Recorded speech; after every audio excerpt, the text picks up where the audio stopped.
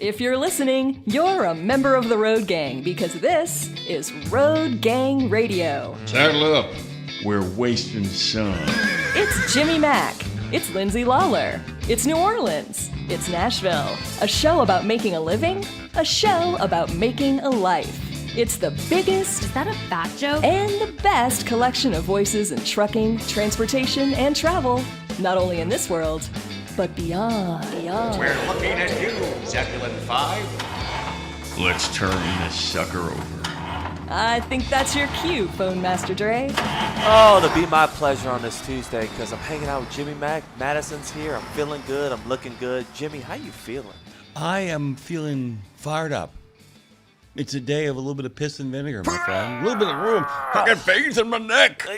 I've been doing neck ups all morning. Neck up, folks, because, man, this is Road Gang Radio. Dig this, by the way. A Catholic nun in Ohio, which is high in the middle and round on both ends. I don't know if you know this, but it's a cult of about 101,000 people who gather every Saturday afternoon.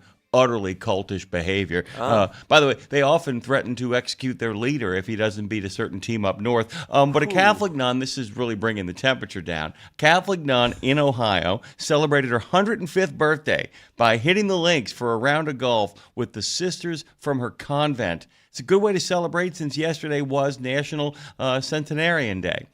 Celebrating all those folks who have made it to 100 and beyond. Sister Renee Parman and her cohorts from Humility of Mary visited the Knoll Run Golf Course in Lowellville on Friday. Lowellville, Ohio, which, by the way, I was over in Ohio on Friday. I was in Ohio, man. I was doing the Ohio thing. I was in Moonville. Okay, 2 days before her 105th birthday to engage in one of her favorite activities, golf. This is what she had to say. I think it helps you to know yourself. I do, really. Anyway. And competing with yourself, mostly, I think that's a fact. They're very helpful. It's a wonderful place to be. It's very meditative. It's a beautiful place. Grass, flowers, and quiet. That's what Sister Parman told WKBN-TV. Hold on, cough second. Yeah, nun on a run. She began working to become a nun at the age of 18, but it wasn't until her 40s that some of her fellow sisters introduced her to golf, to hitting the links. They said, hit the ball. That was my only instruction that I ever received, Sister Parman says. The nun now plays golf every week and has been instructing her younger colleagues on how to play the game. When we rode together, she was educating me on what I should be doing and let me know how to hit the ball. Sister Barbara Noble said that, in fact, is her. Oh, by the way, good morning to the Nobles who are over on the chat on YouTube. There you go. You like that, by the way? Segue. It was pretty special because she had the experience. Sister Parman said not being legally blind keeps her, not even being legally blind. Wait, what? Keeps her from enjoying the game. Although I think it's because she's 105. I mean, I was about to say. I mean, look, I'm going to be legally deaf in my left ear in about 5 or 6 years. I don't think it's going to really interfere with my quality of life. Go on, Dre. I was going to say, Sister Wood's out there teaching the nuns how to golf. Sister Wood. You like how I did that? Yeah, Sister Wood. It's a beautiful story to hear on She's a a Tuesday. dove, not a tiger, though. Oh, ooh, okay. This is what she had to say. Sister Palmer. Sister Parman. Oh, I got what you did there, too. Yeah, come on. Sister, give me a nickel, Miss Mickelson. Those two are kind enough to golf with me and tell me where my ball is when I get there. They tell me how far it is to the hole, and I use that club. Without them, I could not golf, she said. She said the game deserves a lot of credit for her longevity and good health. I also think spending time with your friends in beautiful weather on a golf course, really kind of ensures a long life. My Uncle Joe, by the way, lived to 108, 109. He was awarded a medal by the French for being at one point the oldest living survivor of World War I. Wow. He would play 9 holes of golf up until the time that he was about 104, 105. Yeah. Then dig this. He would then join his grandsons on the 18th hole of their club, play the hole, and then go have lunch with them afterwards. When he got really old, he would just wait for them at the club. Really old, you know what I'm saying? When he got to like 107. Yeah. By the way, I love to do it, is what the good nun said, and I think it's wonderful exercise. It's the one thing that kept me going as well as I have. Sister Parman says, happy 105th, sister. God, I want to see a video of her just hitting that swing. You have no excuse if she's hitting a better swing than you at that age.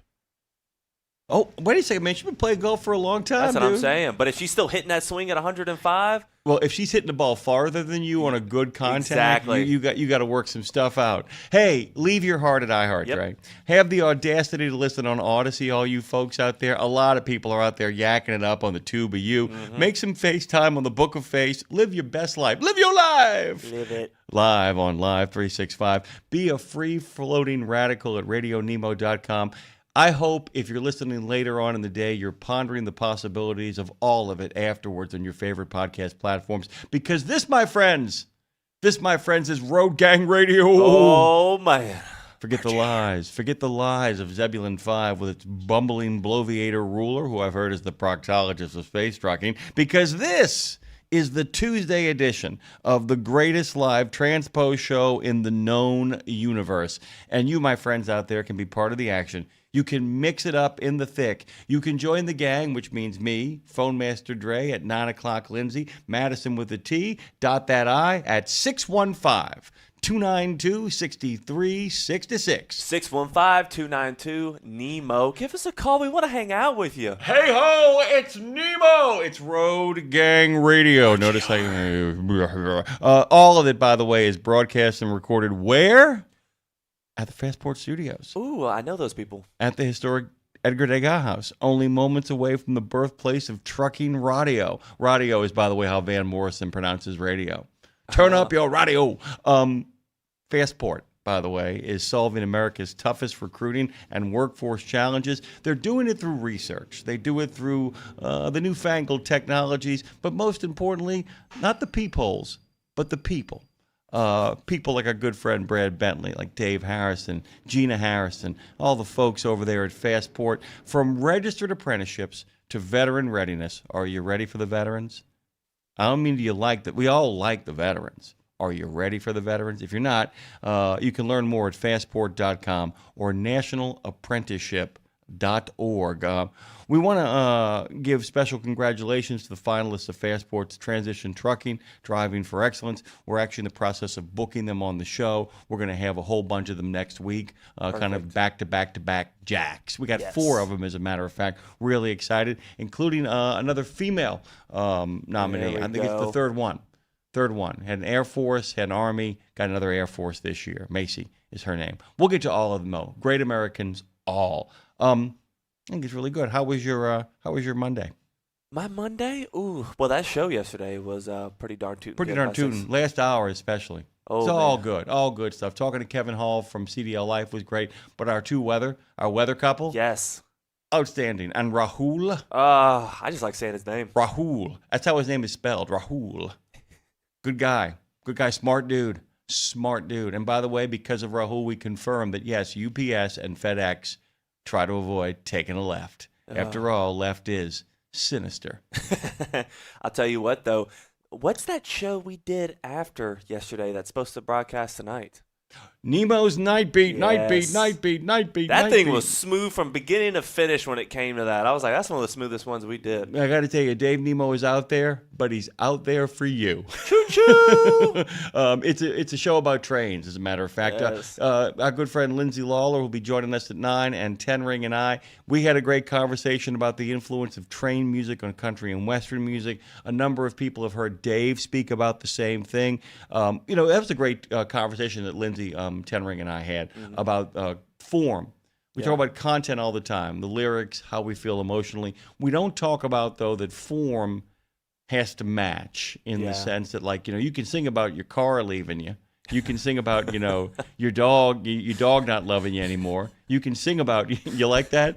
You keeping I'm like, man, we got songs about big green tractors that get drunk off the back of the tailgate. I have not heard a song, man, my car put in 4th gear and she left me. Like, I need that in my life. It's where we're headed, man. Yeah. It's where we're headed. She left me for Elon Musk. She Oh, went back home to Elon. She went back to a battery. I just want to change, what's his name, Elton John's song, Leave On, to Elon. Elon, whoa, Next at PayPal. Okay.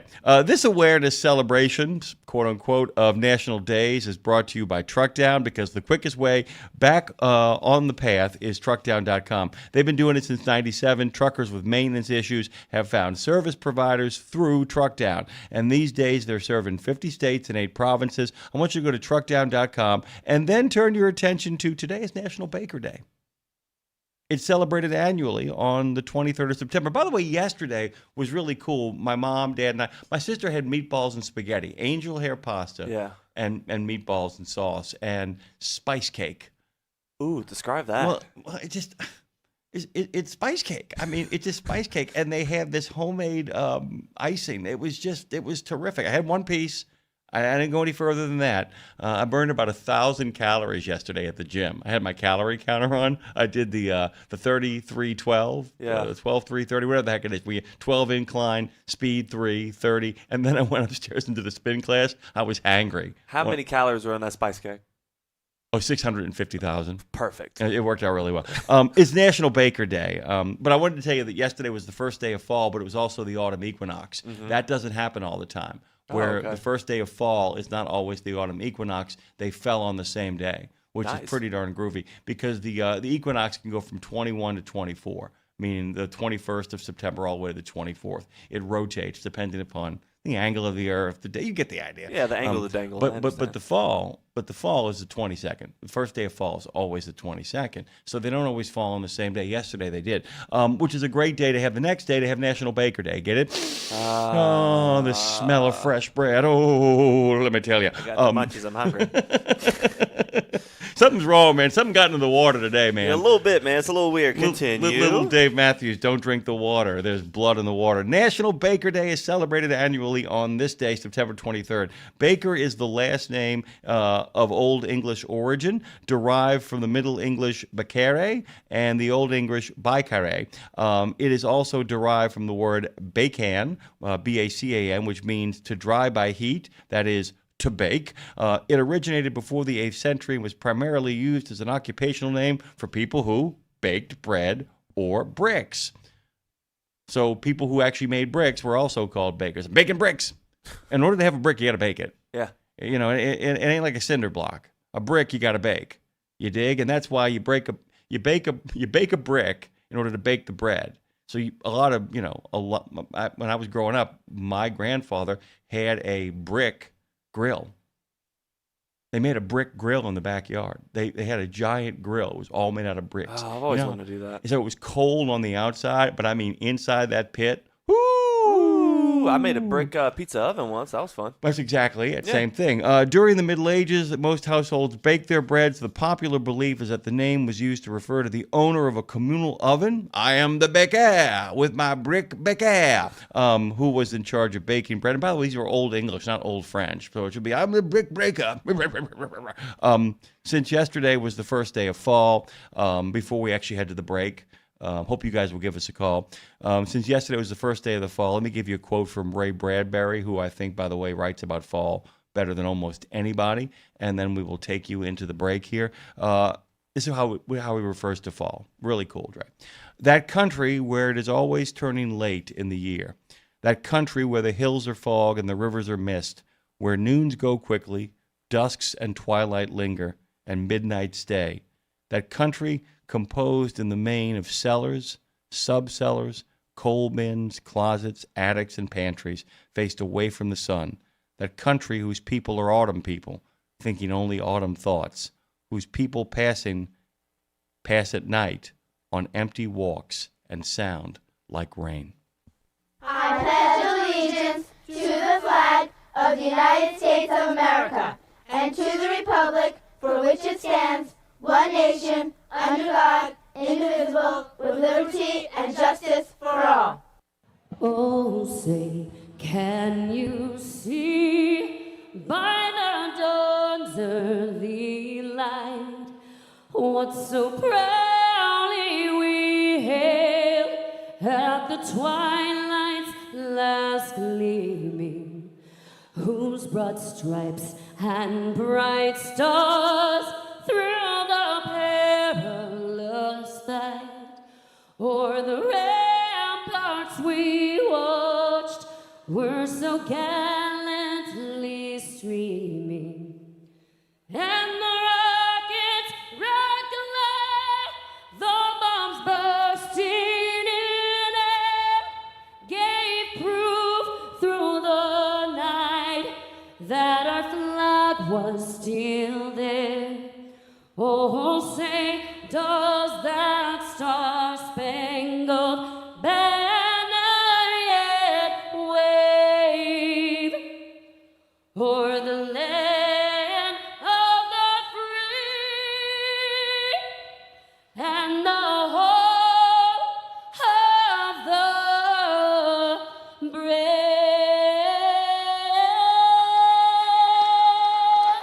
Let's wake up and get our day started with a cup of Java with Pastor John, brought to you by the Bennett family of companies. It's Tuesday, Tuesday, Tuesday, Tuesday. Good morning, good morning, good morning.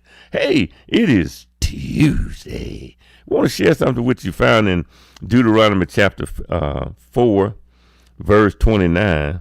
And I want you to think about this. This is going to help you. But from there, watch this. But from there you seek the Lord your God, and you find him. If you search for him, watch it. If you search after him with all of your heart and with all of your soul, notice what he said.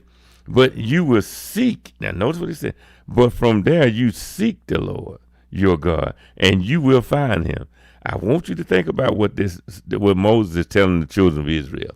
Moses says to them, if we can get our attention back on God, if we can get our focus back on God, if we can get our life back on track with God, I promise you, as Moses said, I promise you, as a nation, our heart will get right. So if Moses is telling the nation of Israel to get their heart right, don't you think it'll be a good idea for us as a country to get our heart right? That's just something to think about as you travel on this Tuesday. Java with Pastor John is brought to you by the Bennett family of companies, offering top competitive pay, industry-leading fuel discounts, and many more incentives. Visit drive4bme.com. That's a good question, Jimmy. You got your heart right? I don't know if I got my heart right. It feels all right. I thought he was saying that you got your iHeart right. If you got your iHeart right, you listen to segue. Road Gang Radio. Nicely done, by the way. Always good. A good bracing cup of Java from Pastor John at the Bennett family of truckings. Thank you for actually loaning him out to us, by the way. Our friend Polly Trotter over there, quality person, as Dre takes a deep, appreciative sip from his coffee. By the way, I could really go for some baked bread. There is a bakery right down the block from here, man. I'm telling you, man. And on Tuesday, I got to tell you, a little baked bread is never a bad thing. Why can't we have a smoothie shop down the road or like a meal prep place? Why do we have these donut and bakeries and coffee shops? No. Down the block, there is also a vegan soul food restaurant. Oh. So there's a lot of health stuff all over the place, No dude. excuses. We are surrounded by all kinds. There's a Whole Foods right down Broad. Nope. Straight nope. tofu and tempeh, baby. Yeah. Good morning to Ten Ring. Good morning to our good friend JB3237, a diver who's also a driver. Joe J gives us a good old hand wave. Earl and Joan Noble say good morning, my family. Have a wonderful day. God almighty, Earl and Joan. It's always good to see you guys out there. And the Chowda says, good morning, all in rebellion, known as RGR Nation. Chowda is chilling in Lamar's, Iowa, waiting on a load to deliver. And I say, delightful.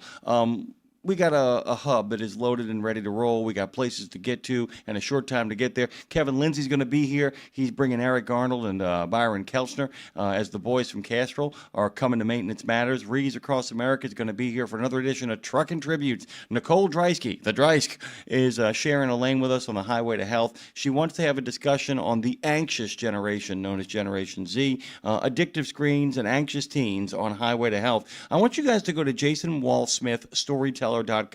You'll find Jason Walsmith By the way, he's a storyteller. The Nadas was his band of 30 years. His solo career started with COVID. He started a guitar case company. He got a little song called Travels in a Camper Van. He's going to drop by around 9:30 on a limited schedule because he's going to be going in to go do some recording and the like. Jeff Wandler is going to be here immediately after that. He's bringing a discussion of his family car collection, the Frontier Auto Museum. His family car collection is called the Frontier Auto Museum. Lindsay, by the way, who joins us at 9 when we go about the business of giving you guys a life. Get a life. She's going to close it out with her country and western music news with tales of Kenny Chesney's not so new country project, a grand old Opry controversy. How did the British say it? Not controversy. They have another word where they pronounce it. Debacle. No. It's the same word, but they pronounce it differently. Oh. As a matter of fact, it's one of those words that I refuse to pronounce differently because if I do, I'll be constantly saying it. I'll figure it out. A 1975 CMA moment that is still talked about to this day, and the history of Delta Dawn. What's that flower you got on? Could it be a faded rose from days gone by? And did I hear you say you would meet me here today to take me to that mansion in the sky? And after that, this is the best live transpo show in the known universe. Immediately after all of that is going to be the best pre-recorded and produced transpo show in the known universe, Trucking with OOIDA. The Commercial Vehicle Safety Alliance is making a pitch that would limit personal conveyance. But why? Adrian Gilday, Deputy Executive Director for CVSA, joins the show to explain while OIDA President Todd Spencer makes his case on behalf of truck drivers. Plus, you guys have heard about this, the Guilty by Association truck show is right around the corner, and we're going to be listening to them. Our good friends Ashley and Scott speak with the marketing department over at OOIDA about what attendees can expect. All of it is part of a remarkable lineup from 7 to 12 in the center on, RadioNemo.com. Welcome aboard and welcome back. Hey, Dre, do me a favor. Let's merge into the news, shall we? Oh, 100%. Take a little trip there. Breaking news! Sean McMasters was confirmed as the FHWA administrator on September 18th, along with the administrator of the National Highway Traffic Safety Administration, Jonathan Morrison.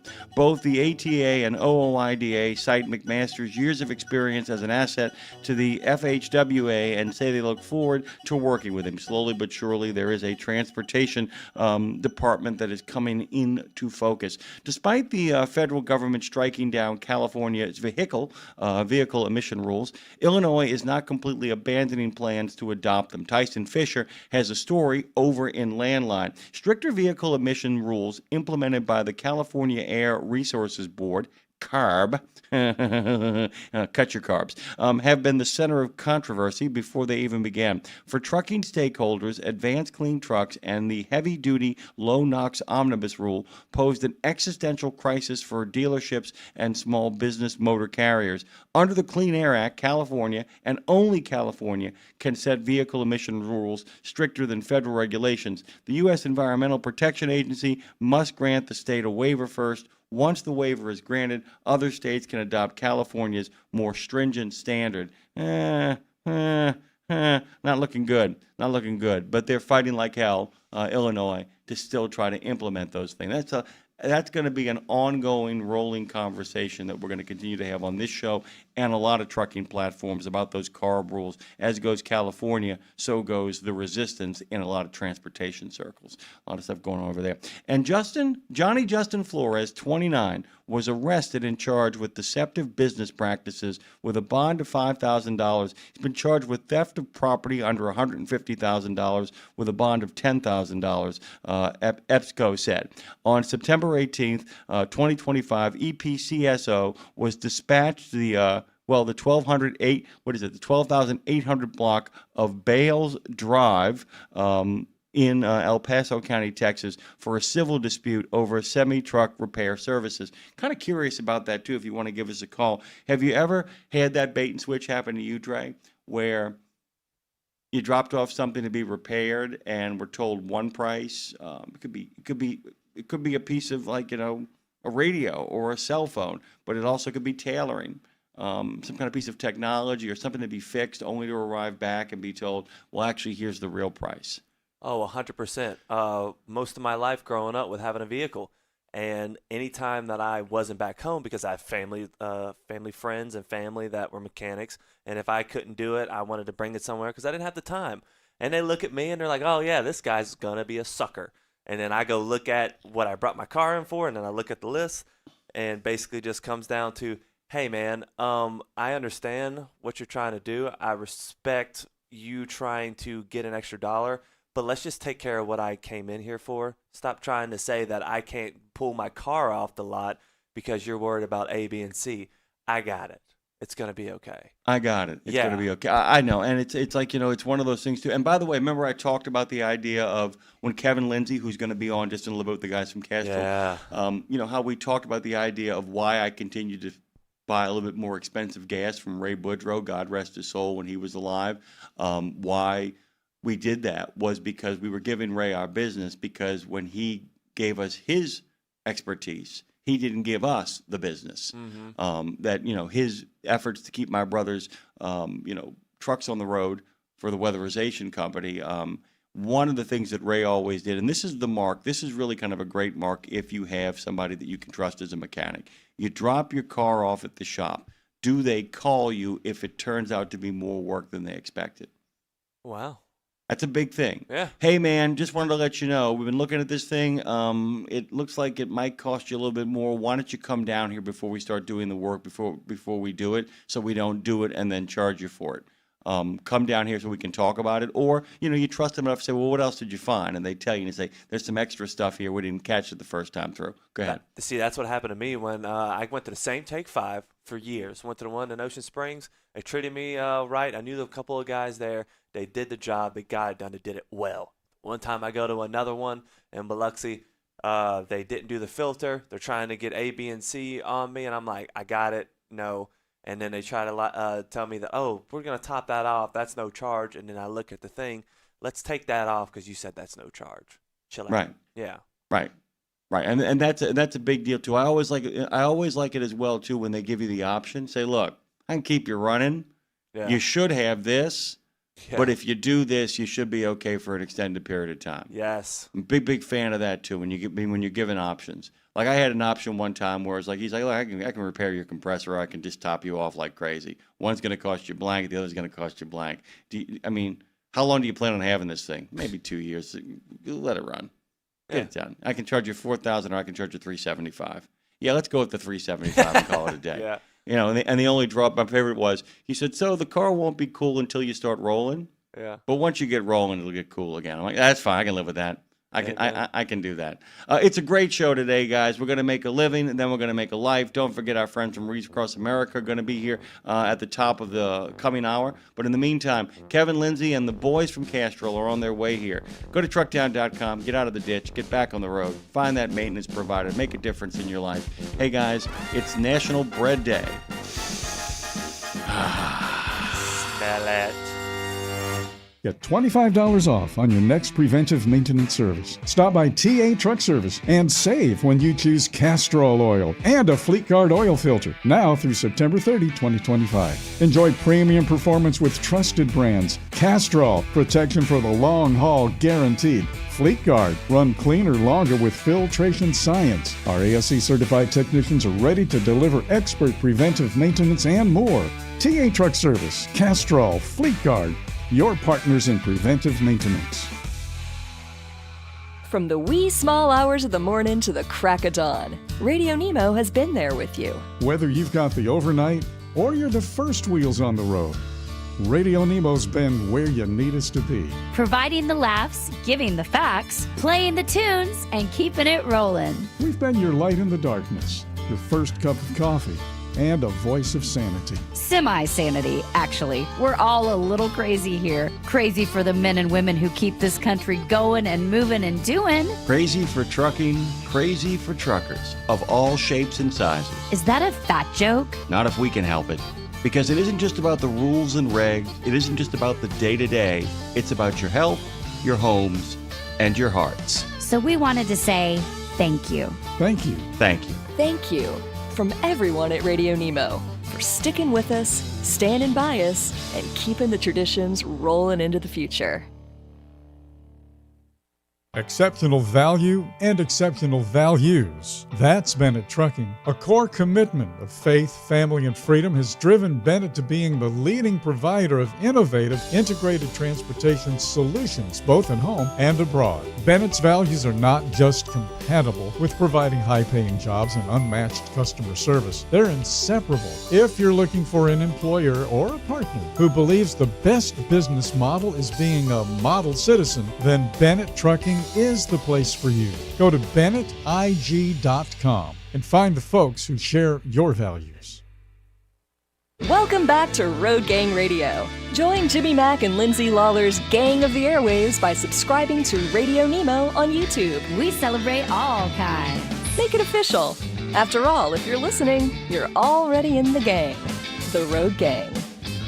Oh, yeah, you're in the Road Gang, my friends. We'll be talking to Kevin Lindsay and, of course, Eric Arnold, field engineer extraordinaire, and Byron Kelchner, who is the senior national account manager for fleets from Castrol. Of course, Kevin is the manager of technical service at Travel Centers America. Before we get to any of that, we ask people to call 615-292-6366, and that means we're talking to our good friend, Mr. Ten Ring. Good morning to you. Hello. Hello. What's happening, man? You know, when I started driving over the road, I wasn't home to work on the car, so I had to find a shop. Of course, everybody else in the in-laws family had to find somebody else to work on their cars too, because I wasn't there to be their mechanic slave. So I went to was it Manny, Mo, and something, the Pet Boys. And they done me good for several years. There's a guy on YouTube, I don't know if you've seen him, Auto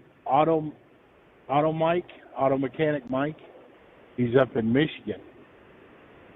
And he'll have somebody come in and bring in a car, and it's like, well, it's kind of clunking a little bit, you know, just kind of check it out.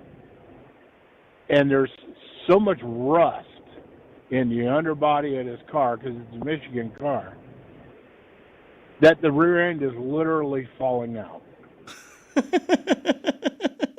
He had one the other week where they couldn't figure out where the differential was leaking from, or he said the differential was getting hot. There was so much rust on the differential that the oil was seeping through the rust. Wow. You know, I just, the stuff that they put up with in Michigan, because of all of the extra salt and everything that they use up in Michigan, their car rust is just unbelievable. You know, I never think about that on a regular basis, given where you and I live in the neck of the woods, that, you know, what it means to actually be a Southerner sometimes is, you know, we complain about storms and all that like we were doing yesterday, but good God Almighty, I mean, driving in the Midwest and the Mideast, and the further up you get, man, it's like, you know, you think about the effects of lake effect snow, and you think about the effects of what they have to put down on the roads for people just to make it to work. I mean, you know, the great joke is, what is the worst thing you can do for your car or your F-150? Turn it on. I mean, that's basically what it comes down to. I mean, essentially. Real quick, because I got to get to the boys from Castrol and our good friend, Mr. Lindsay. Have you ever had that experience where you got told one thing and then showed back up at the shop and got told another price? Oh, yeah. And the one thing to always do is say, okay, show me the old part.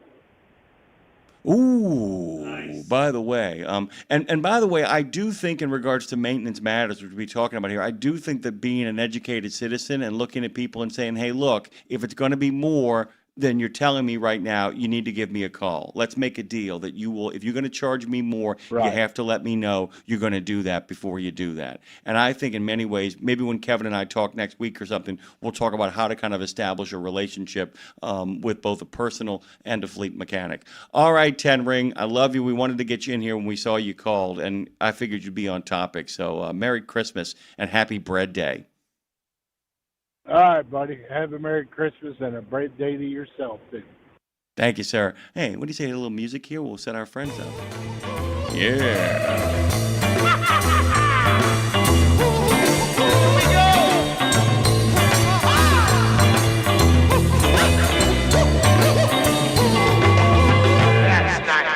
He is, by the way, the manager of technical service at Travel Centers of America. Of course, Kevin Lindsay, who I'm talking about. Eric Arnold is a field engineer with Castrol. And Byron Kelchner is the senior national account manager, Fleets. They join us as they oft do. Kevin, always on a Tuesday. These guys make a drop in once a month. Good morning to you, Kevin. Good morning, Eric. And good morning, Byron. If you happen to say it like a Howard Hawks film and all together at once, that's fine, too. Good morning. Good morning. Good morning, Jimmy. Really quickly, Kevin, first of all, I always like to catch up. How was your weekend? How was the week in between the last time we talked? It was a good weekend. I finally made it back home after being gone for almost a week for SuperTech, but had a good weekend. So. I wanted to tell you guys, actually, I had to end up driving to Ohio rather than flying because there was a piece of equipment in Nashville that I had to pick up. So I did 7 hours to Nashville, 7 hours to Chillicothe, and then turned around and did 14 hours all the way back a day and a half, 2 days later. So it was quite an interesting weekend to arrive on a Saturday morning and go straight to bed. So it has been a day. Eric, good morning to you. How was your weekend? Good morning. It was fantastic. It was it's birthday week out here. I've got 2 daughters and a wife. Birthdays all within the same week, so ate a lot of cake. Yeah, I was telling Dre I had spice cake yesterday, by the way. My sister made angel hair pasta and meatballs and red sauce and made a spice cake from scratch yesterday. And I would have felt bad about it, except that I was hangry when I walked in, and I wasn't when I walked out. And finally, Byron, good morning to you. How you doing, man? How was your weekend? Doing well. Not too bad. Can't complain. It was a good kind of 2 days worth of rest after, a bunch of long week of work. So it was good. It's good to have all you guys here, by the way. And Kevin, I thought we'd start with you. I wanted to kind of really quickly get in here. For over 125 years, Castrol's been engineering high-quality engine solutions for demanding industry, whether it's on the road, on the track, or another planet. I love that, by the way, because we consider ourselves the best trucking show in the known universe. Castrol oils are reliable in conditions where oil quality matters. Kevin, where would you like to begin today? Where can we start? What do you think we should dig into with our friends? Well, actually, Eric and Byron and I had talked about going back over some stuff concerning viscosity. What actually, viscosity is and, different things like that. Just kind of some overviews of some things we've talked about in the past, because it's been several months now, I think, since we talked about, the difference between synthetic and conventional, the viscosity differences and things like that. So. It's interesting, Eric. When I was growing up, watching sports on television, watching the baseball game of the week, watching, Madden and Summerall called football games, there seemed to be a great deal more technical expertise out there. As crazy as it sounds, there still is as much as there ever was.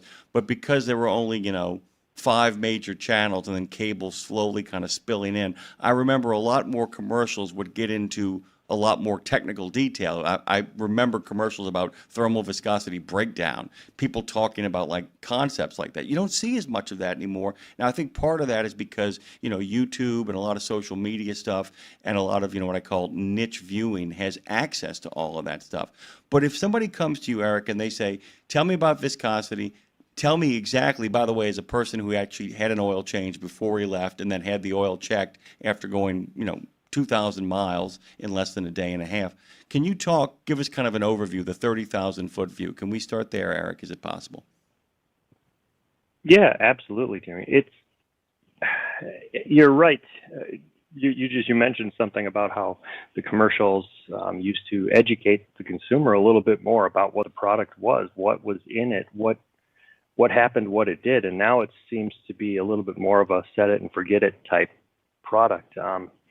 Oils are so good now, they last so long that a lot of that message doesn't necessarily come out, and it doesn't get to the consumer. They just know they need to take the car in because the light came on, or your rig is on schedule. Heavy duty applications, the users the consumers tend to know more because this is something that's earning their income, right? They're taking care of their asset, and that the technical knowledge is certainly a little bit, I would say, distributed further down on the heavy duty side, just because of that.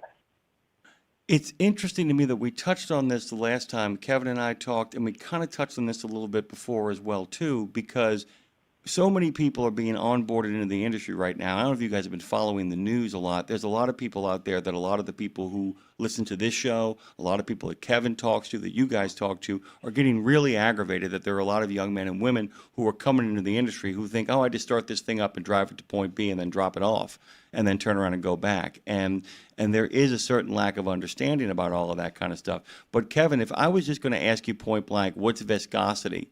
How would you define it? Oh, excuse me. That's okay. Well, I mean, viscosity really is, when you really stop and think about it, and, Eric, feel free to jump in if I say anything, off the mark here, but it's basically resistance to flow, right? I mean, yep. how much, that's truly what we're talking about, right? Is how well it can flow. So, go ahead, Eric. You were going to say. Yeah. Oh, yeah. I was just going to say that's right on. It's basically how well that fluid will flow. If you think about an engine, how well will it flow if you're up in the Northeast or up in the Midwest during winter when you go out in the morning to crank it over the first time, or if you're driving through the desert Southwest in August, it will flow. It will flow differently at these temperatures. But that's what viscosity is. It's a measurement of that resistance to flow. And I asked that question because we just had Tenry on the phone. We just had a caller talking about all the kind of trials and tribulations it means in regards to driving any sort of equipment above the Mason-Dixon line. For national fleets, and this is a really relevant question, in regards to figuring out a strategy, people are always figuring out fuel strategies out there on the road. How do I maximize, minimize my fuel cost while maximizing my, miles per gallon? All of that kind of groovy stuff. But in regards to, making choices geographically, if you are a regional run company, if you're a company that focuses in one area of the country, does that change in regards to what you're picking and what you're using, as opposed to if you, in fact, are crossing the Mason-Dixon line, crossing the Rockies? I mean, is there a one-size-fits-all here? Because there's a lot of approaches in regards to the industry, in regards to maintenance, as I know Kevin knows, that you just can't be like, well, that's it, you do this one thing. I mean, in regards to managing a fleet and managing the viscosity, the flow of oil, the products you choose, and all of that, how do you go about putting together a strategy for making sure that your fleet is properly equipped for the places it has to go? Yeah, I'll jump in on that one. So really kind of what I think is, it depends on what that fleet is doing. So, a lot of the big national fleets, they're going, covering most of all the lower 48. So they need a product that's going to be able to work in all environments, in all different types of areas. So, a lot of times they're picking probably more of a synthetic blend product. So, it's really an upgraded product. It is I hesitate to say the one size fits all, but it can cover so many different things of what a fleet needs, kind of how they need to operate. So they can do that. But, those fleets are generally got some pretty good maintenance practices. They have a pretty good idea of what they're doing all the time. So they can kind of run with one certain type of product, and extend those drain intervals out. Now, could be completely different if you have a fleet that just, runs out in the, out in West Texas. You're kind of covering kind of a different type of area. And maybe you're not just hauling general freight. Maybe you're hauling, more of a sand or other type of aggregate products. It's a lot dirtier of an environment, kind of working out in those areas. So somebody's probably going to use maybe a higher viscosity product. So like maybe more of a 1540 to kind of handle that sustained high temperature, high heat. Of what those vehicles are going to operate in. And probably, they're going to change their oil out more often than what just a general over-the-road fleet is. That's just carrying general freight, like let's just say in a van trailer kind of coast to coast or something like that. Kevin, let me kind of pitch it back to you here for a second as well, too. I mean, in regards to your meetings with people, in regards to discussing people who are running fleets, not just individual truck drivers, but how do you figure out this strategy? I mean, by the way, that was masterfully done. Thank you for that. But Kevin, how do we kind of figure this out? I mean, how do we talk to people about this strategy and let them know that, going cheap, or, you can't just, you can't just, dump it and run. You can't just put it in there and kind of look the other way. How do you talk to folks about this? Well, and I think Byron would agree with this as well, but you've got to really get to know, your fleet, your customer. When you're talking about these types of things, you got to understand how they actually run their equipment, where they run their equipment, short hauls, is it longer hauls, is it a lot of stop and go, all these different types of things, the application that they're running in, because it is so critical nowadays. I mean, it's always has been, but we probably never really dove into it as much as we do nowadays, regardless. But to me, good customer service starts with understanding your customer.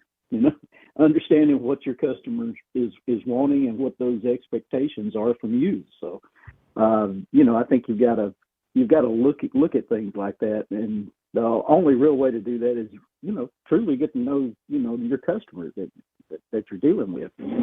That particular fleet, that particular individual. What type of loads they're hauling. Are they always hauling fully loaded, heavy, or is it a lot of light loads? So things like that make a huge difference, with the maintenance program. So. And this can go for either Byron or Eric. Actually, you probably have different answers based on where you kind of sit for this. I know how you guys test stuff. I know about how stuff is kind of figured out before new products are released. But once something really starts rolling out there, once it becomes part of the daily situation, other than simply anecdotal, how do you kind of figure out if stuff is working, and how do you kind of keep up with the overall kind of performance of the product in a widespread way? Look, I mean, there are people who are going to complain. Literally, there are people who win the lottery. 3 out of every 100 people are unhappy after they win the lottery. So we're kind of not making room for that. But how do you kind of do the quality check once the product is out there? How do you know that what Castrol is putting out there is really doing the job, other than people just simply not coming to you and saying anything and continuing to roll? Eric, am I making sense with that question? You are, Jimmy, and you're asking a very good question, and it's one it's tough to answer, but we do, like you said, with all the testing and obviously the sales will usually speak to that. If something is not being purchased, there's a reason for it. But while the product is in use, we do, and we spoke about oil analysis in the past. We do a lot of used oil analysis with our customers, large fleets, small fleets, and we monitor that and we see how it is performing over time, over different fleets. What are sort of the common issues that come up, or how well is it performing? And helping the customers make sure that, their needs are being met, just in conversation with them, like Kevin said, making sure that we're protecting their fleet and helping them achieve their objectives. They're not in business to consume engine oil. They're in business to haul freight from A to B. Byron, and this kind of really pivots to you because, like I said, you are talking directly with fleets. You are talking with these folks, and it becomes a matter of, like any person who is in charge of what you're in charge of is equally good of a listener as you are a talker.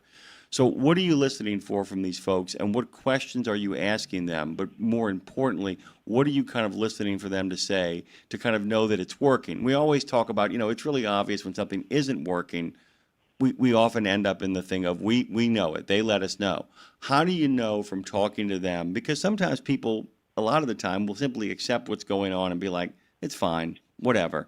That's not good enough for Castrol. I know that. So how do you kind of listen to what your customers, what your consumers are saying, and understand, okay, we're on the right track. All we're looking to do is make it better each time we move you forward. Yeah, I think one of the questions I always kind of start out with is, what are your goals? So, and what I mean by that is, as a fleet, what are their goals in terms of maintenance? What do they want to achieve And I think it really kind of asks some probing questions that's not necessarily just around, engine oil, but what are their goals as a fleet and maintenance wise? I think those answers can let me know kind of what path we need to kind of go down and what we need to talk about kind of with that.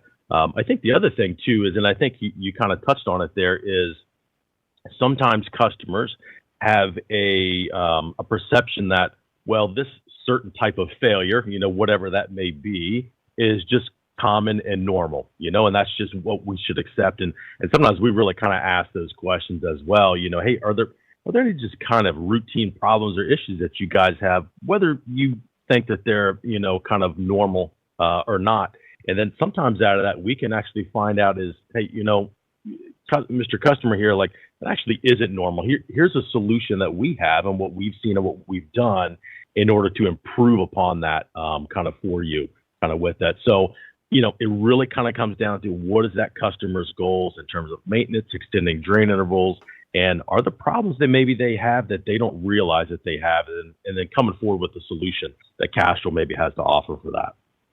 I want to kind of pick this up. By the way, thank you.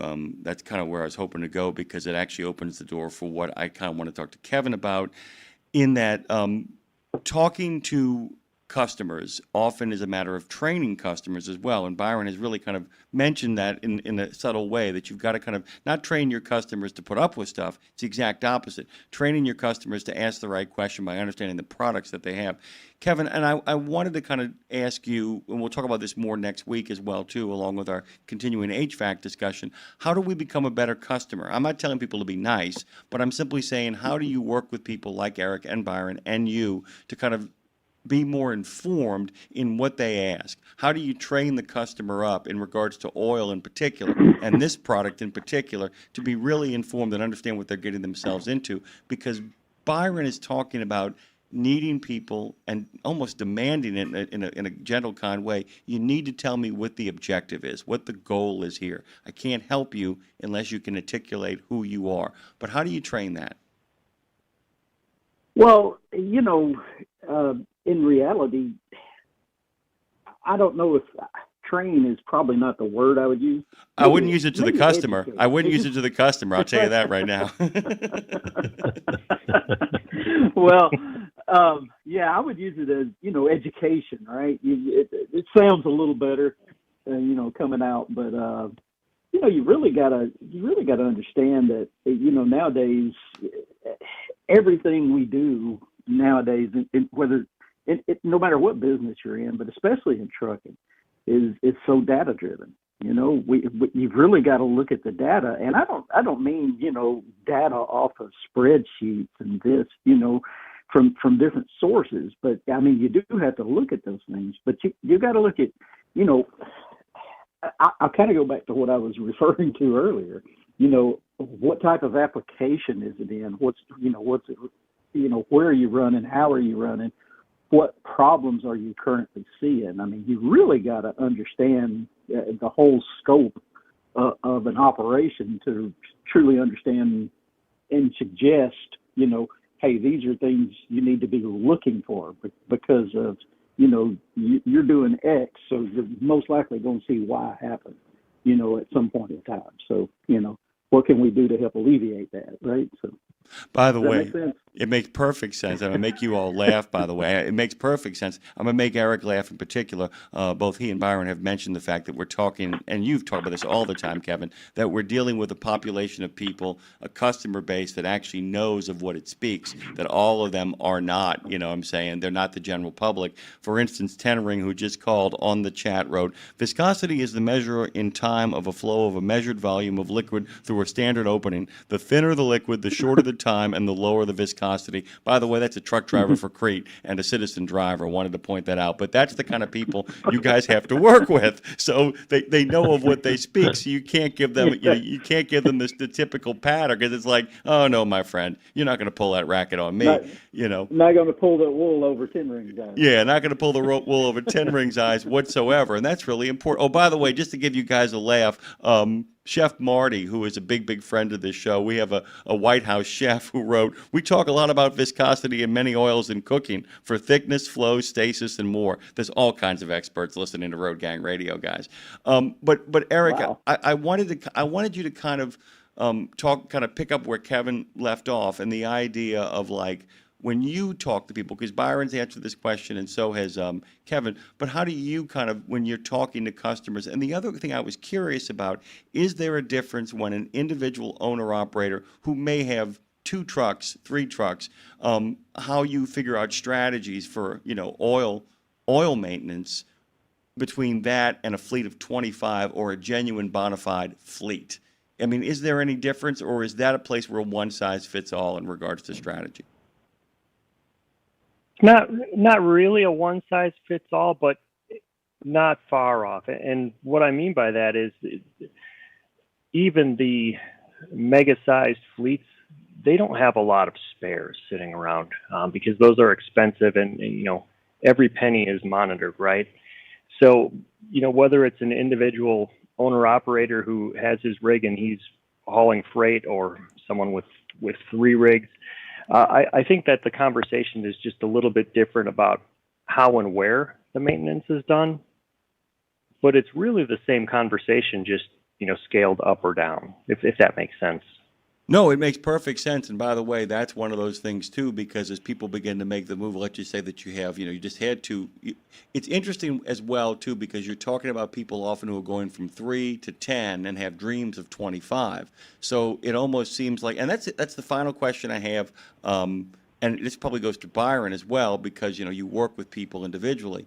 How do you help your customers expand their fleet? Am I making sense with that question? Because I do think you play a role in that. As somebody that you've been working with who's got 25, 30 trucks says, hey, we're getting ready to make a big move upward. How do you help them ramp up from an oil perspective? Yeah, no, I think that's a good, fair question and worded well. So I think really what we kind of look to do is we kind of work with the customer. It goes back to those goals. So if they want to kind of ramp up that fleet, let's say they want to go from 5 to 10 or 15, those additional trucks, are they going to be doing the same work as the previous 5 that we had kind of with that? So that's kind of one of the first things. Or are they branching out into maybe just a different part of the industry? Are they going to be hauling a different type of freight? So, if things are going to kind of remain the status quo and add on to what they have, pretty simple answer, right? We're going to keep doing what we've been doing. We're going to look at, hey, is there a possibility to, extend some drainables out so that way a customer can actually, realize a little bit of savings that way, because they'll be changing oil less. Therefore, not purchasing as much. Can they safely do that? Or let's just say, hey, we're going to add another 10 trucks to the fleet, and all of a sudden we're going to start doing, X over here, which is completely different than, the regular van type freight what we're going to be doing. And let's just say maybe they're going to be hauling, sand, to, a concrete plant or something like that. So different set of environment. We're going to look at those trucks a little bit different. But ultimately, customers want to try and simplify things as much as possible, and make sure that they can just, have a maintenance program that works across the fleet as much as possible. So we're going to look at a lot of different things, but we got to keep it simple as much as possible, but that it still also protects the equipment in the end. By the way, guys, I want you to go to ta-petro.com /Castrol-heavy-duty-engine-oils /. In other words, go to TA Petro and look up their Castrol heavy-duty engine oils. I can't thank you all enough. By the way, can you believe how fast that went? Look at your clocks, guys. Wow. Well done on all 3 of your parts. Happiest of days. When we talk again, we'll dig in more. And by the way, all 3 of you, Byron, Eric, Kevin, thank you for indulging this ignoramus and information that you guys already knew. Thank all 3 of you, man. Thank you so much. Appreciate it. Thank you. Thank you. Guys, we'll be back on the other side of this. I'll give you more information after our friends from Reeves Radio show up for Trucking Tributes. Lindsay's coming, man. Look busy.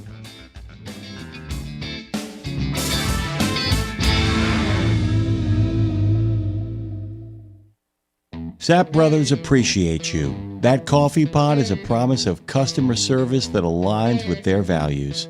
And those folks are showing what they think of you for National Driver Appreciation Week by celebrating all September with scratch and win games, prize giveaways like Yeti coolers and UFC tickets, not to mention 10 full sets of steer tires with any PM service or 250 shop spend, all in the app. Download the app and be a part of a generous rewards program for professional drivers. $2 all-you-can-eat pancakes, steak specials, and cookouts and celebrations. Sapp Brothers serves professional truck drivers.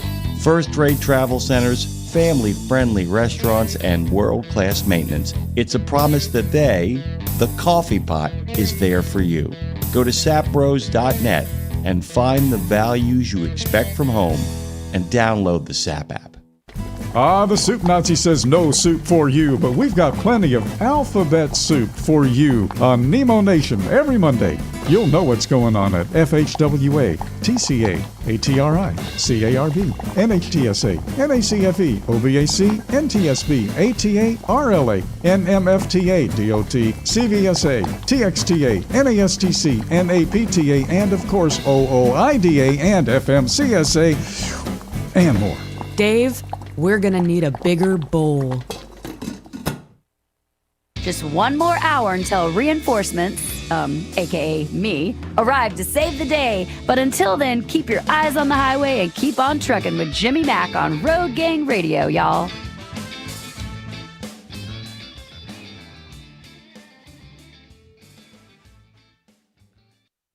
Welcome to Trucking Tributes. I'm your host for Trucking Tributes, Susan Patton, and we want to thank the folks for having us on RadioNemo this morning with Trucking Tributes. And my guest is absolutely no stranger to you all. Courtney George, our Director of Transportation and Industry Relations, is joining me today on Trucking Tributes. Courtney, thanks for taking time out to join me today on the show.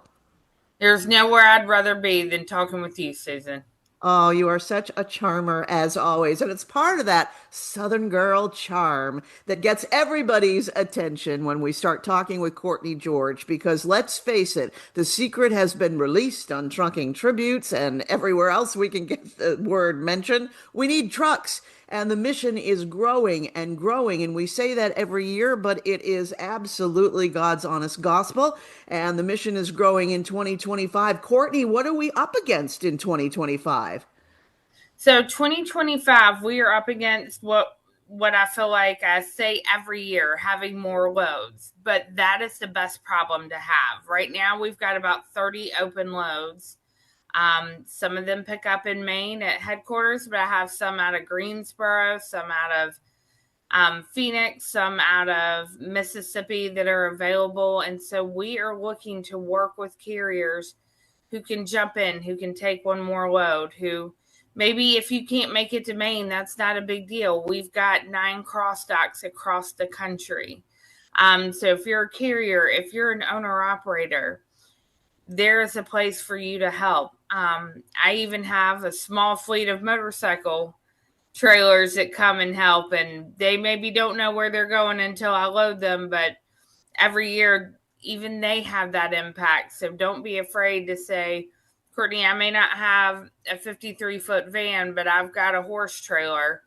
As long as we know the dimensions, we can definitely load that. And it takes that type of village to get this mission done every year. Courtney, bless your heart for that affirmation, because I've been saying it on Trucking Tributes all along on RadioNemo that we need trucks, and don't, as Courtney has always said to me, and I relay to our listening audience, don't let a thing stand in your way. Don't consider anything to be an obstacle, because the transportation division at Wreaths Across America is absolutely magical, I think, in being able to come up with creative solutions. I mean, lay that out, Courtney, so that they really understand that truly, if there is a will, there is a way to make this happen. I am committed to getting every single person who wants to be involved in the transportation of Wreaths involved.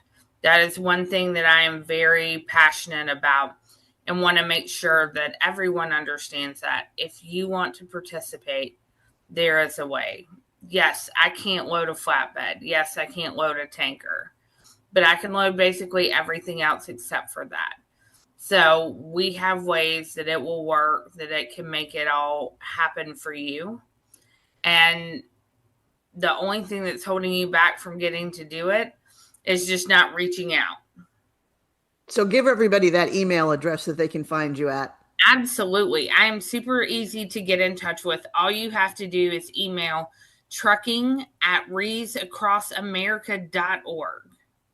That is super, super simple. So once again, to reiterate Courtney's message, don't let anything stand in your way. You know, you've been hearing all about it on Radio Nemo, about how privileged and special a load this is for our professional drivers and our carrier companies. In fact, they all tell me, Courtney, on Trucking Tributes, that they know that as soon as they're done this year, they're already looking forward to next year. And it's such a coveted load for folks. So we may, in fact, have listeners, we're going to assume that are listening to Trucking Tributes today that have maybe heard a little bit about Wreaths Across America, or they've heard a lot, and they're thinking, man, okay, this is the year I want to get involved. So, aside from reaching out and speaking with you about getting involved, lay it down for folks. How does it work? How does it happen for everybody?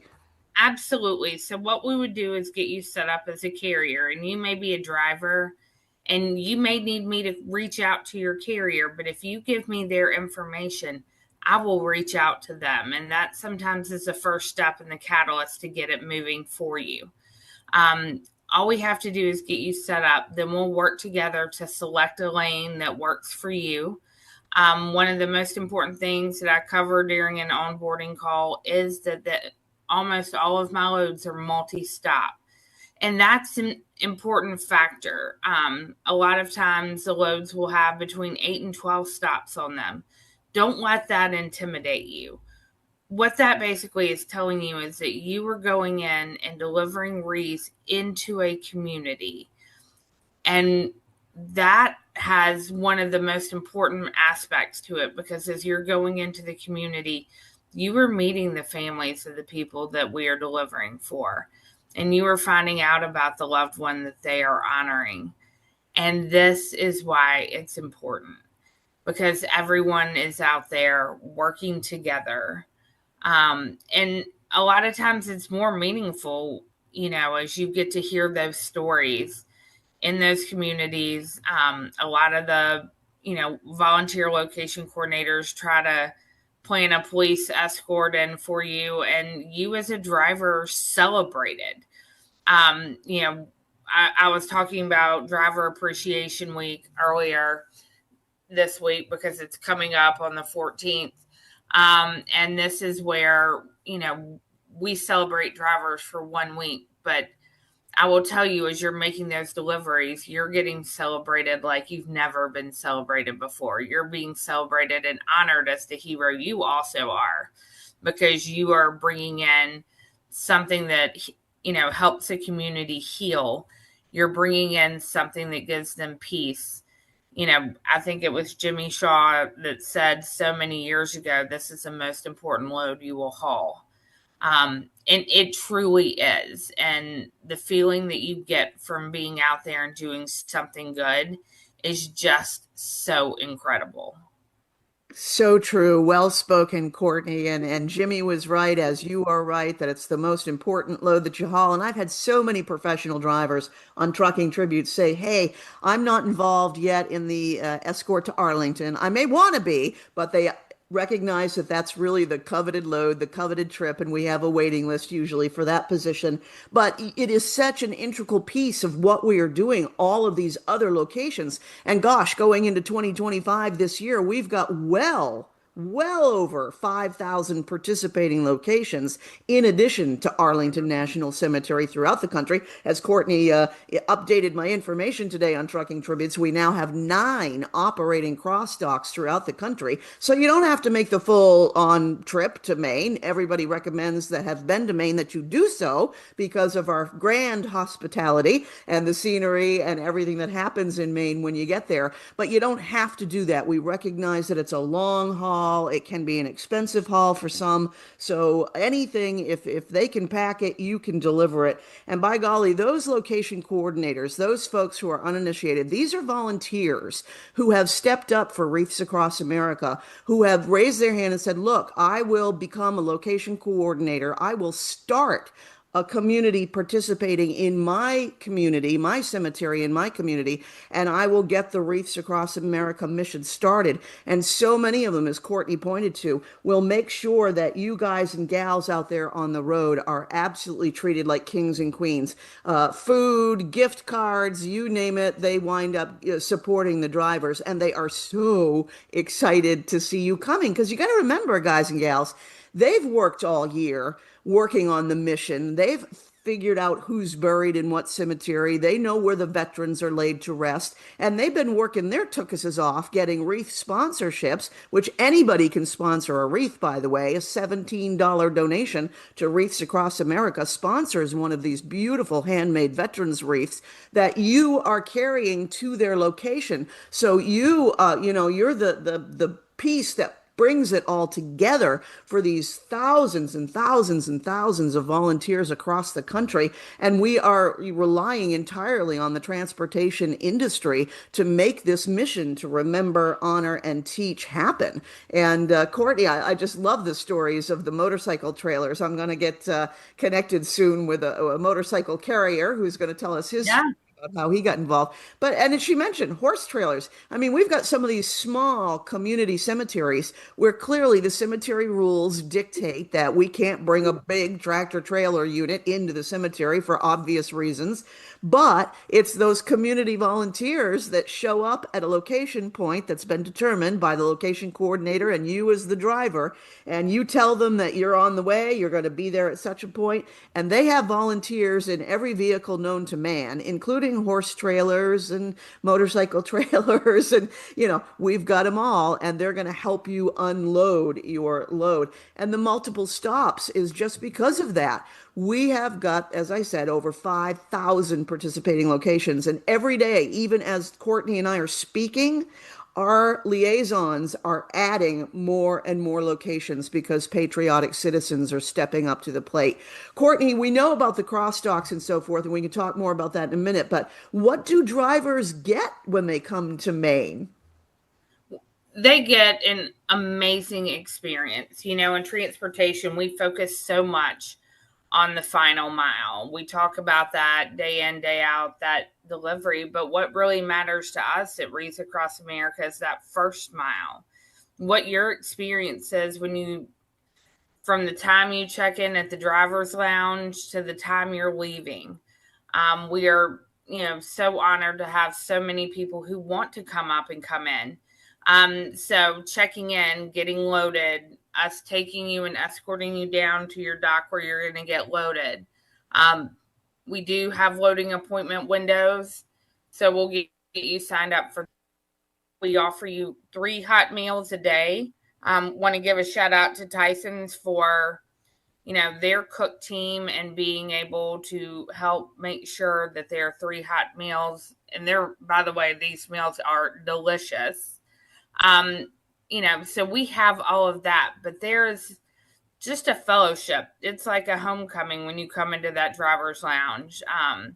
For someone who spent 20 years in trucking prior to working at Wreaths Across America, if I could have gotten my driver's lounge to be as happy and positive as the one that we have, I probably would have worked myself out of a job, but it would have been the best problem in the world to have. People are welcoming you to the family. You're getting to know, other drivers. You're getting to know people and drivers that have done it. So they may give you some helpful hints. They may be, delivering close to where you are. So we want to get everyone in there that can come in. Plus, they get to experience the driver first mile. So they get to go see the plant where the wreaths are made. They can sign up and place a dog tag out in our tip land.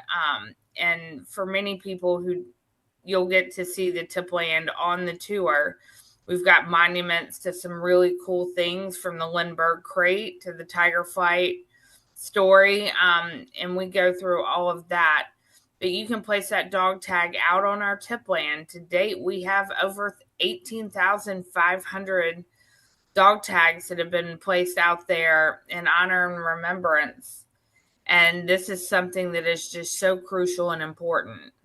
Lady, you just gave me goosebumps when you told me the amount of dog tags out there. And, I think of rest in peace, Mason Smith, who passed recently this year, who said he described it best. And he just took such joy in driving other drivers around the tipland, especially at night. If the moon is bright and you can see all of these dog tags being illuminated by the car headlights that are driving through the tipland. And that is such an amazing program that is so coveted by folks that come up. It's called our Remembrance Tree Program, our family tree program, completely free of charge. We will make up replica dog tags for either you, if you have served, or a loved one in your family who has served. And you can select one of the trees out on the balsam fir tipland and claim it as your family tree. Place a dog tag there. You can get coordinates for where the tree is located. So when you want to come back on vacation or at another time, you can go right to that tree at that time and revisit it. And that is so, so special to our families, Courtney. How many times have we heard from our families that they feel that the dog tag program is like a living memorial to their loved ones, because every third year that tree is going to be tipped. We don't cut these trees down. Over 3 million veterans wreaths produced by hand in the state of Maine, in Columbia Falls, Jonesboro area, based on the tops of these trees. That's why they call the process tipping. They take the top of the tree and then they take some of the branches from the sides of the tree, and that's the brush that's used to make these veterans wreaths. And they are beautiful. They smell luscious, of course, and families that have dog tags placed on these trees feel that that is a living memorial to their loved one when they know that that veterans wreath is going to be honoring yet another veteran who is laid to rest. It really is an extraordinary program that so many of our professional drivers talk about having the experience, or even having the experience, Courtney, of making a wreath with Diane, Miss Diane, the little Miss lady. Diane she is top notch helping everybody make those wreaths. We want everyone to have that experience. You're seeing the wreaths made, you're seeing where we're getting the brush off the tipland, and then bringing it back full circle where you make a wreath. And that is a wreath that you can take. Some people take it back to their company, so it goes on the front door of the building. Some people take it and place it on a headstone for their loved one. It may be on the front door of their house. It's a symbol of pride. It's a symbol of what you went up there and, you learned about wreaths across America, but also, it's showing what you have done, and you made that veterans wreath as well. And so we see them used in so many different ways and want to make sure that everyone gets that opportunity. That's absolutely right. And the thing that you may or may not know on Trucking Tributes, by the way, I'm speaking to Courtney George, our Director of Transportation and Industry Relations. I'm your host, Susan Patton. We want to thank the folks on RadioNemo for having us on, of course, this morning. And for some folks that they don't realize that, yes, if you're up in Maine and you're at the driver check-in lounge and you're lucky enough to connect with Miss Diane and make your own veterans wreath, the other thing that they do with the transportation industry, which I think is just the best touch ever, is once you've loaded at that dock, the last thing they do to your truck is they attach one of those beautiful balsam fir wreaths with the red bow to the front of your grill on your tractor. And it is so cool because that's how we can distinguish. Yes, you may have a trailer, you might have that beautiful wrap, but even if you don't have a wrap, I know that when I'm heading down to headquarters to get ready for the season, and all of a sudden I see these semis coming at me on Route 1, and it's like, oh, that's one of ours. That's one of ours, because I see that wreath. One of ours. Well, and it's as simple as they go across the country. Bruce. As they come out of Maine and they're going wherever they're going, that wreath is a symbol. I think it was 2 years ago, Susan, you and I were standing there at the escort getting ready and, watching. They had snow on the wreaths because it had snowed the night before. and just watching them as they, started out on the escort and people were leaving and how pretty it was. And, hearing the stories of the drivers talking about driving down and people recognizing them because they had that wreath on the front of their trailer. The amount of conversations they had at a truck stop about what they did, what they were hauling. It's just amazing. And the thanks and the gratitude you get, not just from the communities, from the families, but from the other drivers. I haven't talked to a person where a driver wasn't like saying thank you to another driver. And ensuring, just sharing that kindness and compassion that we see for, America's heroes that are hauling these loads. Many of the drivers that come up, yes, are veterans, but they may also be, a Gold Star family. Chris Shepard, last year was probably the one, he and his wife Nancy, who had just buried their son less than a year before in Arlington National Cemetery. I've never received in my entire career an email and text that moved me the way that theirs did. And they thanked me, and all the thanks should be going to them. And that, that's why some days I tell people they're long hours. We make it a lot of fun up in Maine. That's for sure. I'm up there and love the opportunity and welcome everyone who comes in to come and see me.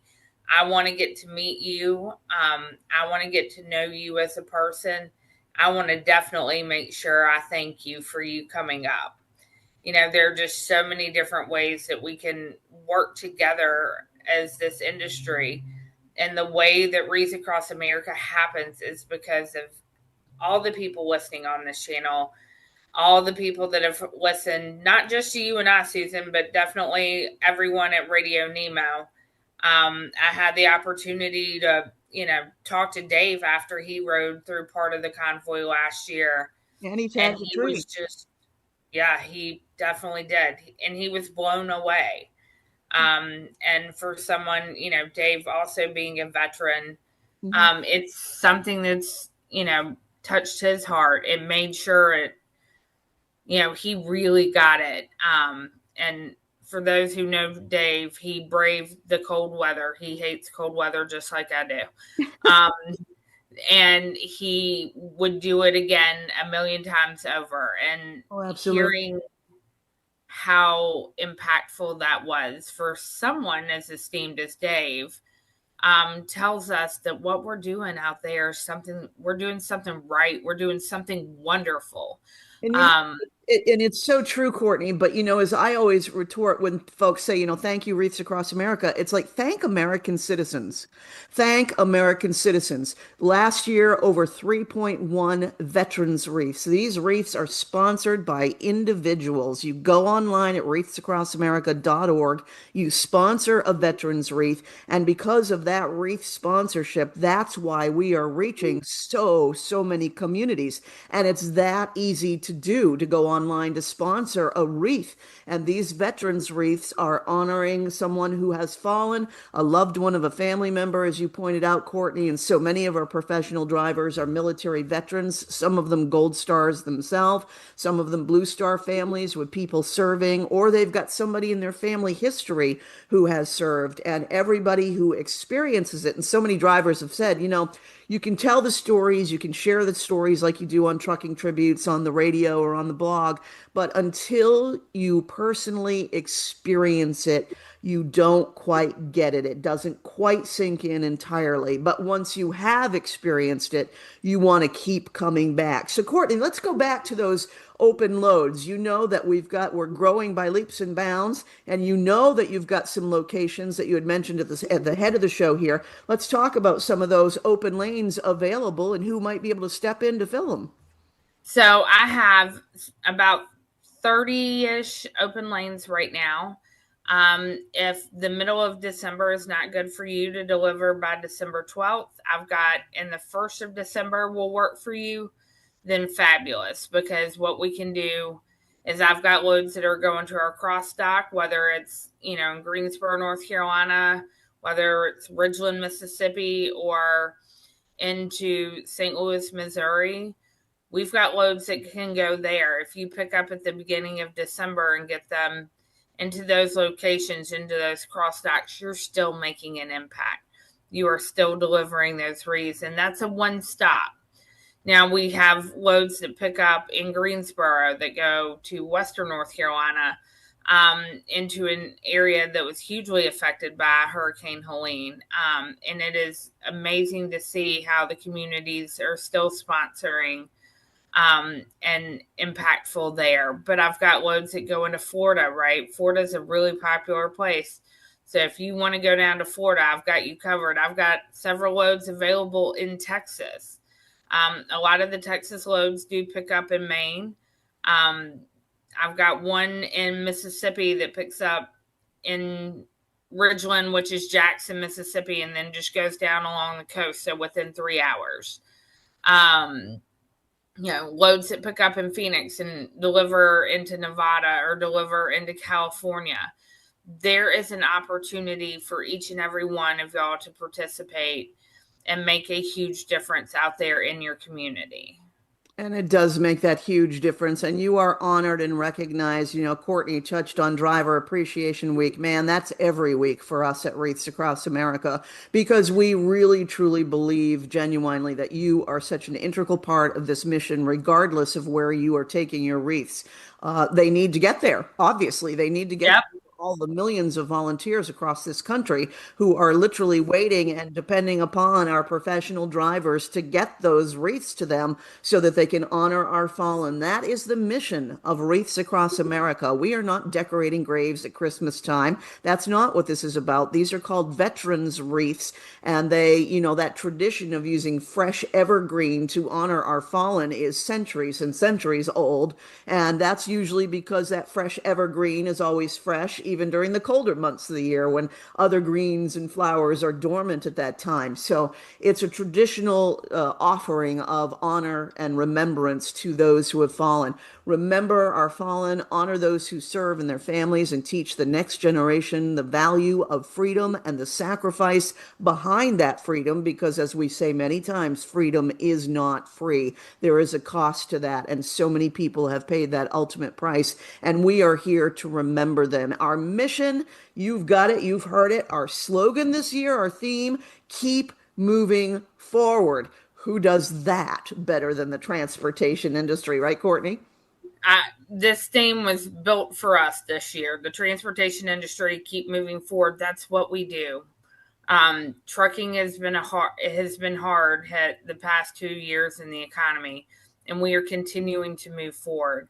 And we recognize how many people make sacrifices just to be able to haul this load. And so help us keep moving forward. Help us keep pushing this mission as we grow each and every year.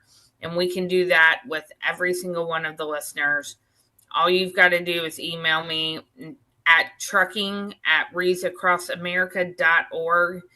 And let's ensure that we get all of these drivers that want to participate. I am committing to y'all here on this phone, on this call. If you want to participate, reach out. I will help you. I will help talk to your company.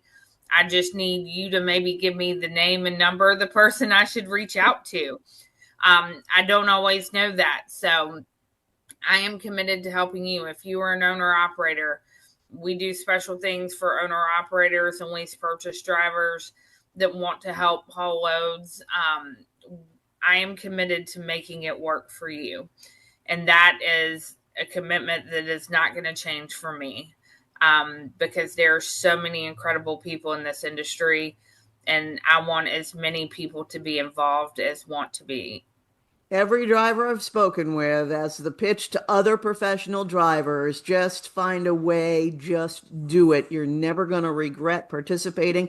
And as Courtney explained, when you show up at a crossdock, or you show up at the driver's check-in lounge in Maine, or particularly when you show up at the participating cemetery with their veterans wreaths, you are treated like kings and queens, and it gives us great joy and pride to know that you're treated like you are a member of the Wreaths Across America family, and you are. It's all genuine from the bottoms of our hearts, without a doubt. Courtney George, Director of Transportation and Industry Relations, thank you once again, as always, for sharing a little bit of time of your day for me on Trucking Tributes. There was an era when truckers were out there alone. Long rides, dark nights, miles from home. RadioNemo's got something for you. Nemo's Night Beat puts the gang back together with an hour of trucking tunes and road songs, classic comedy, and those fun factoids that you came to expect. Nemo's Night Beat is Dave at his very best every Monday night at 7 in the Center on iHeart, Odyssey, and Live 365, as well as Tuesday night at 9 on Reese Across America Radio. So head on over to RadioNemo.com and join the gang on the beat. Nemo's Night Beat. Did you know it's extremely easy to join the Wreaths Across America mission to remember our fallen heroes, while at the same time honoring those who are currently serving our country and their families? Plus, you're helping to teach our younger generation about the value of freedom. With just one $17 donation to Wreaths Across America, you're sponsoring a fresh Maine Balsam Remembrance Wreath. They've really become a symbol of America's respect for those who bravely served and are no longer with us. To sponsor your wreath, just visit wreathsacrossamerica.org. That's wreathsacrossamerica.org. Back to Road Gang Radio with Jimmy Mack, Lindsay Lawler. Give me a minute, y'all. I'm coming. And you, because if you're listening, you're in the gang. Take it away, founding member Phone Master Dre. That I can do because we are broadcasting live from Fastport Studios like we've been doing all morning with that man Jimmy Mack. And dude, it is Highway to Health time. Highway to Health on Yeah. this National Baker Day, by the way. I can't think of a better way than your olfactory senses to kind of get you in a healthy attitude and a healthy mind frame. Go find yourself a bakery, by the way. We're a little bit spoiled over here in the city of New Orleans. By the way, we're broadcasting from the city of New Orleans at the Edgar Degas House, the historic Edgar Degas House, just a few hop, skips, and jumps from the third largest urban park in the United States, even closer to the New Orleans Fairgrounds, and less than a 2-minute ride in an Uber to the birthplace of trucking radio, WWL 870 Studios. But get that fresh bread in your nose. It is National Baker Day over here, and we are broadcasting from the Edgar Degas House, and that's brought to you by Fastport.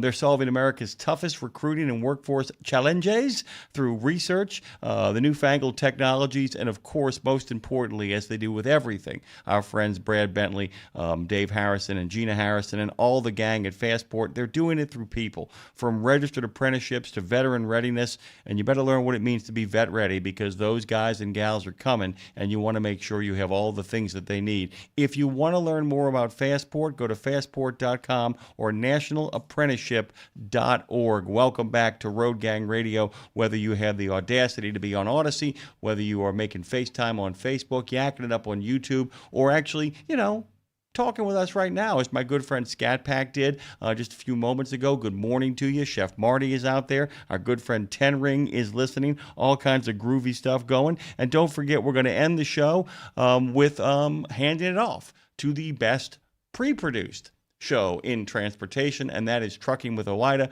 They're getting ready for a lot of great stuff. Their marketing team is going to be with them today, expecting what people can expect from the Guilty by Association, what it means to be a part of that. That's going to be an absolute blast. And don't forget, when Lindsay gets here, we're going to be talking to Jason Walsmith, who's a storyteller with 30 years of playing in a band, now embarking on a solo career. And Jeff Wandler is going to be here at 10 in the Center to talk about his family car collection, which is better known as the Frontier Auto Museum. Quick reminder before we get over to Nicole Dreisky, friend of the show, longtime friend of the show.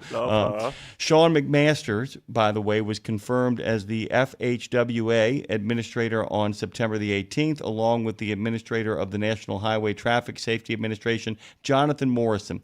Both, by the way, are cited by the ATA and OIDA as having years of experience and as being assets to the industry in which they will serve. The Department of Transportation is filling out as we speak.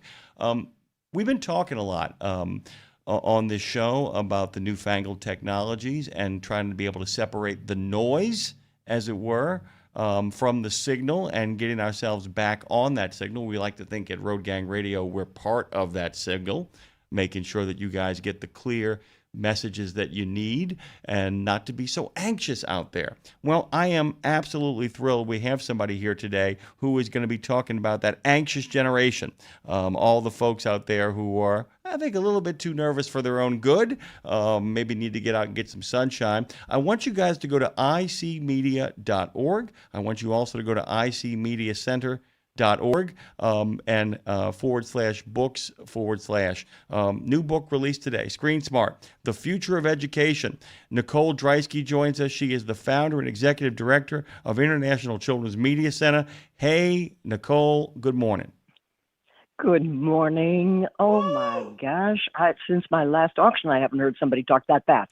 Well, I had a lot of information I wanted to get out, but I wanted you and I to kind of linger a little bit in our conversation. Didn't want to take up the majority of our time doing you know what I call all that stuff, right? And Lindsay's picked up on it as well. I call it the bureaucracy. Let me get through the bureaucracy. There's your bureaucracy. People who pay for us. We call it housekeeping, honey. Housekeeping, absolutely. Same thing. I've always kind of viewed it, though, because Dave just cut a great spot that Claire Marie recorded about the alphabet soup that is the transportation industry. And I would just say, it's all just bureaucracy. At the end of the day, we go through the bureaucracy so we can spend time with the people we love. Speaking of that, Nicole Dreisky joins us. Good morning. Thank you. Well, what do you want to talk about? The future of education. Okay, so the book just landed today, and I'll dive in just saying that Screen Smart, The Future of Education, it's about giving kids something most of us never had and most kids don't have now: healthy digital habits that support learning and well-being. And I think what makes it really fun and practical is that in just 30 minutes a week at home or in school, Screen Smart helps kids focus and build brain power and practice self-regulation. So screen time, tech time, becomes growth time instead of stress time for them and for their parents. So it's a fun, human-centered approach that shows families and schools how to raise kids who can truly thrive in a digital world. That's it, in a nutshell. This is something really cool that I want to kind of point out, and this is one of those few places where something that was bad in my life has become something really good in regards to my engagement with being on the internet, being on screens, being in a digital world. 31 years ago, I walked away from alcohol. And as my dad and I always loved to say, the peace dividend on that was pretty quick. You suddenly find you have more money, more time, very quickly than you ever imagined you would.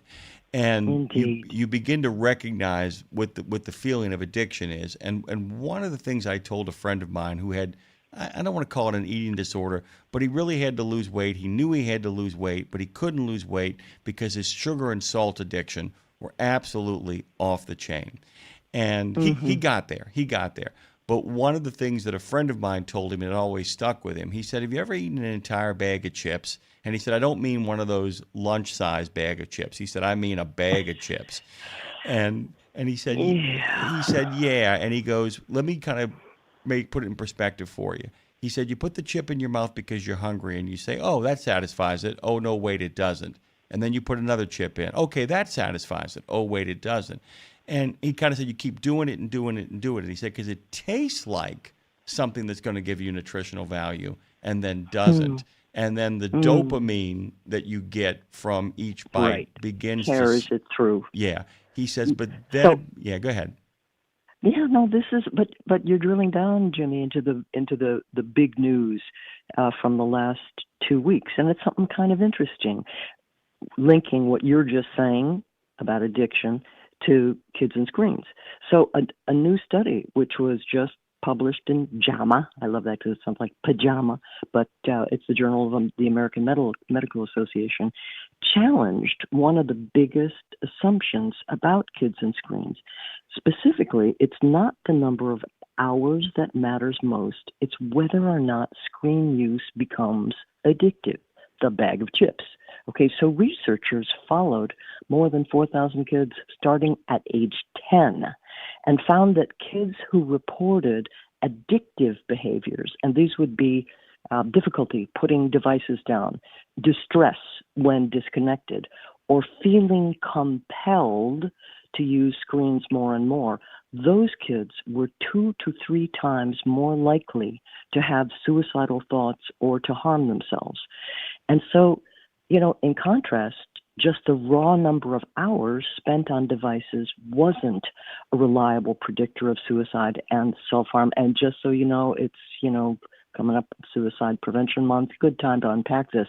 But, the researchers found that addictive behaviors were really common among children, especially in their use of mobile phones, where, again, it's nearly half had high addictive use. That's huge, Jimmy. This is really the first study to identify addictive use as the root of harm. And what makes it so important is that addictive behavior can be so much more difficult to control during childhood because the prefrontal cortex, that's the front part of the brain, which acts as a brake on impulsivity, is not fully developed. So, this raises a really important question for every parent. How do I know if my child is addicted? So, some warning signs are trouble disengaging from devices, even when it's time for meals, or a bag of chips, or school or sleep, all right? So, trouble disengaging, heightened irritability or distress when screens are removed.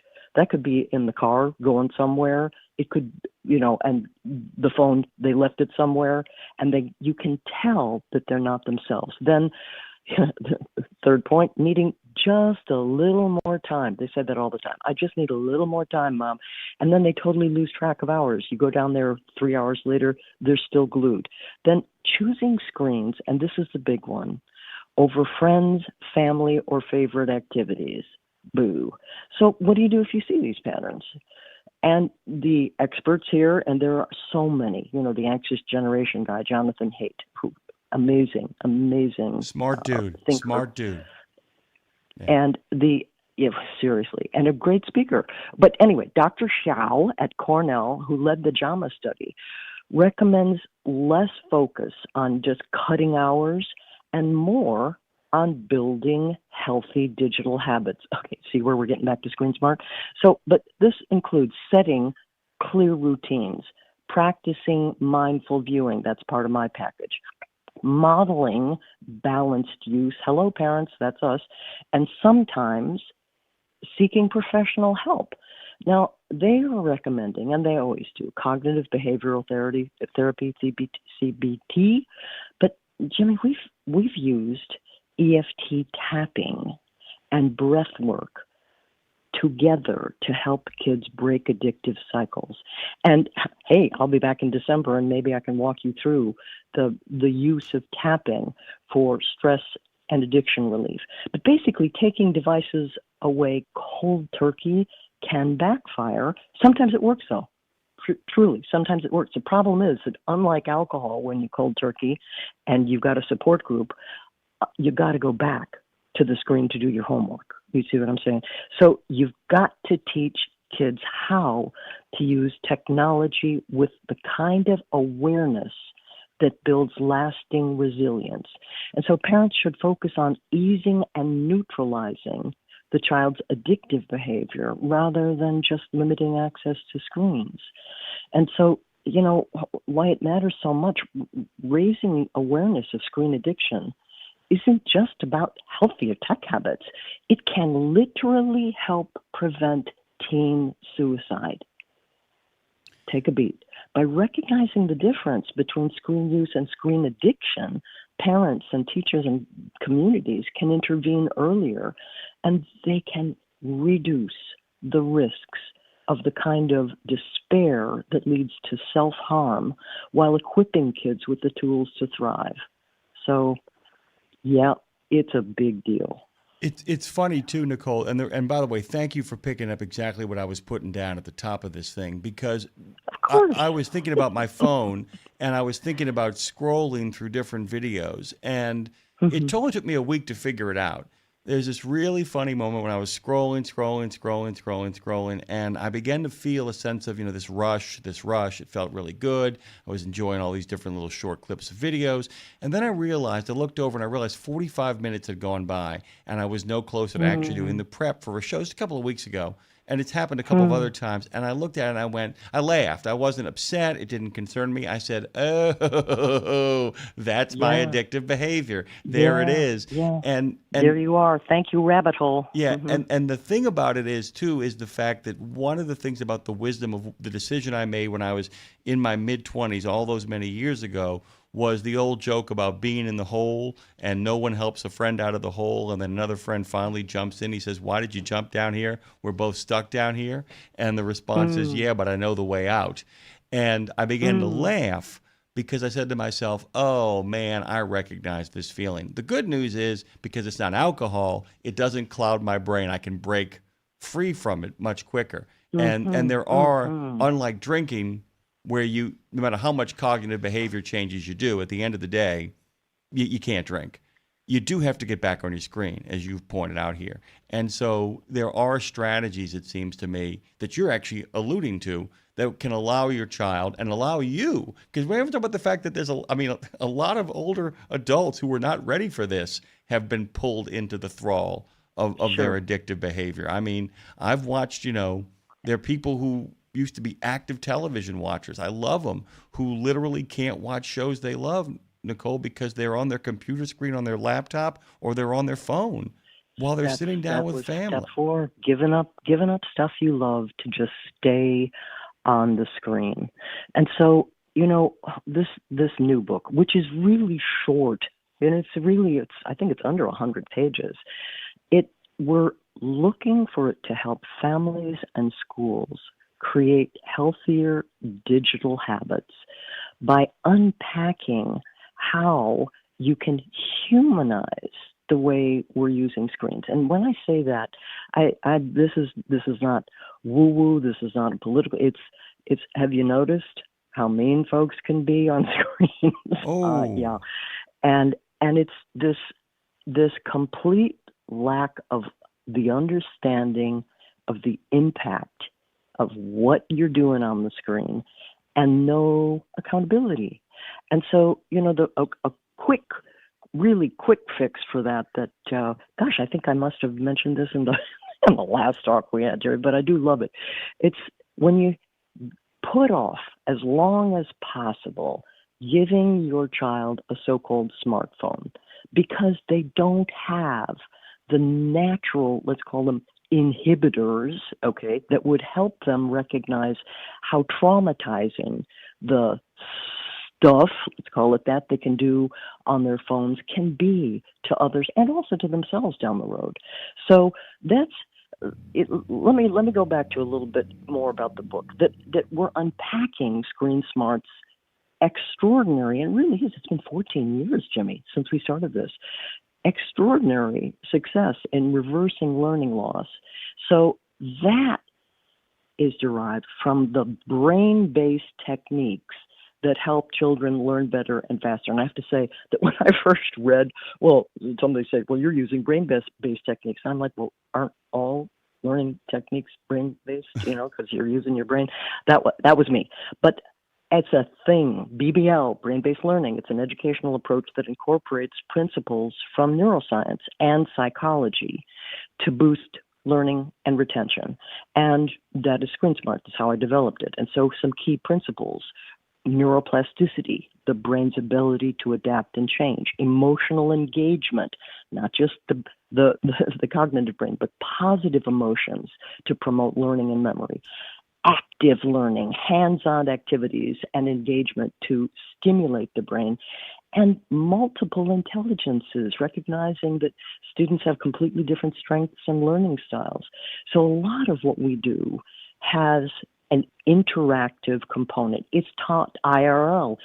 I am not having some software that kids are running to teach them to be screen smart. It is all a human, because you gotta have the human connection to establish humanity in screen use. You can't do it otherwise. Everything else is synthetic.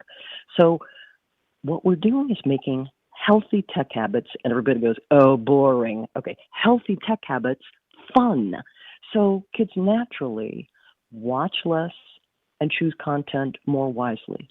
So the program is taught in person with kids moving and laughing and reflecting. It's kinetic, physical, not static. And every lesson weaves in brain-based techniques, that sharpen focus and self-regulation. So parents and teachers get this really practical toolkit, how to use questions and strategies that kids actually enjoy so the positive habits stick. And it's basically teaching kids to turn on their minds before they turn on screens. So we're shifting screen time from passive to active, healthy engagement. And so you want to hear about the movement part? Because that's really my favorite. It's so counterintuitive. Everybody thinks, oh, what are you talking about? How are you going to get them to move? Is it those jumping up and down things that kids do, when they're dancing to little videos in school? No, it's not like that at all. Two things, go ahead. Nicole. First of all, I want to hear about it. If you promise me in a moment when we get through that, I want to talk about the idea of preaching, of putting your money where, not you, but the adults who are actually in charge of these children, putting their money where their mouth is and modeling the behavior for their kids. And our good friend, Phone Master Dre, my producer here, actually has a question for you because all of this stuff is really resonating with him, and this is important. He wants to kind of jump in here for a second. Well, man, all right. Well, I'll actually have more questions at the end, but I just want to let you know that I'm super glued in because my girlfriend has a 7-year-old and a 3-year-old, and they have an obsessive situation when it comes to the tablets because when they go to their dad's, that's his thing. He throws them in front of that. He doesn't know how to really connect with them. And then whenever it comes to them being at her house, they're pretty much living room kids because to go to their dad's house, they're bedroom kids. They come to her house, their living room because they want to be included. They want to hang out. But at sometimes the 3-year-old wants her iPad, and then whenever she gets the iPad taken away from her, oh man, she turns into a little monster. And then the 7-year-old loves her Switch. So that's just situations that I am dealing with, and I am completely glued. So thank you so much for being on with this. This has helped me a lot. Yeah, and that sets up the question too, along with, make your point first, but the other thing is how do we deal with children in an era of non-traditional families? Dre makes a really great point where you literally fight like hell to get to the coast to actually liberate the troops, and then literally within a blink of an eye, they go someplace else and they're back in captivity. So that's a lot of stuff to unpack, Nicole. So we're gonna give you a little breathing space here. All right. This is always a take a breath moment because when a child has a meltdown, y'all, it's not the end of the world. And it's our elevated cortisol that is screwing things up when that happens, okay? Their acting out is just what kids do. And we've got to be real peaceful about that. That is number one. You've got to get the blame game stopped in your head. The what am I doing wrong stopped. Is this permanent? Stop. All the questions that come up. You are the key to their calming down. It is a lather, rinse, repeat. I had to do it with, and it's so funny that you said that, Trey, because I was in charge of, and that's that four-year gap, 3-year-old and the 7-year-old, when my brother was sent overseas. I think I told this story about like a million years ago on one of my old highway health appearances. But I had 2 of them, little girl, 3, little boy, 7. And number one, screens never went into the bedroom. And Nicole, I gotta have it. No. Screens are staying out of the bedroom. Huge. It's so simple, guys, but it's huge. I'm not talking about the one way to fix everything. I'm talking about a strategy that takes place over time where it starts with the calm, that it's going to take a little time because they've already got a little bit of history with their devices, and the way their dad is doing things isn't helping. And so if there can be an agreement between your girlfriend Ray and Dad, keeping the devices out of the bedroom is literally going to bump down the hysteria by about 50 to 60%. You get much less craziness, because what happens when they're in their bedroom alone, and let's look at the underlying psychology there. Hello, adult-free zone. I can do whatever I want. Of course. You know, if you're going to say, oh no, you got to step back into the adult zone with me. Mommy and Daddy or Mommy and Dre are going to take care of that. They're going to, no, it's they think they're being independent. They don't realize that they're just getting sucked down. Sorry, guys, a corporate marketing vacuum. Yeah. Truly. And so keeping the devices out of the bedroom, your best friend. Next thing, again, when they start that hysteria, if they can get you upset, baby, they got you. Touche. So that, it's just like I keep a smile on my face. And, you know, this started back when I was working in schools and when just building Screen Smart. And we would get to well, tell me, what do you think are the things on the screen that are fun? And you would hear some 4-year-old talking about Scream 3 or playing Call of Duty with a 12-year-old. And your every instinct was like, I could feel my face. I was just like, okay, I'm practicing neutral resting face. I couldn't, I got to neutral. And then I literally practiced, keep that smile on your face, Aunt Nicole, that smile. And instead of jumping up on a table and said, who let you do that? No, I don't do that. You can't. And so getting back to the kids, it's like, keep a smile on your face. It's like, well, just the way it's going to be right now, honey. This is going away. Screaming. Keep the smile on your face. It's going away. Amen. Keep the smile on your face. It's going away. That's all it is. And if we can do that and not escalate, okay, you're not going to raise your voice. You're not going to use get over here now. You're not going to do that. Those defaults will not work, because you're literally working with cortisol that is elevated because it does not want its dopamine drip removed. And just put it in chemical terms. It's not your child doing something. It is chemistry. Keep a smile on your face and don't engage. Yep, this is what's happening. Guess what? And you don't have to say, I'm the adult. You just say, this is what's happening. This is how we're doing this. We're doing this now. It's over. Screen time's over. Increase the peace. Increase the peace. Nicole, we're out of time. I mean, can you believe that? I knew it. Thank you so much, Nicole. I really appreciate all that. I'm definitely going to put that, but you got to come back because I have so many more questions. You got to come back. We got to figure this through. Nicole Dreisky, a regular contributor and also a member of one of the founding members of the reconstituted Road Gang, has joined us this morning. So thrilled to have her. The name of the book is The Future of Education. icmediacenter.org, icmediacenter.org/books/. She is the founder and executive director of the International Children's Media Center. It is great to have you and to hear your calming and soothing voice, by the way, my fellow Herbert Blau student. Good to have you. Oh, did you just go? Were you snoozing? You better not have been sleeping. I wasn't sleeping. Okay. I wasn't sleeping. I don't want to be that calming. Okay. No. I don't mean calming in regards to like not Perry Como calming. I'm talking about like as cool as the other side of the pillow. Get out of here, Nicole. Thanks so much. I'm on the road. You know that. Take care. Bye-bye. Be safe. By the way, look busy, guys, because Lindsay's coming. Oh, she's coming with a great lineup in store. Jason Wallsmith, the Frontier Auto Museum, and country and western music news. Oh, yeah. Go to truckdown.com and get out of that ditch.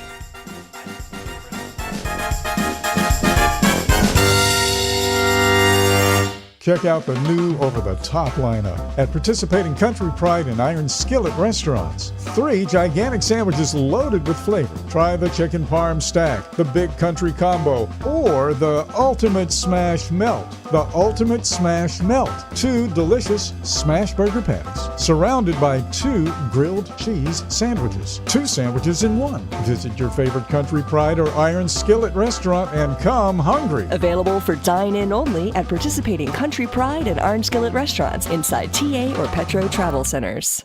At Radio Nemo, we believe in finding your tribe, your people, your gang.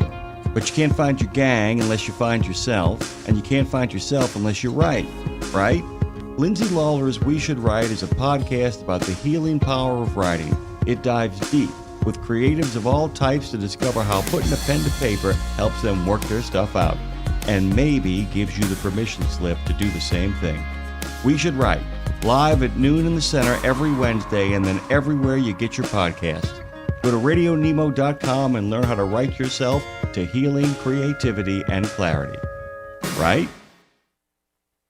Exceptional value and exceptional values. That's Bennett Trucking. A core commitment of faith, family, and freedom has driven Bennett to being the leading provider of innovative, integrated transportation solutions, both at home and abroad. Bennett's values are not just compatible with providing high-paying jobs and unmatched customer service. They're inseparable. If you're looking for an employer or a partner who believes the best business model is being a model citizen, then Bennett Trucking is the place for you. Go to BennettIG.com and find the folks who share your values. Oh,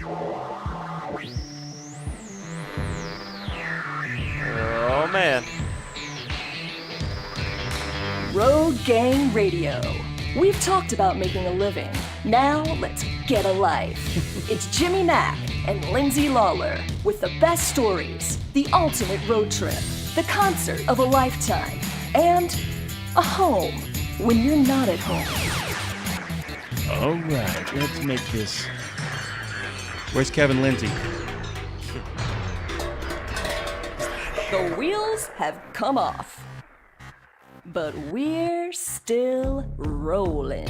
There's only one Lindsay on this part of the show. Yeah. Love you, Kevin Lindsay, but this is my time to be the real Lindsay around. Now, just the other Lindsay. And you know what? I wouldn't try to be Kevin Lindsay. If my life depended on it, I could not be Kevin Lindsay. I wouldn't know how to fix what's really easy to fix. Give me something. A good set of hemorrhoids. No. That is so not where I was going. Well, I mean, you got me in your life. I mean, you managed to fix that on a regular basis. Okay, I'm going to refer to you from here on out as a set of hemorrhoids. You should. Jimmy Mack, my co-host and my official set of hemorrhoids that needs to be fixed. Is that what you're wanting? Is that what you want? Believe me, I have three brothers, one of which is older and 2 of which are absolute gadflies. So it all just kind of fits perfectly. You know what I'm saying? Ew. What a hemorrhoid. What a hemorrhoid. Hey, by the way, something easy to fix, by the way. Brakes are not easy to fix. What is easy to fix? Okay, let's kind of ask out there, by the way, on the tube of you. What is something easy to fix that a mechanic, that anybody can fix? What could you teach me? Mechanics for Dummies. What could you Flat teach tire. Lindsay to fix? Flat tire. See, that feels hard and overwhelming. Blinker to me. fluid. You can't go without blinker fluid in your car, Lindsay. That's not real, is it? No, it's not. I'm so proud of you. I'm so proud of you, Lindsay. Good job. I'm so proud of you that people actually... I did refill my washer fluid all by myself yesterday. All by myself. All by myself. Yeah. Or as my daughter calls it, the swish swish. Swish swish. That's the better. Swish swish water. Swish swish water. That's what she calls it. Well, good morning. Good morning, fellow road gangers and fellow hemorrhoid seeking fixers. I don't know.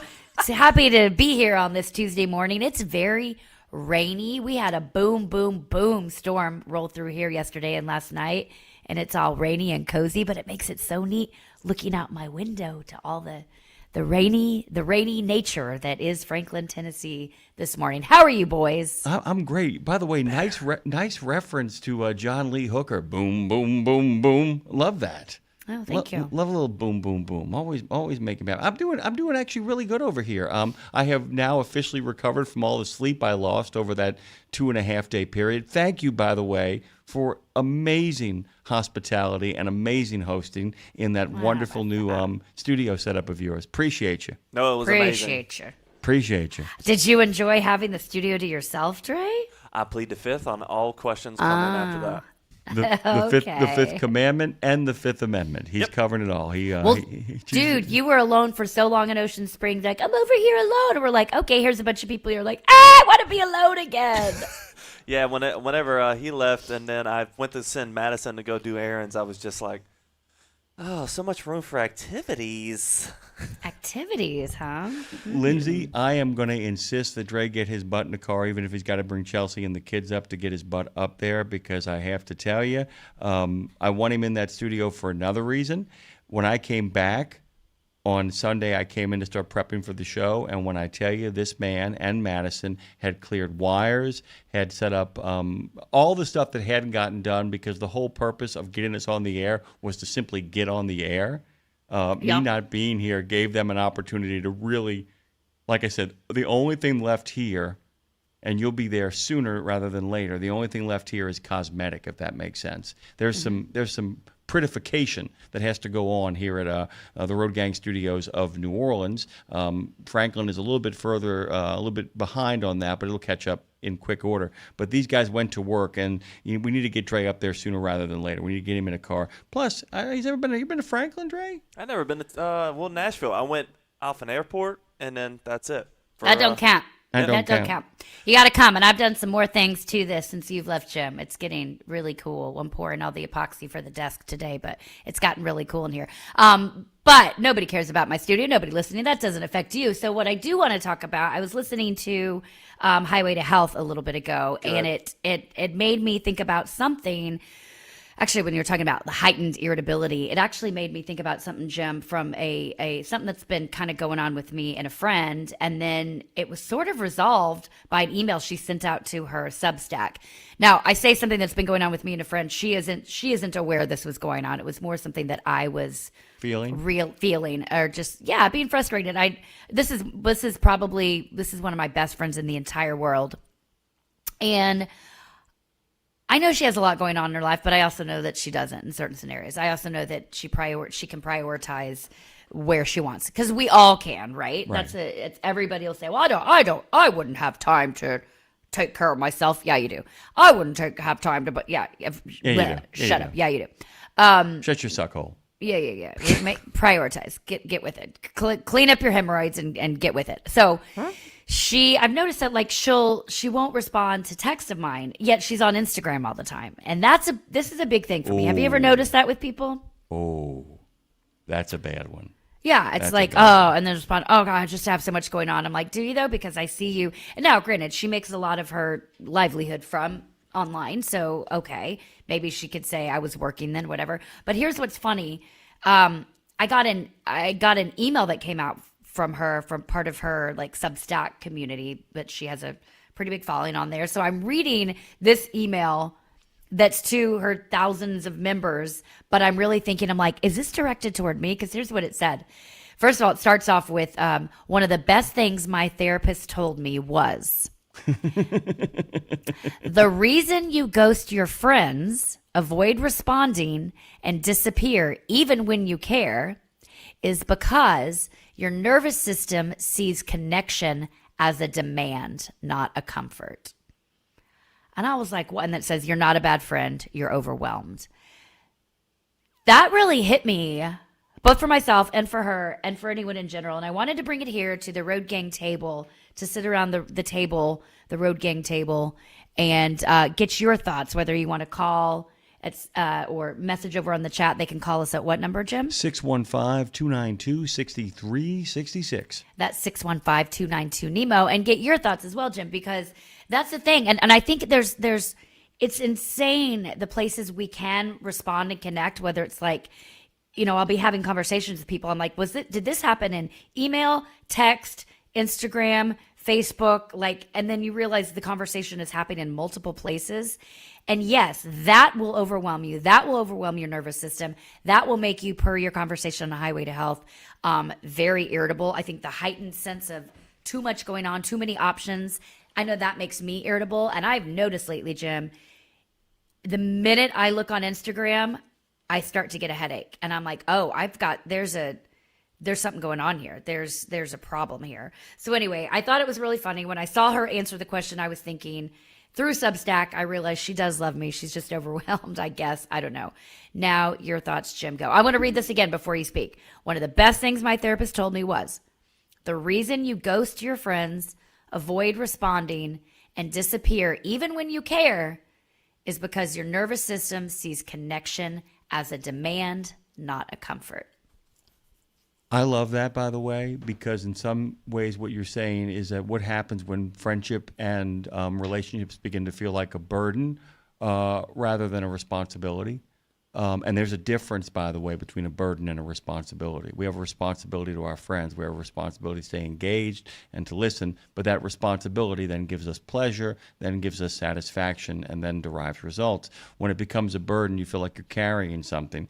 And part of it, I think, is, to a degree, is a feeling of guilt. I don't have time for you. I know I should have time for you. Therefore, I feel bad about not having time for you. And the best way to feel better about not having time for you is by simply not even acknowledging you. Yeah, by making it worse. By making it worse. I mean, that's the thing that goes on there. And I think a lot of people, Lindsay, I just think that a lot of people don't understand that simply calling somebody up and saying, hey, look, listen, I don't have a minute to breathe right now. I love you. Let's make some time down the road and really clear out a path. It's funny because it kind of ties back into what I was talking about with Kevin this morning about the mechanic. Simply saying, hey, man, if you got to charge me more before you do it, give me a call. If you're not going to have time for me, it's okay to say, hey, I'm just checking in to let you know you're not the problem. I'm overwhelmed. I'm busy. When I get a little breathing space, let's find time. It's me. Hi. I'm the problem. It's me. Yeah. Swifties. I know you're out there. Admit it, even though you don't want to admit it. But it's true, though. I mean, think about it, though. I mean, think about how many times has somebody simply called you and said, look, I know I haven't been in touch with you. I love you. I'm really in the middle of something right now. Let's make plans down the line to do something, but don't read into my silence. I've done that with people. I've been in the middle of big text messages with people and realized I was going in someplace where there wasn't reception, or realized I had to talk to somebody about my car. I don't know, and said, hey, look, don't read into my silence. I'm in the middle of something. Please don't think I'm ignoring you. And simply doing that has brought the temperature down, has prevented what I call the question mark, followed by the double question mark, followed by the triple question mark. Yeah, dude, because we get in our head, we make up these crazy stories that like, okay, what did I do? And we start to doubt ourselves. What did I do? I did something wrong. Why are they not responding to me? And then we become defensive. And it's like, well, if they're mad at me for this, you like make something up. You're like, well then I'll be mad at them for that. And you're like, what is happening? And you've like created this ridiculous situation that wasn't even there. They have no right to be angry at me for that thing. Therefore, I'll be angry at them for this thing. Exactly. What? There's a whole Keely and Peele routine about this, by the way, where two guys are actually talking on text. And it ends up with like him going down there to beat the living hell out of his friend. And his friend has gone to the bar because he loves him. And they literally are having cross-purpose text messages between the two of them. And silence only adds to that misunderstanding, that gap. And I think that simply checking in, I think at the core of what you're talking about is, and the irony is that you're so attuned to your friend, is that you were able actually to look at a post they made that was not directly at you and say, okay, I get what's going on now. You could have just told me that. You know what I'm saying? You could have just said to me, hey, I can't respond right now, but I love you. I mean, let me ask you a question. You're a reasonable person. You really are. If she had told you that, would everything have been fine?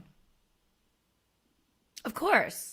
Yeah, exactly. It's fine now, and she didn't even tell me. She told me through social media. That's what I'm saying. Because I know, because I also feel that.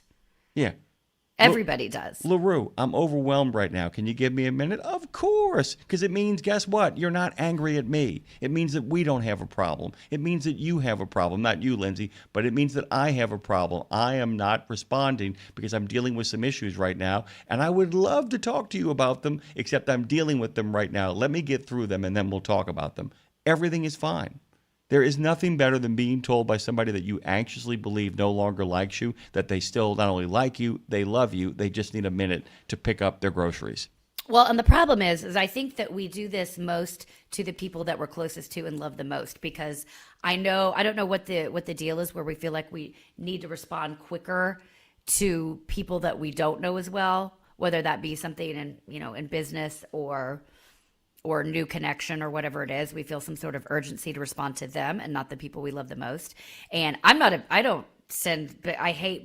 don't do a lot of big long texts. I don't want to get in big group chain texts. That's not really my thing.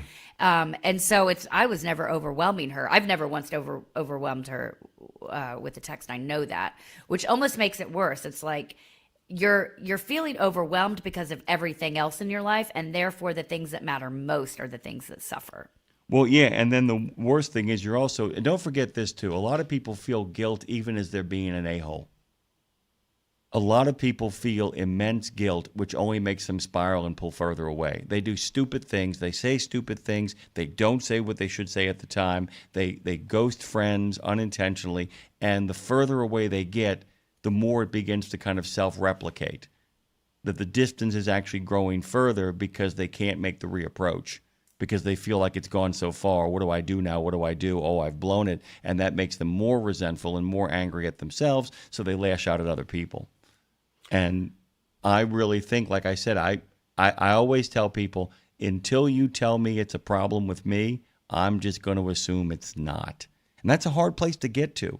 But you've got to check in with your friends. Your friend had a responsibility. I think your friend communicated with you, but I also think it's important to remember your friend had a responsibility as a close friend of yours to simply say, hey, look, you know how for 3 hours when you're watching the Oklahoma Sooners defeat the Auburn Tigers, you need a little time to enjoy yourself? Thank you for that.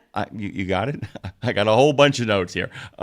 But it's really important that we have a responsibility to our friends if we're going to check out to let them know we've bought the ticket. I mean, that's it. If you're going to take a train ride, give them the respect. Give that friend that respect. Listen, it all comes back to connection and how we tie this back into our audience and in particular our truck driving audience here. Here's the thing: connection for somebody who travels for a living. Connection to me is everything. Everything. Somebody, for a truck driver who is gone all the time, this is important. But also, your time is so precious because, listen, a truck driver's job is it's not somebody behind a desk where they can be checking social media every minute and sending texts and calling people. They're focused on a road. Their job requires you guys know this, I'm preaching to the choir here, but your job requires complete attention to what your job is. Not every job is that. A lot of jobs aren't. A lot of jobs out there you can piss off. You can you could really do whatever you want with your time. There's a lot of people who work an 8-hour day and probably work maybe 2 hours of that day. They actually have estimated that those numbers are really people. That's why a lot of people want to kind of change the workday. There are people who are really pushing for a 9 to 3. There's a lot of people pushing for 9 to 3 because they feel like it would maximize productivity, that people actually would work more and get more done because of the frame and the idea of bosses not cutting people loose. Yeah, and I mean, even if you're a high-powered attorney, at any point, if your eyes get a little bit, dry, if you get a little sore, you can literally stand up, stretch, walk down the hall, engage in gossip, get a drink of water, maybe get a cup of coffee, sit back down, no harm, no foul. If you're in the middle, if you're on I-70 in the Rockies, you can't have a moment. You know what I'm saying? You can't have a moment. There isn't I'm just going to pull over to the side of the road here, take a breath. Nope, can't do it. I mean, there are places in this country you can't even pull over to get yourself right with the Lord. You've got to keep going. And that's an overwhelmment that is legitimate. That's a legitimate overwhelmment, not one that's brought on your own. I have too much going on. Yeah, because you've got too many social media accounts, too many email threads going, too many whatever. That's a very different kind of overwhelmment. I love that Tara over in the chat just said, I love #RGR therapy sessions. But that's what I feel like, because it's a reminder for our friends out there on the road that spend so much time alone. If you see connection as a demand, not a comfort, we've got to help you flip the switch on that. You got to make connection be your comfort, and let the work be the demand. Even though I know so many of our drivers love what they do, they can do it in their sleep, even though they have to be really focused. But it comes down to prioritizing what you're going to do. You know how many hours you're driving a day. You know how many hours you have to sleep in the day. Now, with those extra couple that you have a day, prioritize X amount. I would get out a piece of paper and be like, who do I need to talk to every day? I need to check in with my husband or wife or kids always once a day, a best friend once a week, and a aunt or a grandparent once a month. I don't know. Figure it out, and then just keep it on your dash there. Keep it next to you, and just do a mental or a physical checklist of, did I at least reach out? That can be a simple text that says, I love you, or hey, just letting you know I made it to my next location, whatever it is. It's so important, because not only is that you signaling to those people that they're important to you, it will let them signal back that you're important to them. They will check in on you, because you need to be checked on out on the road. And if you don't check on other people, they're going to eventually not check on you. Thank you for coming to my TED Talk. By the way, Paranormal Pie Man, you want to know how much this therapy session cost you? Nothing. Nada. That is the great gag. That is the great game. That is the great joy of being a part of the gang here at Road Gang Radio. As Terry says, the fangs are always free. As Lindsay and I are now going to start saying, we don't always say it, the therapy is free. However, I am not a trained professional. This is not actual mental health well, it's my own advice. It's our own advice. It's not mental health advice. Although I feel like at this point, as many people have come to me over my life with their problems, and as many songwriting sessions I've been with messed up musicians and songwriters, I feel like I might as well have a honorary mental health professional degree. I might go back and get it, Jim. Yeah. By the way, my friend Aimee, longtime theater maker, theater producer, made a living at it. Actually, went back and got her her degree in social work. Is now a therapist. I've been thinking about it for years now. I keep having this image of me sitting in a chair and someone in a chair across from me talking back. Now maybe that's just my radio vision, but I might do it. Why not? Why not? Why not? At it. But by the way, guys, do not confuse the doctor in front of my name with my ability to actually set you right. Now, you can use my doctorate to figure out, the dates of movies from 1950 to 1960. I'm happy to help you out there. But God, that will really, really help out my mental capacity. Thank you so much. It might actually. It might, because it might actually get you the sleep you've been missing. You know what I'm saying?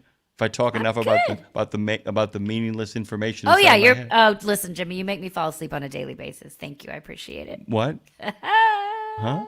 What's going on? Hey, by the way, you want to unpack a little bit who's on this show this morning, because we got some great folks coming up here. We should probably talk about that a little bit here on Road Gang Radio. Just in a little bit, about 10 minutes or so, Jason Walsmith is going to be joining us. He's a man on the make.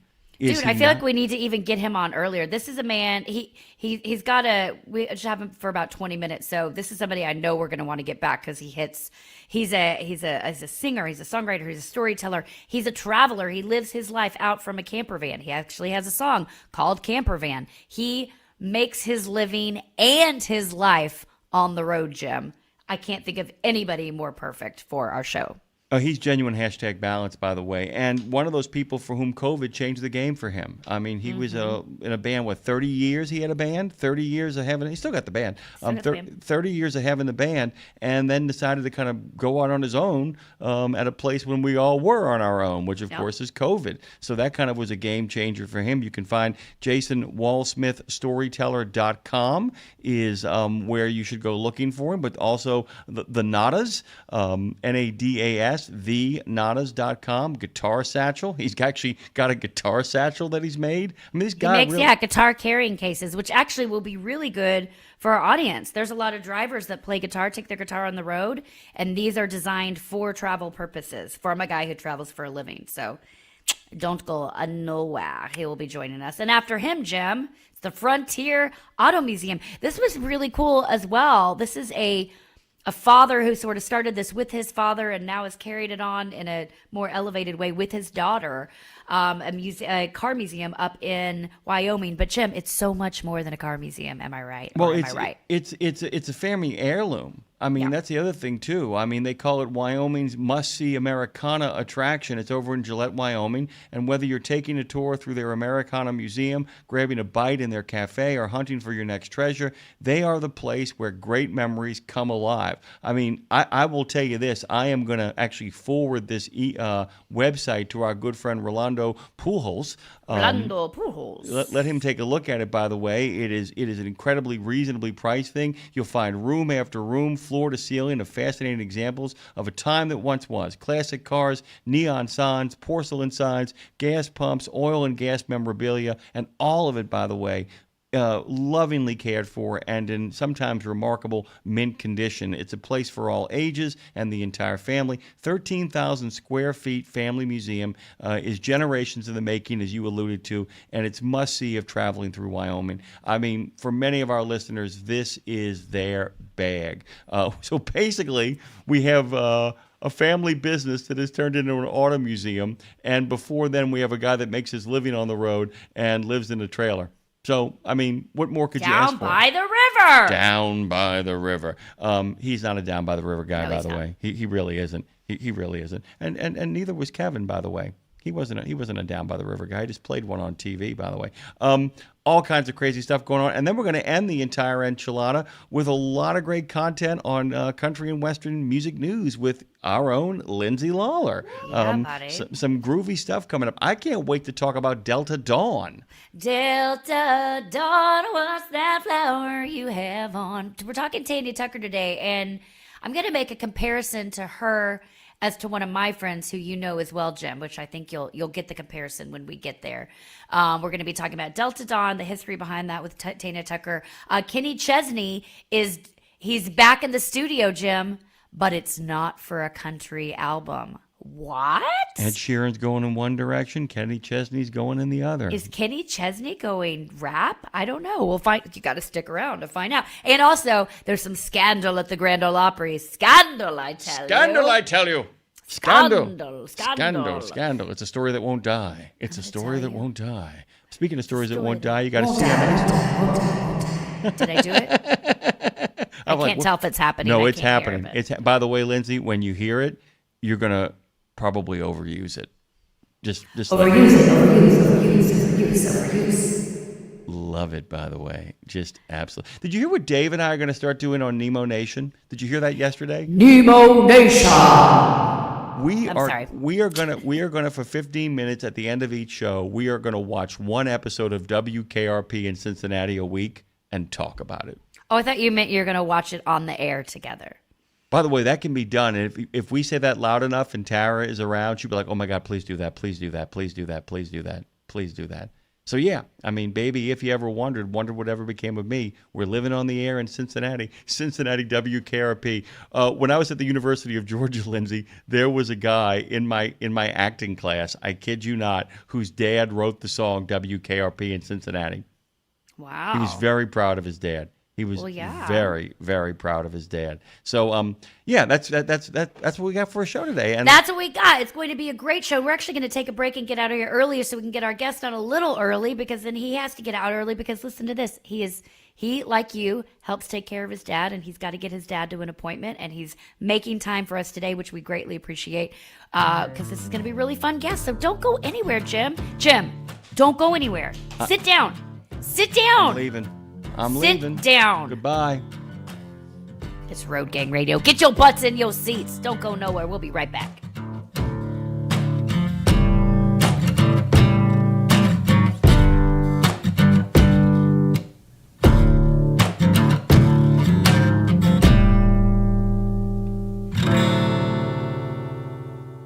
In a video game, if you get enough experience, you level up. And when you level up, you gain more skill. And with enough skill, you beat the boss and win the game. Sounds a lot like trucking, doesn't it? Except in trucking, you don't beat the boss, you become the boss. And if you want to be the boss, you gotta meet the boss. And that boss? Carrier's Edge boss, Jane Jazrawi. Want your drivers to level up? Carrier's Edge has the training, comprehensive safety, compliance, and best practices on one website. It's a simple subscription with no contract and no commitment. Learn more. Try it out. Level up. CarriersEdge.com. Hey, come on! We're starting the game. All right, I'm coming. Wait for me. CarriersEdge.com.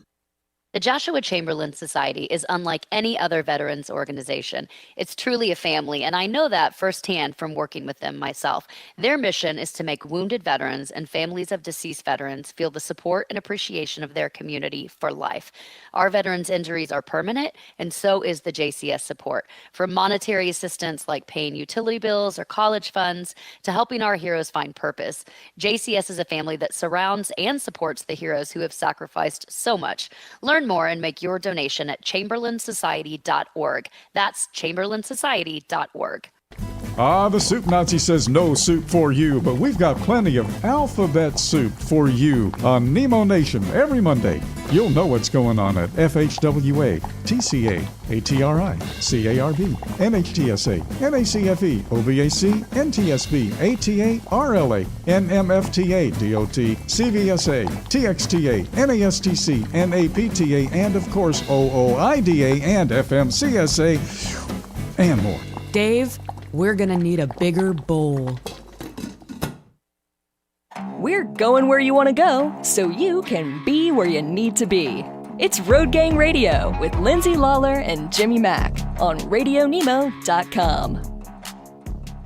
Woo! Let's go. Hey, Jim, let's go. Let's go. Where you say? Right here. Let's not go anywhere. Let's stay right here because our next guest, I am so excited about this conversation. Jim, this checks every box of the type of things we talk about on this show.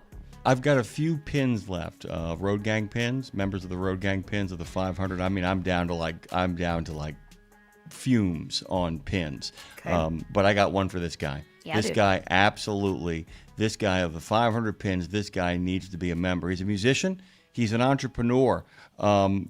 Jason Walsmith, with his wife Emma, faced a challenging time during the COVID-19 outbreak. With all of the canceled gigs, he and Emma were faced with what's next. Several months to make ends meet, they decided to do what they do best: travel, tell stories, celebrate live music. So they loaded up their storyteller overland mode and set out on the I'll Play Anywhere Man tour, a series of outdoor, socially distanced private shows across the U.S. The story itself is the story. So I don't want to get too much into the weeds, but I want people to go to jasonwalsmithstoryteller.com. I want you guys to check out his band, thenadas.com. I want you to check out the amazing product that he has in guitarsatchel.com. You can find him on the gram of Insta at the Racontourists, at Instagram Brilliant. on the Nadas, and Instagram on Guitar Satchel. And by the way, the raconteurist, the idea of using the combination of the word raconteur, one of my favorite words of all time. I mean, not just a storyteller, but a storyteller extraordinaire, and then merging it with the word tour, Lindsay. So I'm on the road telling tall tales and living large is probably the best description we can have for Jason Walsmith, who joins us this morning here on Road Gang Radio. Musician, traveler, writer, raconteur. Welcome to the show. Good morning, you guys. Thanks for having me. That was an amazing intro. I appreciate that. Oh, you lived it. We just said it. Welcome aboard. Yeah, it sounded better coming out of your mouth than it did out of my pen to write that down. So thank you very much. From your pen to his mouth. So, Jason, here's the deal. You, as you know, I think because you were recommended to us by one of your friends who's been on our show, which is also really cool. So you know that we have the vast majority of our audience are over-the-road truck drivers. And, you had so we'll obviously tie that all into to you, how you're making your living and your life out on the road. But let's go back to COVID here because you pivoted. Pivot? During COVID, and you and your wife, you faced, of course, canceled gigs and the what's next question. I'm curious to you if in COVID, the what's next was a conscious decision or not, because there's a lot of people, like, for instance, my husband traveled for a living. He worked on travel shows, so he was forced home. I'm a musician. I was forced home. And we actually almost sold our house and bought a tour bus during COVID and lived on it, and we would be divorced today had that have happened. Let me be the first to tell you right now. I'm so glad we sidestepped that. But that being said, we were like consciously having the conversation about the pivot, about the shift, about how COVID was going to pivot, how COVID was going to change our whole life. But I think some other people just sort of blindly walked, whether it be out of desperation or fear or scarcity, into kind of the next thing. How conscious were you and Emma about this shift and like, okay, we're going to go take everything that I know and now pivot it over here? Was that a conscious move? Oh. So we knew it was a roll of the dice. You know, we bought that camper van, and it cost a little bit more than my house at the time that I was living in. But also I couldn't drive my house and go play shows, you know, and I couldn't play the traditional venue shows that I'd played for so many years. So I just had to find a new way to do it, you know. And so it was a conscious decision, but we had no idea if it would work or whether we would get along on the road, like you just said with your husband, although we got along beautifully. We're great travel partners, and I love traveling with her. So do you have kids or animals with you on the road? You don't, right? We don't have kids with us on the road. My kids at the time were finished high school and just finishing high school. Okay. And I had them half the time. So when we mostly traveled when they weren't supposed to be with me anyway. COVID was weird. It messed everything up. I had them for the first 90 days just with me because their mom was a nurse. And so they stayed with me. And then after that, they went with her for a while, and that's when I hit the road solid. And then I would go out for a week at a time and come back for a week at a time after that. So, gotcha. But dogs, man, our dogs are road warriors. We were traveling with 2 dogs at the beginning, and then we picked up a tiny little miniature dog to add to the pack, and did about 100,000 miles with that guy too. So.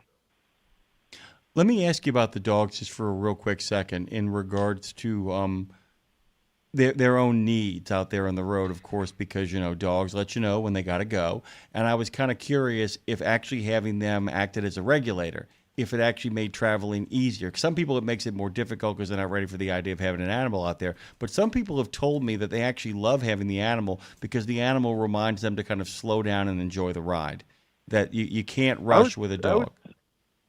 I would say that was a big part of it. So this whole adventure for me was a departure from what I'd done for the 25 years prior to that, as far as how we traveled. You know, with the band, it was big cities, interstates, and interstate hotels, and really a lot of night, you know, driving through the night. We did 13 years in a bus, which is a whole different story that I'd love to tell you about because it's amazing. But most of the time vans. But the impetus this time was because of all of our band gigs got canceled. My partner in the band was like, we have to sell the band van. We had just gotten this cool Sprinter with bunks in it, like a little baby band van. And I resisted. I was like, no, we can hold on to it. He's like, no, we got to sell it. You know, we can't make these payments. And so it was that where I said, okay, let's sell it. Then I'll buy what I've always dreamed about, which is an adventure van to go out and hit the back roads and camp in the wilderness and then I'll play shows in between, but I don't have to play every day because I'm not trying to feed a band. You know, I'm just playing anywhere, man. That's why I called it the I'll Play Anywhere Man tour. And I played on the top of, you know, buttes in Montana, and I played on beaches, and I played in people's driveways and cul-de-sacs and docks, and, you know, any place that people could gather in small groups but kind of keep a distance because we were conscious of that at the time. And it was amazing. So it was a totally different kind of touring, and it created this like renaissance for me personally, creatively, and how I viewed the world and what I got to see and do. It was amazing. There's a billion places I want to go with this here. But I'll start with bringing it back to our audience again, because it's the I'll play everywhere, man, anywhere, man. Of course, obviously a play on that. That's such a chart-topping song that you're playing off of. And I'll play anywhere, man. Yep. 2 things come to mind. First of all, I love that that when you strip the band away and it came down to you, what do I want to do? You could be anywhere. My guitar player has played Madison Square Garden, and he's played truck stops and campfires with me. And he's like, I don't care as long as I'm playing music, and I'm like, it's the playing music and the connection piece that lights him up. And it seems like that's what you're doing here. So from the connection piece, first of all, I know you've got stories from the road, but have you met have you crossed paths with truck drivers out on the road on this I'll Play Anywhere Man tour?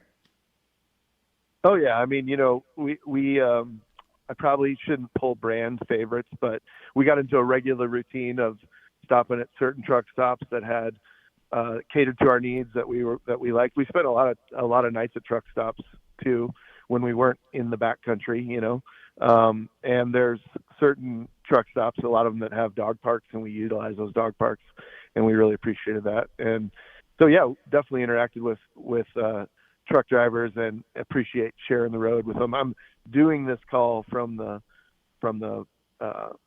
driver's seat of a pickup truck just to be in the motif, to be as immersed in the call in the right way as I can. Well, but here's the thing. So the venues everywhere, this really, again, so Jason, we have the first part of our show. The first 2 hours of our show is how you make a living on the road. The second 2 hours is how you make a life on the road, which puts you anything that you can see or do, the going and doing out on the road. And again, you played beaches, boats, farms, you name it. And I feel that, playing like truck stops, backyards, on moving vehicles. So is it about playing anywhere just for the love of the music? Or is it really, I guess the question is on the Anywhere tour, is it because you really just love music that much? Or it's the stories you tell and then the stories you get from the road, or D, all the above, which is, I assume, the answer? I think it's all the above for sure. And I mean, I can't express enough how much I consider this job to be a collaborative thing. Like, I would play by myself on my own front porch because I love music. But to me, the audience, this like partnership with an audience, is the energy exchange that happens is like the fuel for my life. And so I did this because people really needed it at the time, and I really needed it. And going out there and meeting people and hearing their stories and telling their stories, but that exchange, that collaboration is what inspires me. So it's all the above, like you said. And I did see a lot of similarities with the truck drivers out there. There's a lot of people who I think that spirit of adventure is a little bit of what drives them, and it is an excuse to be on the road. Like, I always consider my guitar like my ticket to adventure. And I think I would assume that there are a lot of truck drivers who think of their truck and their occupation in that same way. I don't know, but that I do see I see kindred spirits in that way. Let me ask you something. So we have the idea of something, then we do the something, and it's only in the aftermath of doing the idea that we had that we really kind of figure out what it actually was. We think we know what it is, but then we do it, and then we figure out, oh, wait, it was that. Over the course of playing everywhere, over the course of being on top of buildings and porches and in backyards and all the other places, did you begin to kind of figure out anything about your own artistic life? Meaning, did it change the way you would write songs? Did it change the way you understood the way audiences work? Did it change your understanding of who you were as an artist? And what I'm asking is there kind of a theme or a manifesto that began to emerge given the decision you make? Like I said, you go out on the road, you do the thing, and now that I've had time to think about the thing, I understand the thing. Do you have a better understanding of what you were up to now that you're actually doing it on a regular basis? I do. I mean, I think I was onto something because I've done it for a long time. So I think I was already pretty aware of what I was getting into, but it definitely like validated all of my previous thoughts, and taking that risk and doing it that way opened up a whole new world for me. I was in the grind of the norm of what being a working, kind of blue collar musician was. We've always been an independent band. We just went out there and we grinded on the road and played shows. This allowed me to kind of like have the perspective, I think is what you're asking about, to like kind of step back a little bit and realize why I do it, what it does for me, what it does for other people in a different way. And like, I still play a lot of venues. I still play a lot of the same circuits, and I still play with the band The Nautas. We put a record out last year, but I also appreciate the difference and the opportunity. I just played, I'm in South Dakota right now. I just played on this 3,000 acre 5th generation cattle farm out in the middle of nowhere, South Dakota, last weekend. And instead of arriving in the afternoon, playing an evening show and then being gone, either that night or early in the morning.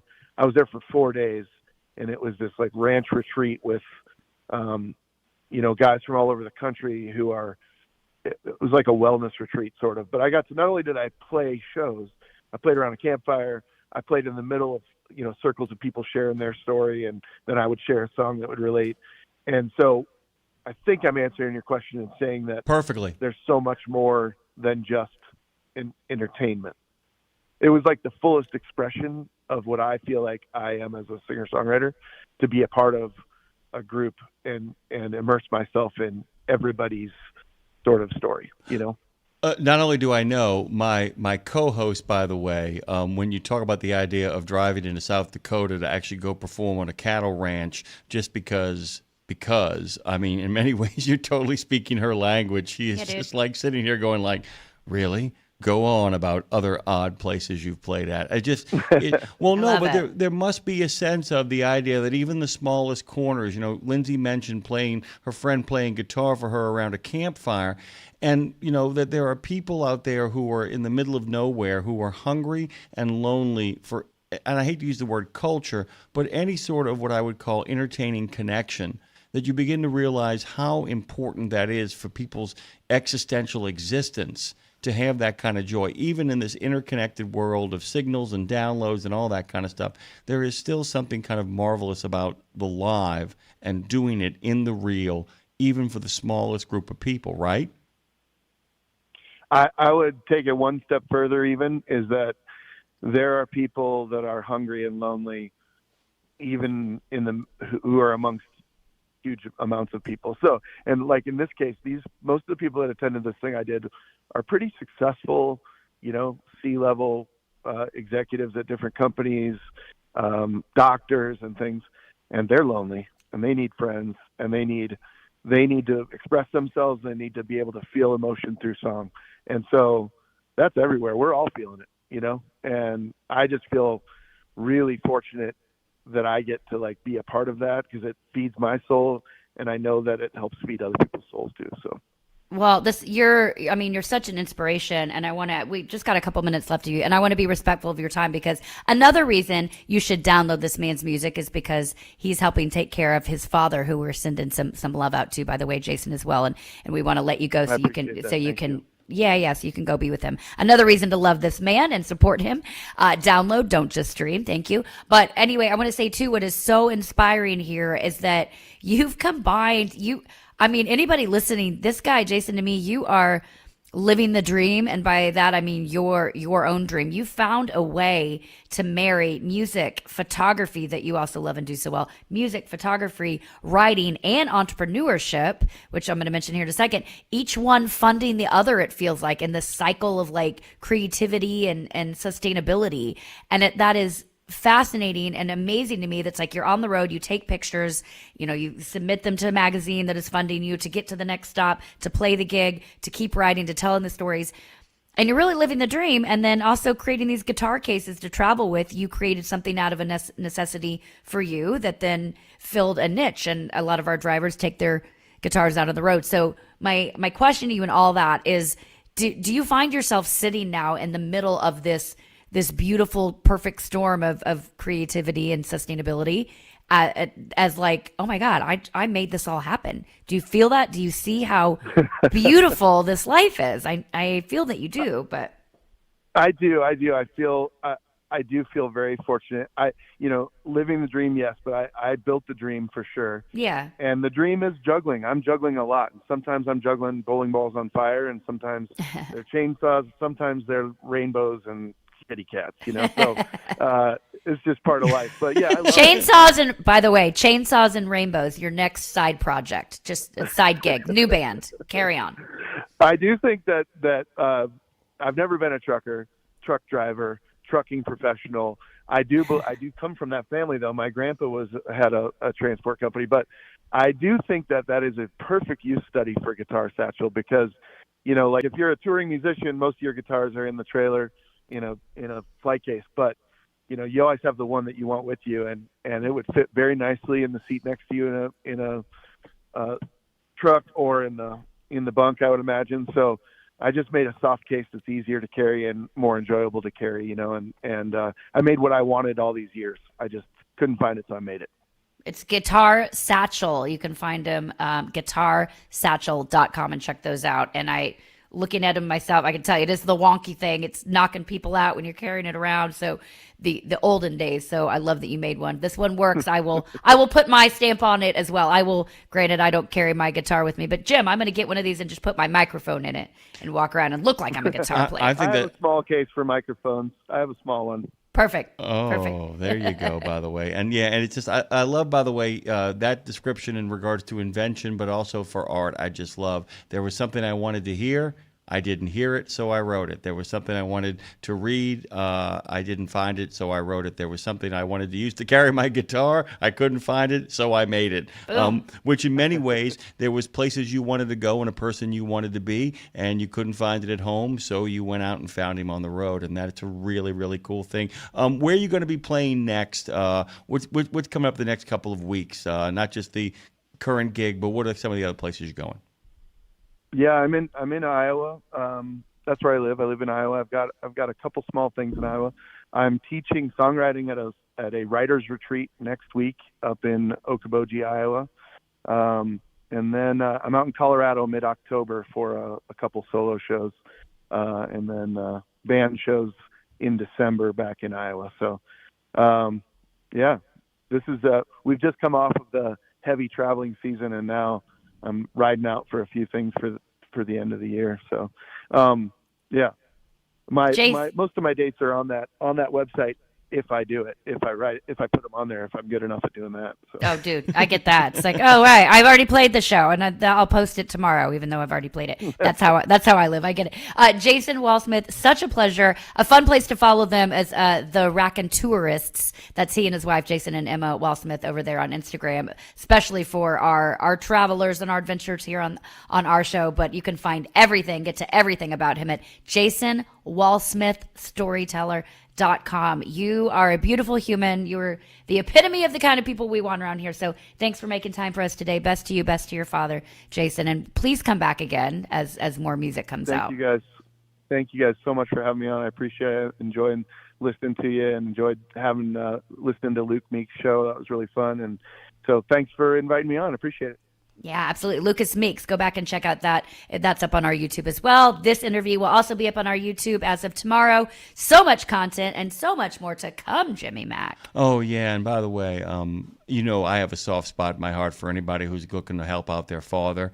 I completely understand, guys, by the way. Later on this afternoon, I'm supposed to go with a friend over to the New Orleans Aquarium, Lindsay, but after that, I'm taking my dad grocery shopping. That is part of my plan today. He's got some coffee requirements that he has that he can only get at one. Got to get those requirements in for Doc. Come on. I mean, got to get on top of it. By the way, Doc. So I haven't forgotten you. I know you're listening out there, my man. So don't worry. I've got a little bit of a lunch date and a nice meeting with a friend that's going to happen today. But once that's done, I'm going to meet with my other good friend, my father, and we're going to go get him taken care of and set up and kind of rolling down the road.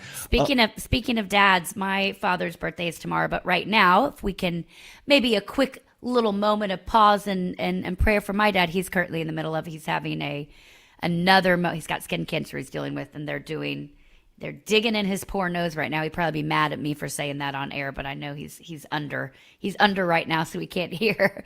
But just send a little prayer out for him, because I know he did not want to go. He's got to go the next couple of weeks to do this Mohs surgery, which everything will be fine, but it's not fun, especially when someone's digging on your face. That's not a fun thing, but I bring it up as a gentle reminder to wear your sunscreen. My father, God bless him, it was the joke for a long time, growing up, that my cousins always be like, oh, my Mexican uncle, because my dad was always so brown. He would go out with the manila file folders. He's an attorney, so he would take his file folder, he would wrap it in foil, and he would put like baby oil or Crisco on his face and go out in the sun. And so it's not shocking we're having some issues today. And I'm a sun worshiper as well, but I certainly have changed my tune as to how I've got sunscreen, SPF, and all of my makeup, so that no matter what, at least I have that on. I try to wear a hat. Like, it's important. Even me as a Native American who, quote unquote, doesn't burn. it's still important. There's stuff going on behind the scenes, even if you don't feel yourself burning. So gentle reminder, gentle PSA today to take care of your skin so you can be here for a very long time. Yeah, and it's like I said, especially when you fall into the category your father does, because he has a beautiful complexion. And please don't tell him I said that. But he gets compared to George Hamilton or George Strait. Yeah, he really has a really lovely look to him, first of all. And the second thing is and my mom said that about you too. You have lovely skin. You have a beautiful, warm face. It's a good way to kind of describe it. Thanks, KK. Shout out. But people often forget, and Dre can tell you, man, this place smells like a sunscreen factory, doesn't it, Dre? A little bit. I mean, I don't stop. I'm a bald man in a bald land, and bald man in a bald cap. Yeah. I'm telling you right now. And by the way, guys, if you wear a cap all the time, it ain't good enough. Even if it's got stuff in there to protect you from the sun, still put that sunscreen on the tip of your nose too. That's a big one. People often forget that. Speaking of doing it, let's go to the phones, shall we? Who do we got? Phone Master Dre. Oh, man, let's see if we can fit two in there. We got good old Chowder first, and then maybe we'll have time to get Chappie, a.k.a. Clifford. Good morning, Chowder. What's going on, Chowder? Hey, Chowder. Good morning, my friends, family of the Road Guying Radio Nation of rebellious rebels. Yes, stand up, stand with us. So I talked to Dave and Jimmy and my brother Dre yesterday. So I really calling in just to say hello to Lindsay. Hope all is well. I love the video of your young daughter playing music and having a good old time. It's always a cheering sight for Chowder.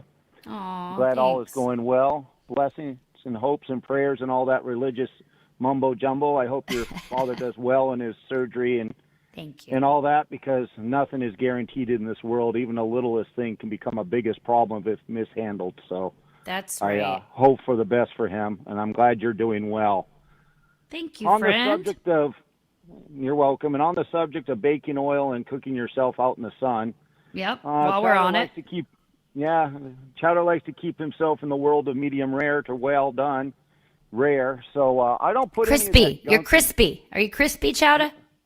No, I think the word I would use is something that starts with A and has some letters missing in a hole. But understood. I wasn't gonna say it, but it's fine. I accept it, and once you accept it, you can move on. So I don't use any of that creams, lotions, powders, or ointments. That's for other problems I've had in the past. I prefer to just take natural sun and burning because I'm not real smart. But Chowder, I don't trust anything that's printed on anything that I don't physically see made or done anymore, because the world is so topsy-turvy. Do you really know what's being printed is true anyway? No. That's why I talk to doctors. I don't even talk to them, because most of them go to liberalized schools to be indoctrinated on how to think about what medicine is.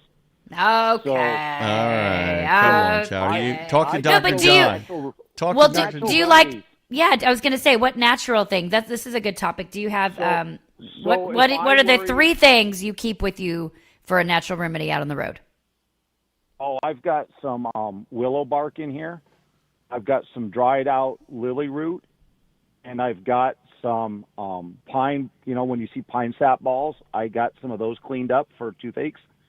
Wow. For preventing sunburns and stuff. If I really feel like I got to worry about burning when I'm out fishing or whatever, and Dre will tell you, I don't wear a hat mostly now that I'm bald, which seems counterproductive to when I had hair.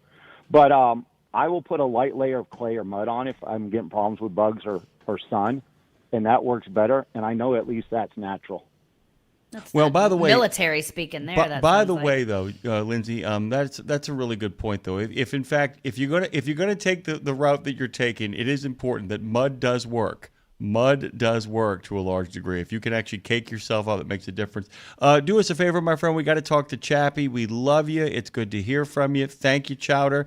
And by the way, I'm still not over how cool it was you got to drive at the speed of light over in Las Vegas. Righteous stuff, That dude. was awesome. I'm still trying to come down from that. And by the way, I've never found out from Dre yet or not if he's finished the book I sent home with him. So hopefully... I'm going to guess no. He is reading it, though. He is reading it. I don't read menus at restaurants. He is. Hey, Dre doesn't know how to read. How dare you think that about Dre does him? know how to read. Dre knows how to read. The problem is he's Cajun. All right, get out. Bye, Chowder. Love you, That's it. Chowder. That's Good it. to hear your voice, friend. Chappy. Clifford, what's going on, friend? Hey, guys. Well, Lindsay, how's it feel to be preparation age to Mac attack? Yeah, it's a weird land that I'm living in over here. Thank you for your L-train and the Mac sympathy. attack, yeah. Please send thoughts and prayers. Lots of prayers. Lots of prayers. Oh, Lord. You know, I had a teacher in my vocational school teach mechanics, and he said, you know, the basic mechanics that everybody should know. They should know how to change a front tire. They should know how to jump start a battery, check their oil, and check their radiator. That's good Those are foundation. the basic mechanics that everybody should know. Now, if you want to take it a little bit further, I think you ought to be able to know how to change your battery if you need to. I think you ought to know how to change your starter and your alternator if you need to, and change your oil. You think that for everybody? Okay, but pick one. Little old me, who I don't know how to change a tire. Like, I was really proud that I put washer fluid Battery. in my car, okay? So, like, go with me. What's the one thing you would say I should do? Changing your tire could be life-saving. Yeah, okay. Oh, so we're Crap. including the tire in there. I think tire's an automatic one because tire's the most intuitive. But I think after that you should really do batteries because that's something you can really do and get on top of.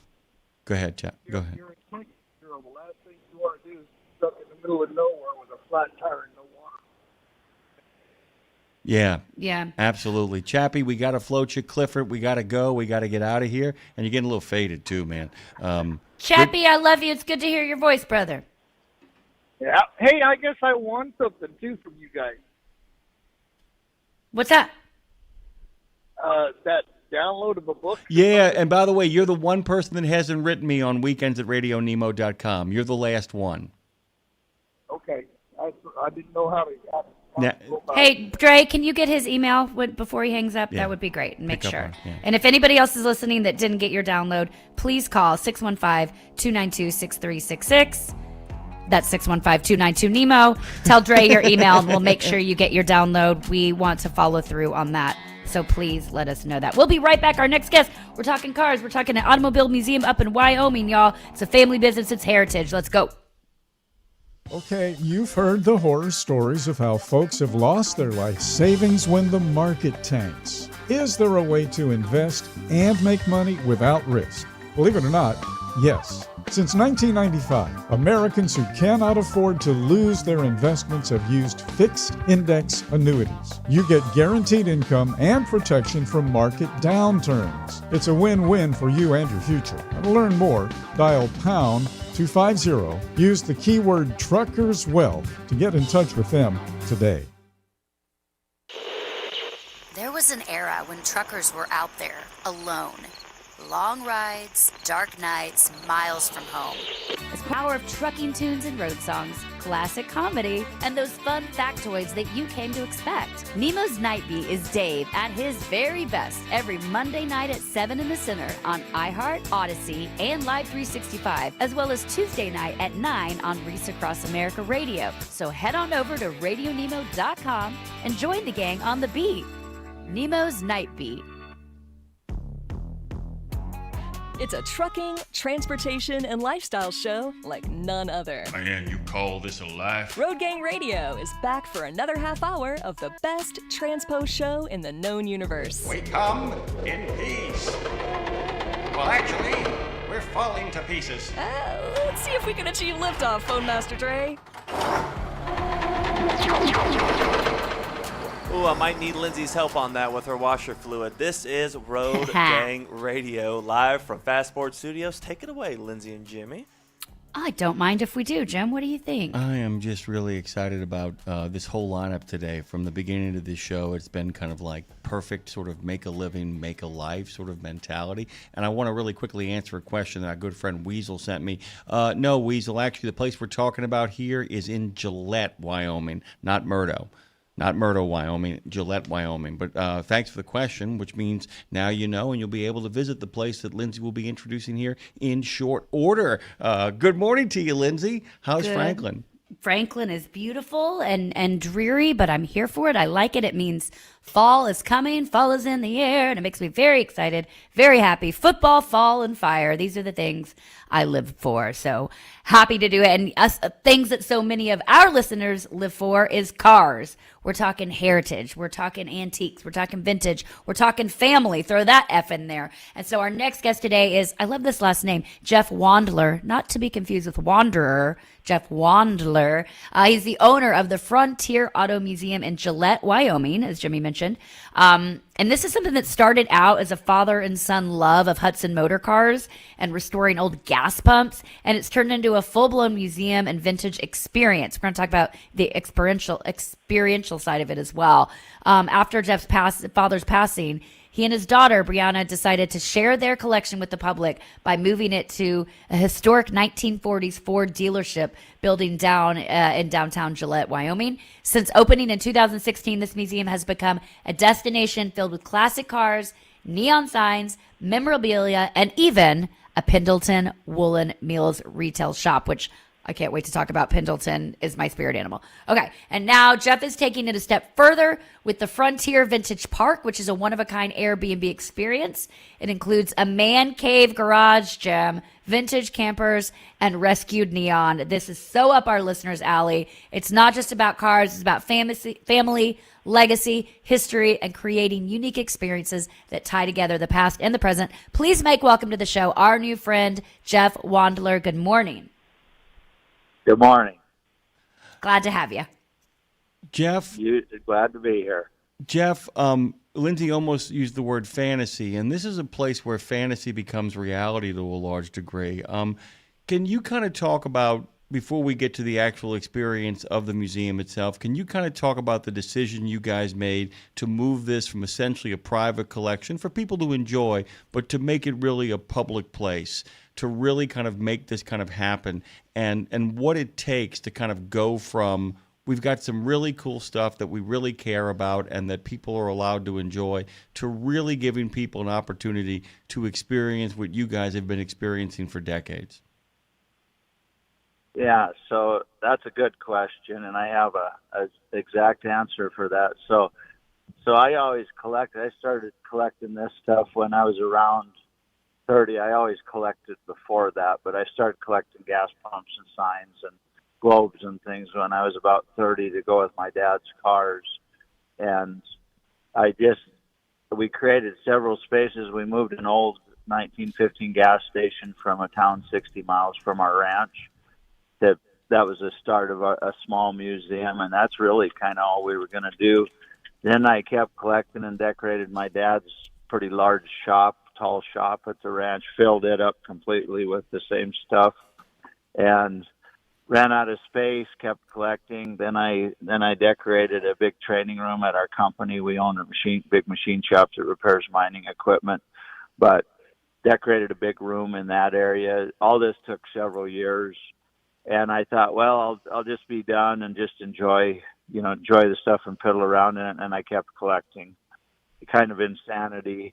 And I learned that I just liked the collecting. It wasn't so much, I enjoyed creating the spaces, but when I was done with them, I just enjoyed the collecting more than I did having the space. So I thought, what am I going to do with all this stuff?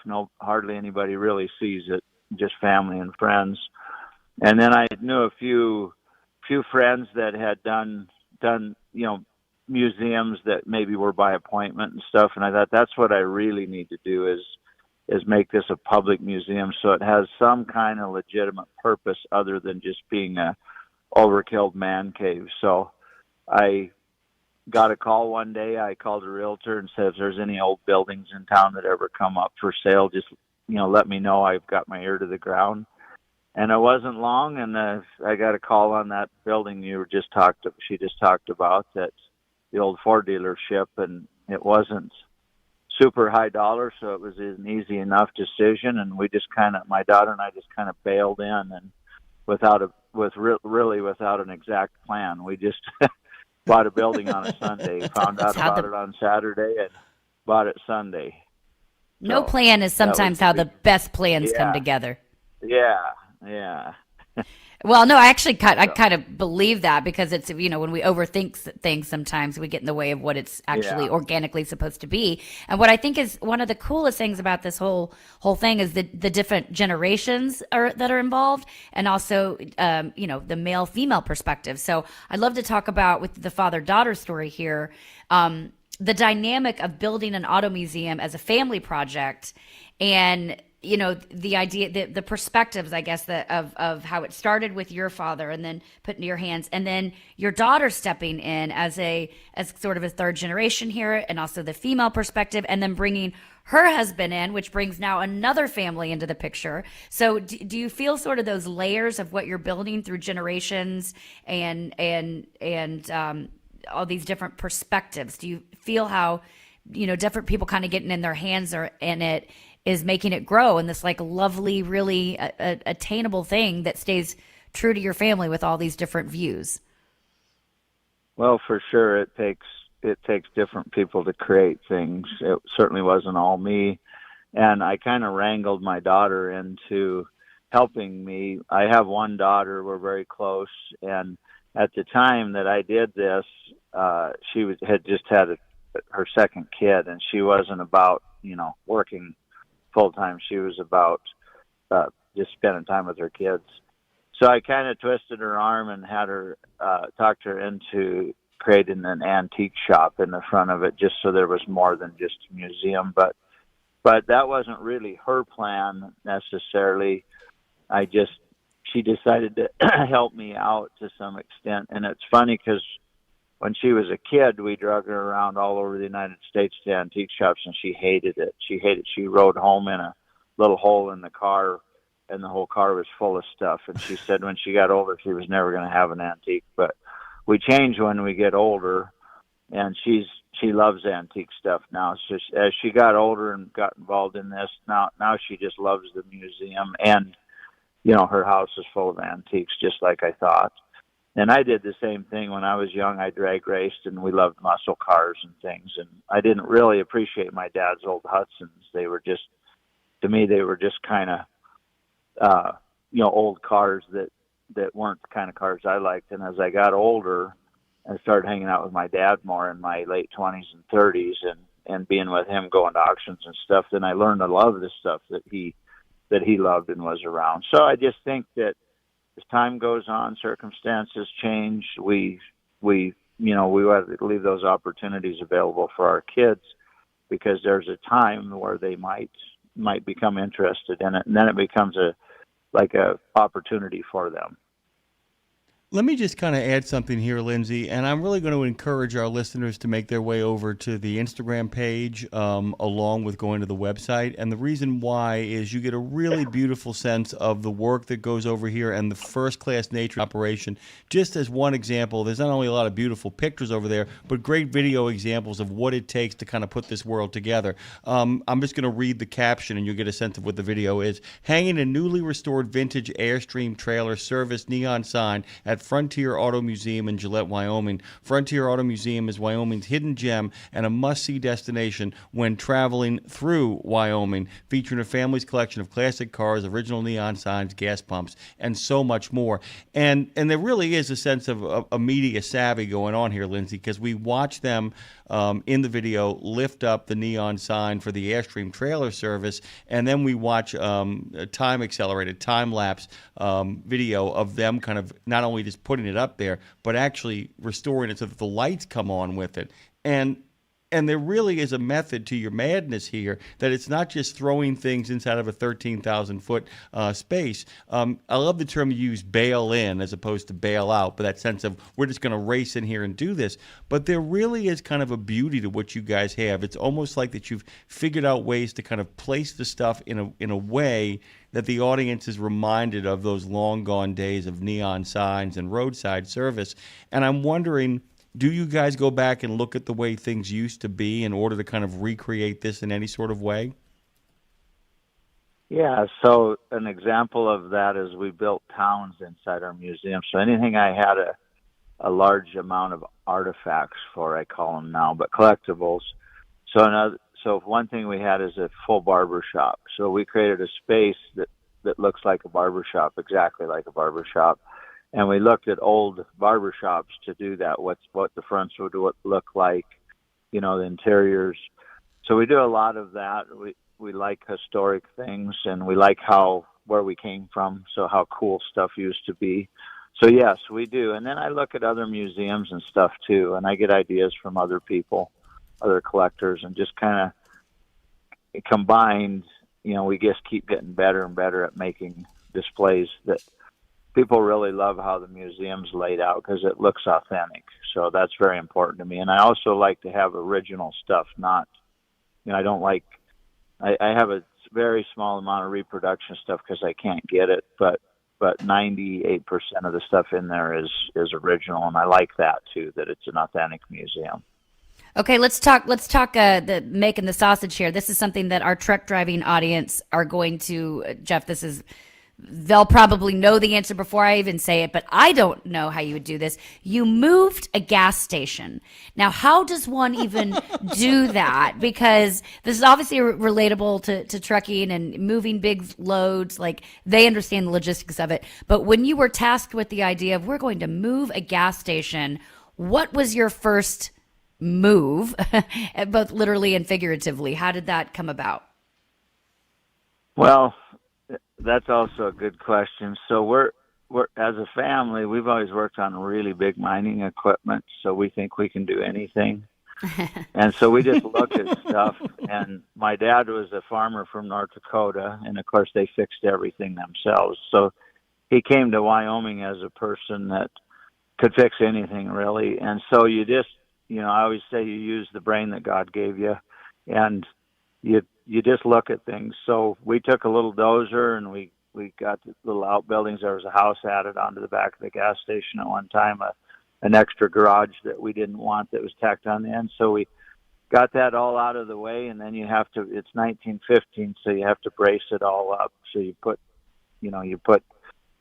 some different screw lumber to it and things like that. And then you throw beams under it, you knock holes in the wall and put beams under it, and you have to screw lumber to that so it holds together. And then you jack it up and you back a truck under it and you set it on there. And here we have redneck truckers. They're kind of oil field guys, and they ram and jam. So he took off on me and almost dumped the gas station off, but it stopped.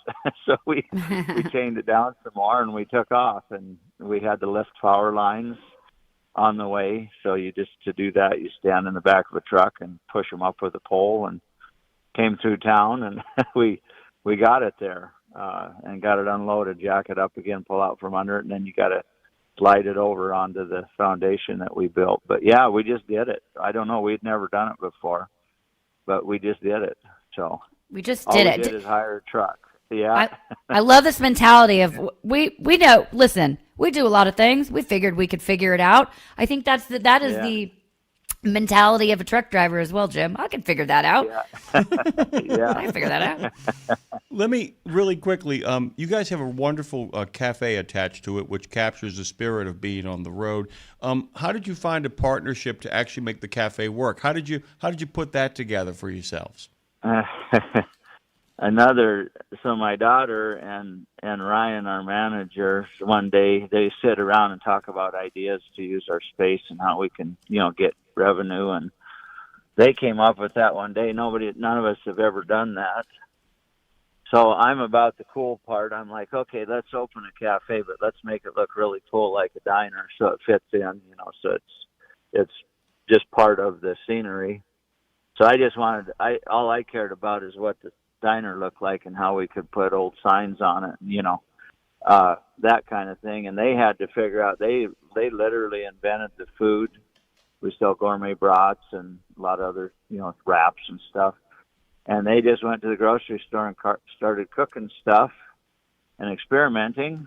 And Ryan researched the equipment. He's a get her done guy too. And get her done. They created it, and then they ran it for a little while until they could hire some help and train them once they knew what they wanted.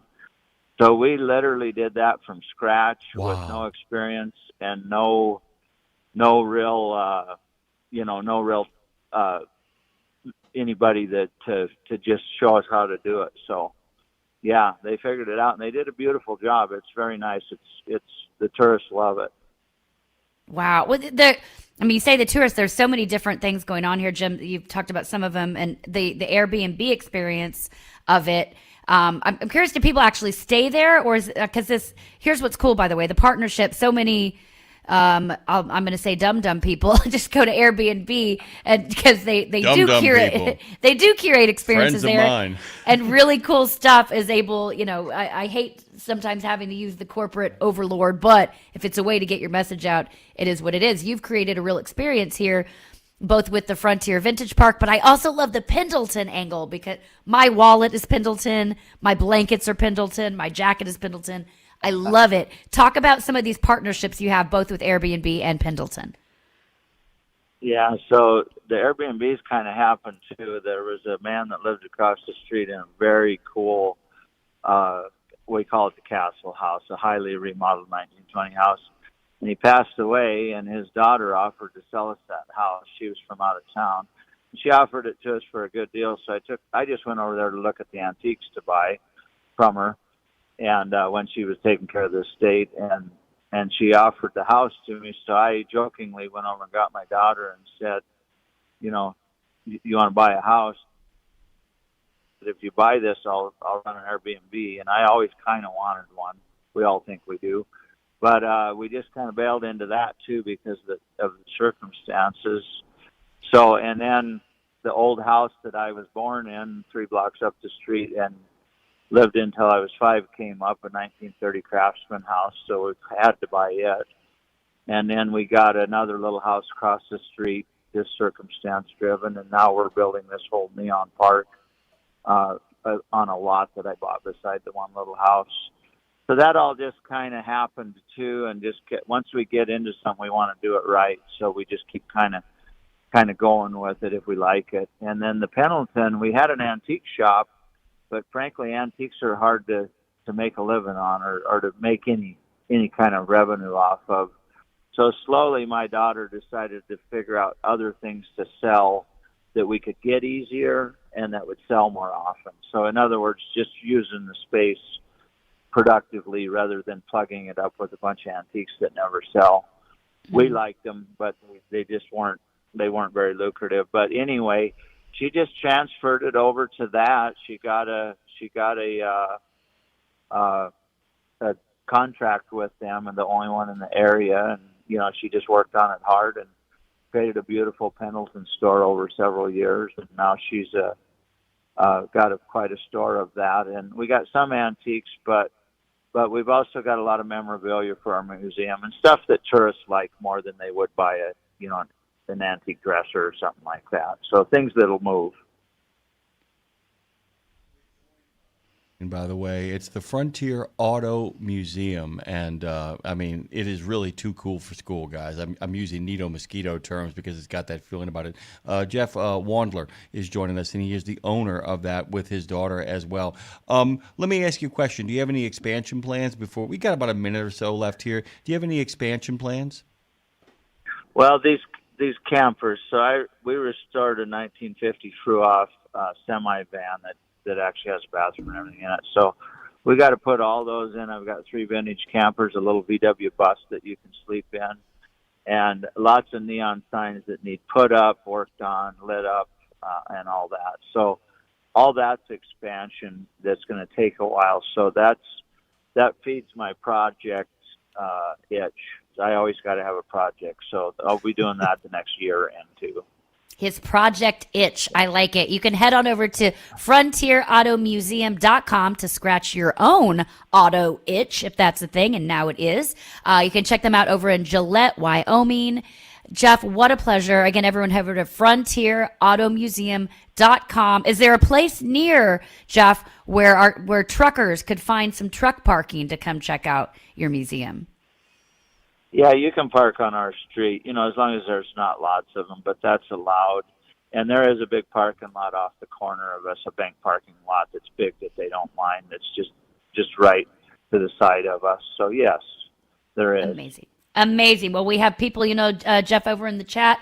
that we'll be stopping by. Marshall Platter says, I am definitely stopping by my next time in Wyoming. And he means that as a threat. So watch out. Watch yourself. FrontierAutomuseum.com. Jeff Wandler, thank you so much for making time today. And we hope to talk to you soon and check it out. Best of luck.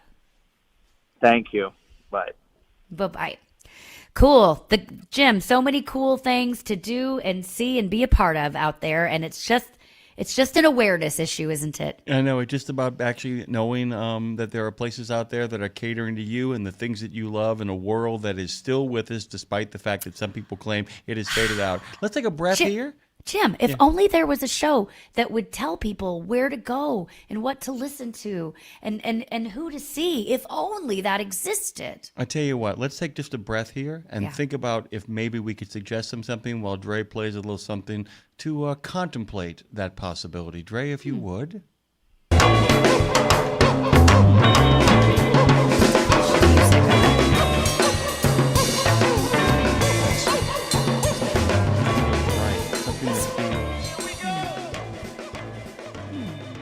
Yeah, I think I figured it out, Lindsay. Talk to me. I think it's Road Gang Radio. Oh, duh. Sometimes it's so close that we can't even see it. It's like right in front of my face, and I didn't even see it. How dare I? I just think sometimes, Lindsay, it just takes a little bit of goofy music, a little bit of mindfulness, like the folks talk about. People of our generation don't need mindfulness. We've always been mindful, but every once in a while, just taking a moment to. I have a good friend who says, we should breathe and then we should write. I mean, take the time. Right. Or, we should do that. Well, by the way, I have to ask, what's happening tomorrow with that? What's going on? Oh, well, I'm so glad you asked. Actually, this is really cool, Jim. Tomorrow will be my first guest on the show I guess I didn't really know Tim Lopez, but this will be my first guest that I don't know, I've never met, and that will also be here in my studio. She is coming to me. And then to add another layer to this, I used to sing her song all the time, one of her big hits that came out, I think, in like 2001, maybe 2002. What I really meant to say is that I'm dying here inside. She's so good. I love this song. And Jim, what's really cool about Cindy Thompson, who is joining me tomorrow, who's also beautiful, both inside and out, is that she left, kind of like an author that we had on the show last week, Whatever Happened to Laurie Lovely. Cindy left the music business at the height of her career. She had this number one hit on the charts with What I Really Meant to Say. And she left music. She was like, I can't do it. It's too much. It's overwhelming. And she left. And she had, family relationships, started her own jewelry company, and she's come back to music. She never really left the Nashville circle and scene, so she's always been in the mix, but she's back, she's writing, she has new music out. Her new single called Life Ain't Always Beautiful is beautiful, and she's writing again. I don't think she ever stopped writing because we should write. Right. And so she will be joining me in studio tomorrow. Cindy Thompson, such a beautiful soul. I'm really excited to have this conversation. Actually, Jim, you know what I'm going to talk to her about is I love the idea of the movie and the concept of sliding doors. Uh-huh. And so her song, What I Really Meant to Say, is like, it's what I really meant to say in a relationship. I think is such a good entrance point into sliding doors. It's like, I told you I was fine, but what I actually meant to say is, no, I'm still in love with you. And like, if you would have said that, maybe you would still be in a relationship, maybe not. It's the sliding doors effect. And I think this song is the epitome of sliding doors. And so that will certainly be an angle for me tomorrow with her. But very excited to share that conversation. That will be tomorrow live from 12 to 1 Central. Right before it, you'll be able to hear last week's episode with Kevin Post, which also was a really fun episode. He was here in studio too. One of my dear friends. He christened the studio, which was really cool. I'm going to be really listening tomorrow as well because I really want to, if you guys get around to it, the idea of stepping away from something that you love for a long time and then coming back and seeing if you've changed and seeing how much the world has changed. Because as you know, I'm in the middle of that particular adventure right now, and it is a very interesting place to be and much more happy than I thought it would be. I hope that's her experience as well, too. I can't wait to hear that conversation. We Should Write, as always, will be at noon in the center of the country, as it is every Wednesday, and then immediately soon after that, available to be consumed on podcast platforms of your choice. Lindsay Lawler telling it like it is and talking about the healing power of writing. We'll be back on the other side. Speaking of Lindsay Lawler and reoccurring segments, it's country and western music news, which of course we celebrate both kinds. Both kinds. We celebrate all kinds. All kinds. We celebrate road gang kinds. Hashtag RGR. Join the resistance. If you're here, you're in it. Let's go, road gang. At RadioNemo, we believe in finding your tribe, your people, your gang. But you can't find your gang unless you find yourself, and you can't find yourself unless you write, right? Lindsay Lawler's We Should Write is a podcast about the healing power of writing. It dives deep with creatives of all types to discover how putting a pen to paper helps them work their stuff out, and maybe gives you the permission slip to do the same thing. We Should Write, live at noon in the center every Wednesday, and then everywhere you get your podcasts. Go to RadioNemo.com and learn how to write yourself to healing, creativity, and clarity. Right? St. Christopher Truckers Fund provides free health and wellness programs for drivers to help prevent some common medical conditions seen in the industry. These programs include diabetes prevention, Rigs Without Cigs, a tobacco and nicotine cessation program, Healthy Habits for the Long Haul, a 12-week total body wellness program, a vaccine voucher program that includes free flu, shingles, COVID, and pneumonia vaccines, and GPS, Get Preventative Screenings. That includes free at-home cancer screening tests. These programs are available to Class A over-the-road semi-truck drivers. For more information or to register for a program, visit the St. Christopher Fund website at truckersfund.org. Sept Brothers appreciate you. That coffee pot is a promise of customer service that aligns with their values. And those folks are showing what they think of you for National Driver Appreciation Week by celebrating all September with scratch and win games, prize giveaways like Yeti coolers and UFC tickets, not to mention 10 full sets of steer tires with any PM service or 250 shop spend, all in the app. Download the app and be a part of a generous rewards program for professional drivers. $2 all-you-can-eat pancakes, steak specials, and cookouts and celebrations. Sept Brothers serves professional truck drivers. First-rate travel centers, family-friendly restaurants, and world-class maintenance. It's a promise that they, the coffee pot, is there for you. Go to sapbros.net and find the values you expect from home and download the Sept app. Well, hey, y'all. Welcome to the Ho-Ho. What did you call me? Welcome to the Ho-Down, because it's time for country and western news with your Music City mistress, the honky-tonk queen herself, Lindsay Lawler. Oh, hey. Yep. Sleazy friends. Yeah. Hide your kids, hide your wives, but send me your sleazy friends. Yeah. Hey, speaking of sleazy friends real quick, I want to tell you something. This is side note, but it's very important. So I had to go to a little kid's birthday party on Saturday, something you know I enjoy so much. I know, your kind of thing. So here's what's so funny. This has nothing to do with country and western music news, but it has to do with my new sleazy friend. So I walked in and I had like 95 necklaces on, as I often do. And the mom throwing the party said to me, "Oh my God, you look so fun. I love all your jewelry." And I said, "Thanks, whatever." And then I walked away, and like a few minutes later, this woman came up to me, Jim, and she's like, "Hi, I was told I was supposed to find you." And I was like, "What?" And she had like crazy colored nails, a bunch of jewelry. She was a funky mom.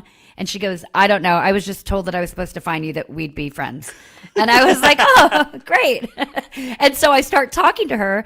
Turns out she's in the THC business, and she's also a bodybuilder. Nice. Franklin mom, the weed business, and a bodybuilder. And I was like, "Okay, find me in the corner. I'll find you either way." It made me very happy. Your next guest on tomorrow's show. Literally. Smoking me bodybuilders. in the corner. That's me in the spotlight, smoking my marijuana. religion. Smoking my religion. I like that. Okay, welcome back to your country and western music news. which has nothing to do with what I just said, because on this show, we celebrate both kinds. Both kinds. On this show, we celebrate all kinds. All kinds. Okay, so as I mentioned earlier, Kenny Chesney, we're talking Kenny Chesney. He has been in the recording studio, guys, but it's not to make a country record, guys. What's going on? What's that you say? What's going on? Is he going hardcore death metal? Is it rock and roll? What's going on? Is he doing gangster rap? Is he doing the hip hop? No, not really. He's been recording a new project that breaks away from country music, but in all actuality, the singer is smack in the middle of the recording studio, recording his first ever audiobook. It's not that exciting, but he's doing an audiobook. It's called Heart Life Music, which comes out audibly and in book form on November 4th. Did you know where I was going there? What did you think? What was your guess? I thought it was an audiobook. I thought it was No, some you kind of spoken didn't. word thing. I thought it was a spoken word thing. I just can't see Chesney doing anything else. I just can't see Chesney, it's like, I'm going to do death metal. Ah! Yeah, but he's done like island stuff. Listen, he works with the Whalers. I actually got to somewhat share a stage, and by share a stage, I mean I got kicked off the stage so that he could get on it. When I used to sing at Tootsie's, he came in one night and they're like, "Hey, Kenny Chesney and the Whalers want to play. Do y'all mind getting off stage?" And I was like, "Screw them!" No, I was quickly ushered off stage. But so he does these other island mashups, I mean, the thing about island music is when somebody who does country and western music goes to a beach, smokes a little ganja, and then somehow works calypso into their country and western song. I'm okay with that. I am too. I got no problem with it, but that ain't a stretch, man. That ain't a stretch. That ain't death metal. Listen, Jimmy Buffett made a fortune out of it. Oh my God. He made it. I mean, he basically invented the genre. Hey, I'm just going to go smoke some weed with my friends and then come back and sell some songs. Yeah, this is like Dre's dream music, I think, right? Oh, 100%. I feel like Nicole Kidman and Keith know how to make some pretty good doobies. I know they know how to do the tightest of joints. But listen, that's besides the point. I just thought you were going to say, I feel like Nicole Kidman, and you're going to be like, man, I feel like a woman. Anyway, so Kenny Chesney admits it's actually been quite hard getting the vocal recording done. He said, wow, it takes a lot longer than I thought to record an audiobook. Nelly. Yeah, dude. He said, or maybe it's just that I would get lost in seeing all the people and places along the way. So that sentence right here is why I picked the story for today. Because think about that. I'll go on with the story, but before I do, think about the idea of this. Because I think, I'm not going to say everybody should write a book, but I think everybody could write a book. We should write. Right? Mm-hmm. Because we all have stories to tell. And it's literally the only way we stand out in the world is by telling our own story. Like that's the one thing I have that nobody else has. It's my stories. So think about that. Kenny Chesney has done this. And yes, he's got an epic life, but we all do in our own way. So to think about when you're going back through your life biography, even if you didn't actually write it, just in your head, and then you start telling these stories, reliving them all. So I can tell why he got lost in it, because he's like reliving all these moments of his life, the good, the bad, and the ugly. Like, can you imagine reading your own, first of all, just even writing your own biography? That's a whole can of worms. But then going back and reading it out loud and trying to get it right, and how could you not get lost in it, Jim? That would be like such a beautiful trip down memory lane. Well, it actually... it's like the life review, a little bit. Well, and then there's the other problem, too, when you actually feel like there are a lot of people in your life you should thank. I mean, I had a great uncle who tried to write his autobiography, and it didn't work because he just kept turning the chapters into lists of people that he cared about. It's tough, man. I mean, it's tough. Or you end up in really dark weeds where you're just like literally, airing your grievances. It's really tough because you got to write as two different people. And you have to that point exactly, I would think, I don't know, I have not done this, but I would think you've got to be like, this book is for me. It's about me. It's for me. Because my friend Laura Tremaine said that when she's been writing her book. She's like, I kept thinking of all the people I need to be mentioning in my book. And she's like, and then I realized I was getting away from the purpose of the book, right. The purpose of the story. If I feel like this isn't book, it's not to... Unless the book's called, This Is My Way of Thanking Everyone I've Ever Met My Entire Life. That would be a terrible name for a book, by the way. Don't write that book. But that would be the thing. You have to like keep coming back to, why am I doing this? Why am I doing this? Why? That's what I think about. And we should write all the time. Try not to get lost in the weeds of a conversation with somebody being like, come back to the writing. It has to always circle back to the writing. And that's, I'm sure, what he had to do here. Come back to, why am I doing this? It's to tell the story of my life, his life, Kenny Chesney's life. Yeah, and I think that the responsibility of the two writers in that project, meaning the person who actually is, deeply invested in telling the story of themselves, and then you've got to have the other person who's saying, okay, I got to make sure that people have access to this. One of the other things you have to do is remember that people follow you for a reason, and to try to give them insight into why you did the things that you do. I mean, that's really a lot of it, what it comes down to. A lot of people, a lot of politicians, generals, famous people, when they write about themselves, they're trying to explain their thinking about why they made certain decisions. At the same time, we go back to what you just said, which is you want to write a book that somehow speaks to what your experience was and why it's so important for you to tell your story. And that's the real game. This is neither a eulogy nor is it a canonization. It shouldn't be any of that stuff. It should be an honest appraisal of the self. And that's really difficult for a lot of people to do. I think I would listen. Actually, this would be the one too, because since it's him reading it, this would be something I would do on audiobook, and I'm gonna go ahead, even though I haven't read it, and recommend it to people listening. And I'll tell you why in a second. That I think it'll be good, even though I haven't read it. So back to that in a minute. But the book takes us on along a 25-year ride that is Kenny Chesney's storied career. And Kenny Chesney says, and I quote, "In a way, it's what I did with my summer vacation." I love this. "Visit all these adventures I've had, because when I started to hear the stories, I felt like I was living them all over again." And he says the book promises really to connect all the dots, reveal more than we already know about Kenny Chesney and his life and career. And he says, "I got to live this crazy dream alongside so many of my heroes. I've made great friends.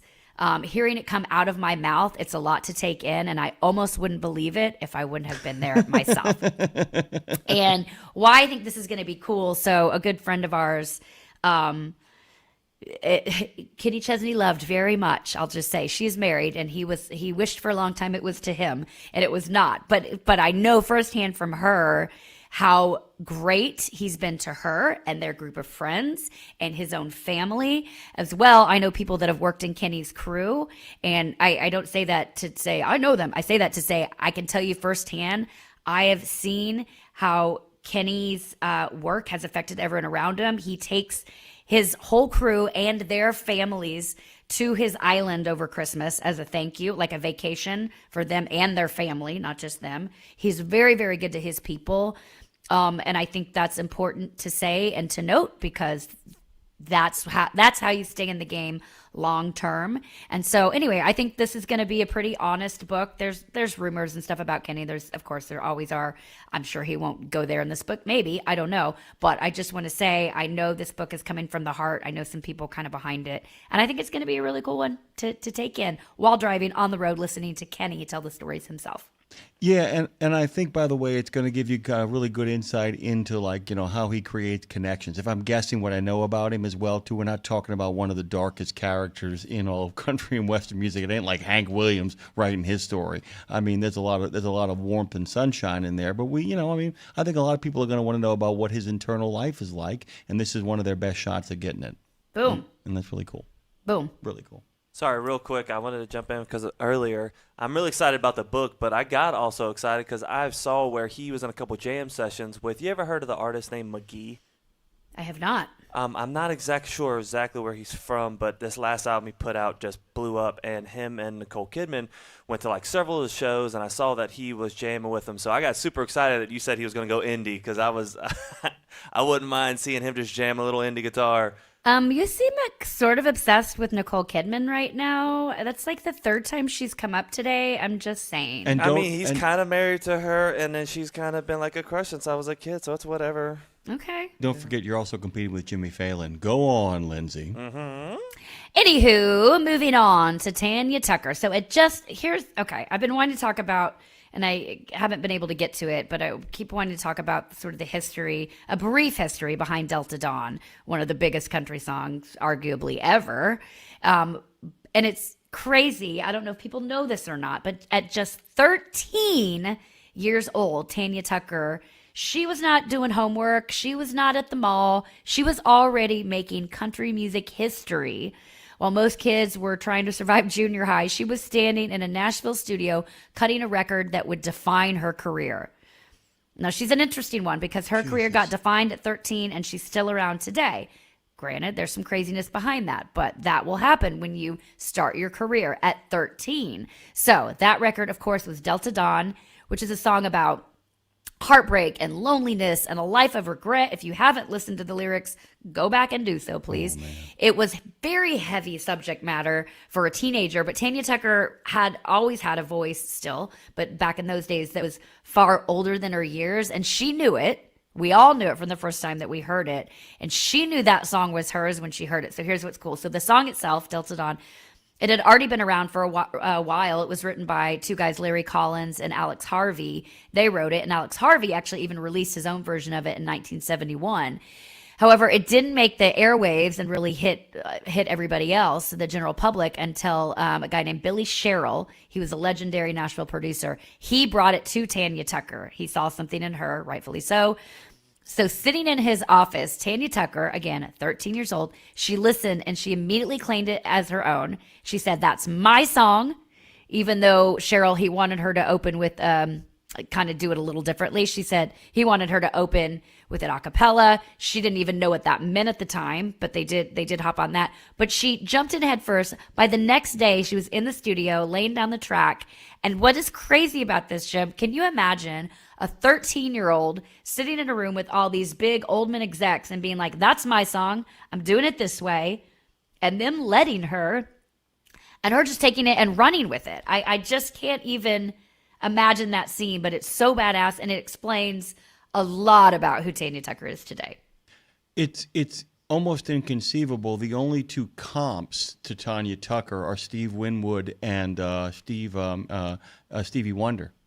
As the only comps. I mean, even Michael Jackson is surrounded by like a big army of friends and family. And there's just no comp to that. 13 years old, dude. I can't even conceive. I have one. I have a comp. Who you got? I mean, very different kind of career, but one, I was going to say the equivalent that I thought of on this was my friend Tiffany, who's an 80s icon, because she recorded I Think We're Alone Now at 14 years old. She was in Nashville doing country. Actually, she was in Nashville doing country at 12, maybe even before that, before she went back to LA and cut I Think We're Alone Now. And she cut I Think We're Alone Now at like 14 years old and was immediately on the scene doing the mall tour. So, and was, I mean, an icon in that regard. So I think that's a similar, I mean, different levels of global, renouncement. But it's interesting. I have a legit question, not like an insight. And I didn't realize what Tiffany was doing before I Think We're Alone Now comes out. The reason I made the comp with Steve Winwood and Stevie Wonder is that they are both performers who are existing in a much more, I hate to put it this way, their age isn't being acknowledged. Like, I mean, Tanya Tucker, it's like that song is like, that's a song for adults. And I'm not even sure what I'm getting at here. Do you follow me a little bit? But I wasn't aware of what Tiffany was doing before them, which, by the way, I think makes your comp absolutely correct. I think your comp is spot on right. So I wouldn't even, I thought about Tiffany, but then I thought, that's Debbie Gibson pop, that sort of sense of where you're playing a teen. Yeah. Nope, they got started as adults, man. And like I said, it's crazy to conceive, and especially for a woman, much different than Steve Winwood, who was 14 when he was in the Spencer Davis group. But good God Almighty, the pressure, and not to even, well, and definitely back then too, because when Delta Dawn, it came out in September of 1972. So think about that was not a time where women were really being seen or sought after. So Tanya Tucker became one of the youngest artists in country music history to hit that level. She has that, that husky, mature voice, which she had back then as well. You can hear it on Delta Dawn, and no one could believe that it was a 13-year-old doing that. Everyone questioned it. They thought it was a joke. They thought she was lip singing. All different things came out. And, it's funny too, the fact that she was so gravitated to the song. When I was a kid, I loved songs about divorce. I mean, I didn't know what divorce was. I didn't know this kind of heartbreak, and I don't know what it was, but I can think of the Winona song, Is It Over Yet? A Dixie Chick song, When You Were Mine. Reba song about. I mean, I would sing those songs and belt them out in my room when nobody was home. Or when no one was listening. I don't think I got left alone a lot. I didn't mean that. This isn't a cry for help, guys. But I don't know what the connection was. I mean, maybe that's just the Sagittarian in me, Jim. I don't know what it was. When there's something, this is a different conversation, but something to figure out. I was not a child of divorce.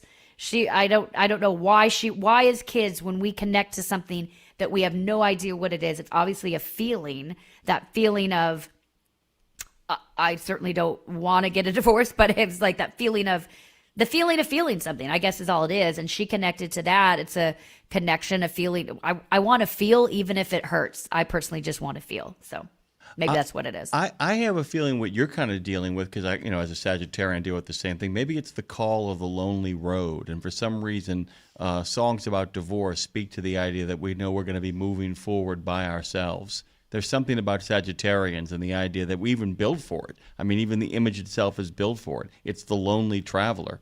It's the isolated, unique traveler in many ways. And maybe that's kind of it. I kind of feel that. Great. Now I got to go work that out.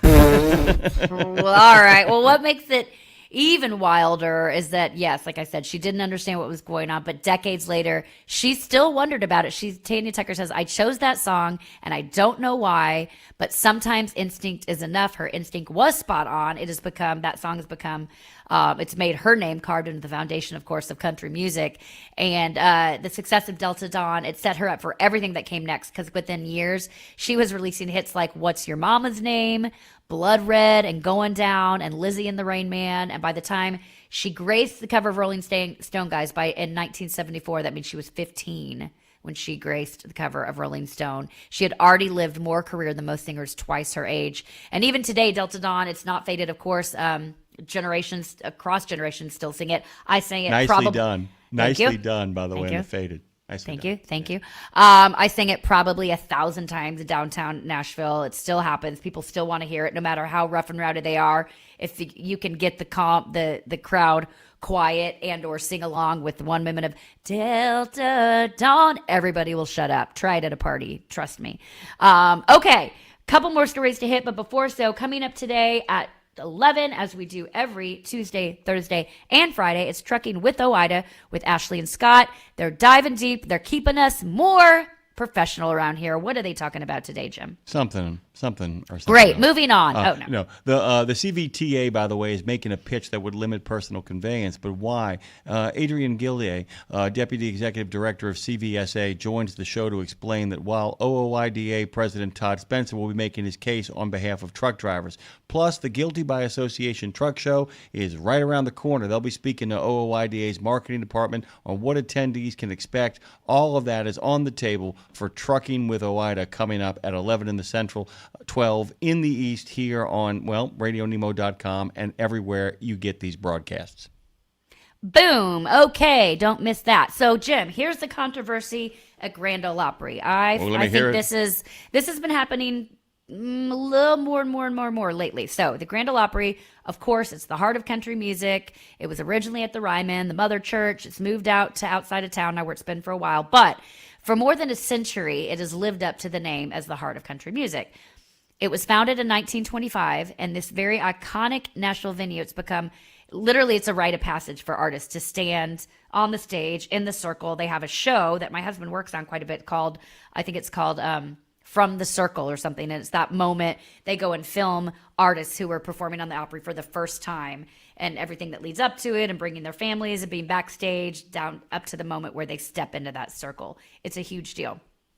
So when the Opry announced this week that pop star, let me say that again, pop star Sabrina not pop country, pop star Sabrina Carpenter would be stepping into the circle in a few weeks on October 7th. Fans were very quick to weigh in, as I'm sure you can imagine, Jim. Now, Jessica Simpson was in the circle a couple of weeks ago as well, and that created quite a stink, even though she has put out a country record. She did sing country music for a while. You be the judge. But the Opry announced this a few days ago on Instagram by saying, oh boy, Sabrina Carpenter is making her Opry debut. The two-time Grammy Award-winning global superstar just released her 7th studio album. That's insane that she's done 7 albums. Anyway, and we can't wait to welcome her to the Opry stage on October 7th. See you soon. Now, Jim, as you can imagine, people went a little nutso about this. Some tried and true fans. Some fans praised the move. Others expressed confusion, asking questions like, okay, I love her so much, but why is she on the Opry stage? Someone else saying she's pop, not country, not even pop country, just pop. Like I said, what's happening with the Opry? All the emojis. And one comment even, this is a little harsh, but one comment even said, this is a disgrace to country music. I don't know about that. That might be a little far, but I do want to dive in here because here's the thing, Jim. On the flip side of this, many supporters actually also defended her appearance because some highlighted the fact that Sabrina Carpenter has country influences in her sound, the fact that she's teamed up with icon Dolly Parton. Dolly Parton did a version of her song Please, Please, Please. So maybe Dolly is going to join her on stage. And Jim, if that's the case, does that make it okay? I don't know. This is one of those things where, to me, it's very tricky when it comes to the music business, especially country music, because we've got 2 things at play here. A, we want to stay true to the tradition and the definition of what the Opry is. But B, geezers and golf pants, we evolve. Music evolves. Everything evolves. How do you balance the 2? I don't know the answer. I think bringing Dolly Parton on stage with Sabrina would be the only thing that bridges this gap. That would do it. That would do it. I think that would do it. And I'm going to tell you, Lindsay, you've known me for a long time, and you know I'm all about the young. I'm all about the hip. I'm all about. You're all about that bass. I'm all about that bass, about that bass, about that bass. I'm all about making things new and relevant. Sometimes blowing things up to kind of put a little kick in the pants of them. This ain't Shabuzi appearing at the Grand Ole Opry. This ain't folks who are playing around or actually have taken their best kind of major league swing. This is the equivalent. And I can't. I mean, like I said, I'm not a fuddy-duddy. You know me on this kind of stuff. They're just people who have been dying for that opportunity, who have established real careers in that field, in your field, who really deserve a crack at the title. I don't know what's accomplished here. That's the other thing, too. I usually kind of get the end game to some degree, but I will say, she takes that stage with Dolly, then we're in business. I have to tell you, I get, like I said, we go back to Dolly and the Rock and Roll Hall of Fame. I totally understood that move, and so did Metallica, by the way. They totally got it as well, too.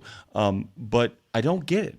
I don't know the logic behind it. I don't understand what they're thinking here. Well, it is worth mentioning that Opry, they have a history of opening their doors to artists that are outside traditional country circles. So performers like Paramore, Pharrell Williams, and Steven Tyler, they've all been on the Opry stage. And the venue does honor its roots, but it does continue to evolve as some of these artists do. So that said, here's the important distinction. There's a big difference between performing at the Opry and becoming a member. And I think that's maybe where we make the distinction a little bit, because audiences are expanding. Nashville is becoming more than country music, as much as we hate to say it. It is what it is. It's bringing more people are good for the economy, blah, blah, blah. So according to the Grand Ole Opry's official website, it says membership is a major milestone reserved for those who have made contributions to the country music industry. Boom, that's about becoming a member. And so they say, and I quote, the people who've been entrusted with the Opry's tradition and future direction take into account all the standards of success in country music. That comes down to radio airplay, recorded music sales, touring success, and industry recognition. So those are all considered when becoming an act for membership. So I don't think Sabrina Carpenter, unless she completely, like Ed Sheeran, steps into country music full time, I don't think would be considered up for a membership. Okay. And so maybe that's the difference. Maybe that's the break. Maybe that's where we give it the okay. I don't know. Maybe. Like I said, if it's an attempt to expand their audience and to turn eyes towards there, and it's just like, friend of the show, friend of the Opry, coming by to do a little thing. It could be, which I don't mind that, because I don't mind that. Keep it cool. It's like, listen, it's like Blake Shelton being on The Voice. He's bringing country into the mainstream. They're bringing more mainstream into country. I don't know. Let it fly. I have one more thought, and I'll let you get on, is that if her PR people remember what you just said, this might work out. But our PR people have got to make a real point of that, too. They've got to make a point on their side of kind of being like, we're honored to be here. They got to make sure they're really clear that they're honored to be here. Go ahead. Keep it country. Keep it country. You got a lot of stuff to get through. Keep it country. This is the end of the show. But today, back in country and western music history in 1935, Bob Wills and the Texas Playboys made their very first recordings in my hometown, Dallas, Texas. It was produced by Don Law, not Don Lawler, Don Law, and Art Satherley of the American Record Corporation. And Bob Wills' later recording of Ida Red, it served as a model for Chuck Berry's decades later version, Oh Maybelline, Why Can't You Be True? That happened in 1935. That's your country and western music news here on Road Gang Radio, a product of RadioNemo, produced by Jimmy Mack and myself, technically produced over there by Phone Master Dre. Keep listening. Tomorrow's a big show. Don't go anywhere. Trucking with Oida is next. Don't miss it, because then you won't know what's going on. We are talking cave diving tomorrow, Lindsay. Screw you. I'm sick tomorrow. 17 Sapp Brothers Travel Centers are known for great food, hospitality, and mom-approved showers and restrooms. But don't forget the service centers. Sapp Brothers ASC certified technicians can repair nearly any issue in shop or roadside, including axle repair. Dig into your free steak dinner with your oil change. That's a Sapp Brothers tradition to thank you for your business. Tires? Sapp Brothers will beat any competitor's advertised price on tires. And download the Sapp Brothers app for exclusive promotions in the shop, restaurant, and store. Your spot under the coffee pot is waiting for you at Sapp Brothers. There was an era when truckers were out there alone. Long rides, dark nights, miles from home. And join the gang on the beat. Nemo's Night Beat. Exceptional value and exceptional values. That's Bennett Trucking. A core commitment of faith, family, and freedom has driven Bennett to being the leading provider of innovative, integrated transportation solutions, both at home and abroad. Bennett's values are not just compatible with providing high-paying jobs and unmatched customer service. They're inseparable. If you're looking for an employer or a partner who believes the best business model is being a model citizen, then Bennett Trucking is the place for you. Go to BennettIG.com and find the folks who share your values. Thanks to all the hardworking drivers across the U.S. from the Allen Lund Company.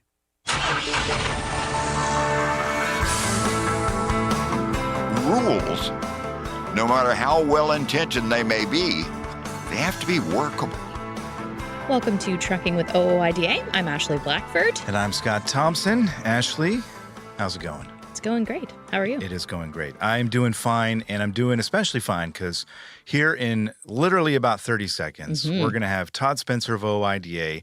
We're going to have Adrienne Gilday of CVSA. She's the Deputy Executive Director there, talking personal conveyance. If you've been following this issue at all, CVSA has, I think, 2 times before, 2020 and 2022, petitioned FMCSA to sort of put some better defined rules in place for personal conveyance.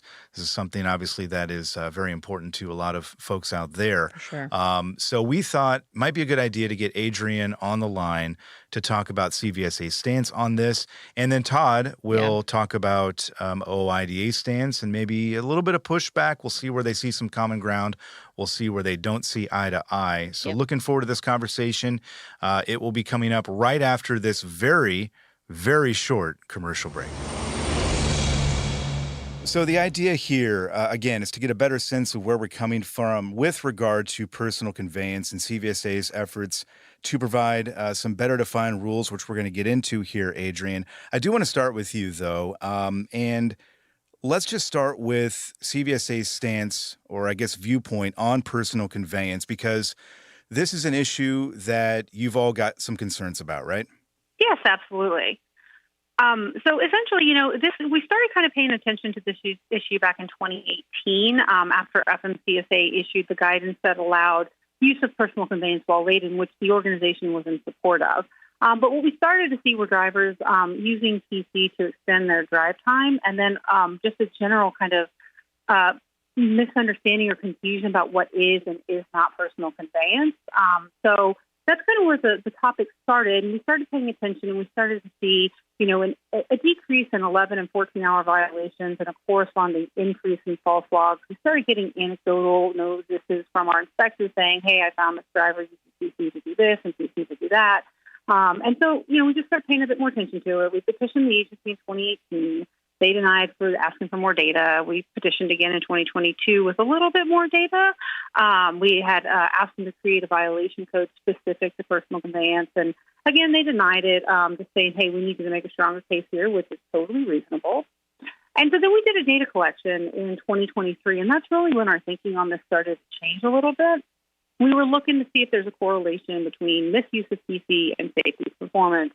I think we found a bit of a correlation there, but what we also found is that people really don't understand this regulation because of the way that it is written. We found that 40% of the time, 38, but roughly 40% of the time, drivers are using it incorrectly. And so clearly there's a lack of understanding about how it is supposed to be used. And we, our organization feel strongly that the regulations have to be clear and enforceable. The regulated entities have to know what's expected of them and what they need to do to comply. And we have to know what it means so we can enforce it. And so our new petition that we're working on right now, we are still seeking a cap on personal conveyance to kind of limit the ability to misuse it to extend the driving day. But we're also seeking 5 or 6 clarifications from the agency just so that folks better understand what is and is not personal conveyance and when it can and cannot be used. Yeah. Todd, I'm curious, OOIDA's stance on this. Where is the association at? One, personal use is personal use. And, of course, from my perspective as a trucker, the only times I was ever an over-the-road trucker, I was driving my own vehicle. So, and I kind of figured every time I used it, it was personal. But having said all that, I think we kind of got at least what I had in mind here, I think we kind of got the horse out, or the carriage out in front of the horse, and that, Adrian, I've been involved, OOIDA has been involved in CVSA since shortly after it was formed, and that's been a whole lot of years ago now.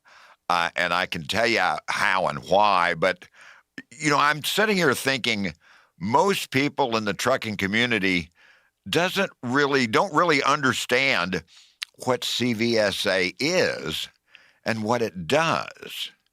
And if you would be so kind of explain that, so somebody that's running up and down the road that that has to comply with all the regulations, tell us all this stuff, how all this stuff works. Could you please? Yeah, I'd be happy to. Thank you. So CVSA, we are technically we're an international nonprofit. We represent the truck and bus inspectors in North America. The reason we exist is to help standardize the inspection procedures and enforcement procedures out there. We were formed back in the 80s, and it was a collaboration of industry and enforcement that came together and said, hey, a truck being inspected in California should be the same as a truck being inspected in Oregon. And we're getting a lot of different interpretations of the regs, and inspections are different. And I'm getting inspected every time I enter a new state. And it was a waste of resources for the states, and it was, an impediment to industry. So the groups out there out west came together and formed the Commercial Vehicle Safety Alliance and established the North American Standard Inspection Program. And so CVSA exists today to maintain the North American Standard Inspection Program, which is the process by which inspectors apply the federal regulations, roadside and compliance reviews and all of that, to make sure that the drivers are, qualified, the vehicles are maintained, that the motor carriers are doing everything they're supposed to do. So we maintain that North American Standard Inspection Program. We maintain the certification standards for inspectors and help deliver the training to make sure that they're being trained consistently and they are applying the regulations consistently. So when I mentioned earlier, one of our kind of concerns about the personal conveyance regulation and the language around it is it's kind of sometimes it's contradictory if you go read the Q&A in the regs itself, and there are a lot of terms that aren't defined, and there's a lot of lack of clarity, which leads to different interpretations from inspector to inspector is what is reasonable, and it can lead to different interpretations from driver to driver and motor carrier. There are some motor carriers who don't let their drivers use personal conveyance because it's so murky. And so, that's why we were formed and why we exist. We maintain the inspection procedures. And we do that with input from industry. You guys are members, and you guys are great members and very vocal and very helpful, and we value that contribution. We've got the federal regulators involved, too, to tell us kind of what they mean by the regulations sometimes. And our goal is to come together and form a program that everybody understands and can be applied consistently and effectively. And that's the other thing that we do is we view ourselves as a forum, right? We bring together the industry, the drivers, the companies, the suppliers, the manufacturers, with the inspector community, with the data people, with the federal regulators to try and kind of, troubleshoot the regulations as we go along. Yeah. Hey, really good elaboration on CVSA. The only thing I suppose that I would think that should be mentioned, does CVSA write regulation? No, sir, we do not. We make recommendations to FMCSA through petitions and things like that, but FMCSA and PHMSA, obviously, are the regulating agencies. Sure. And so the role for largely CVSA is basically, I'm going to say oversee or coordinate with the law enforcement community to hopefully see that the rules are applied fairly and accurately, and that, hopefully at some point they make sense. Yeah. And I think like a really good example is like, the federal regulators say that the engine has to be maintained, right? And the engine has to be functioning in a vehicle, right? But, most of the regulations were written for diesel vehicles, right? And so once you start having other types of engines out there in the world, we have to figure out what does a broken electric engine look like, right? What are the components that have to function?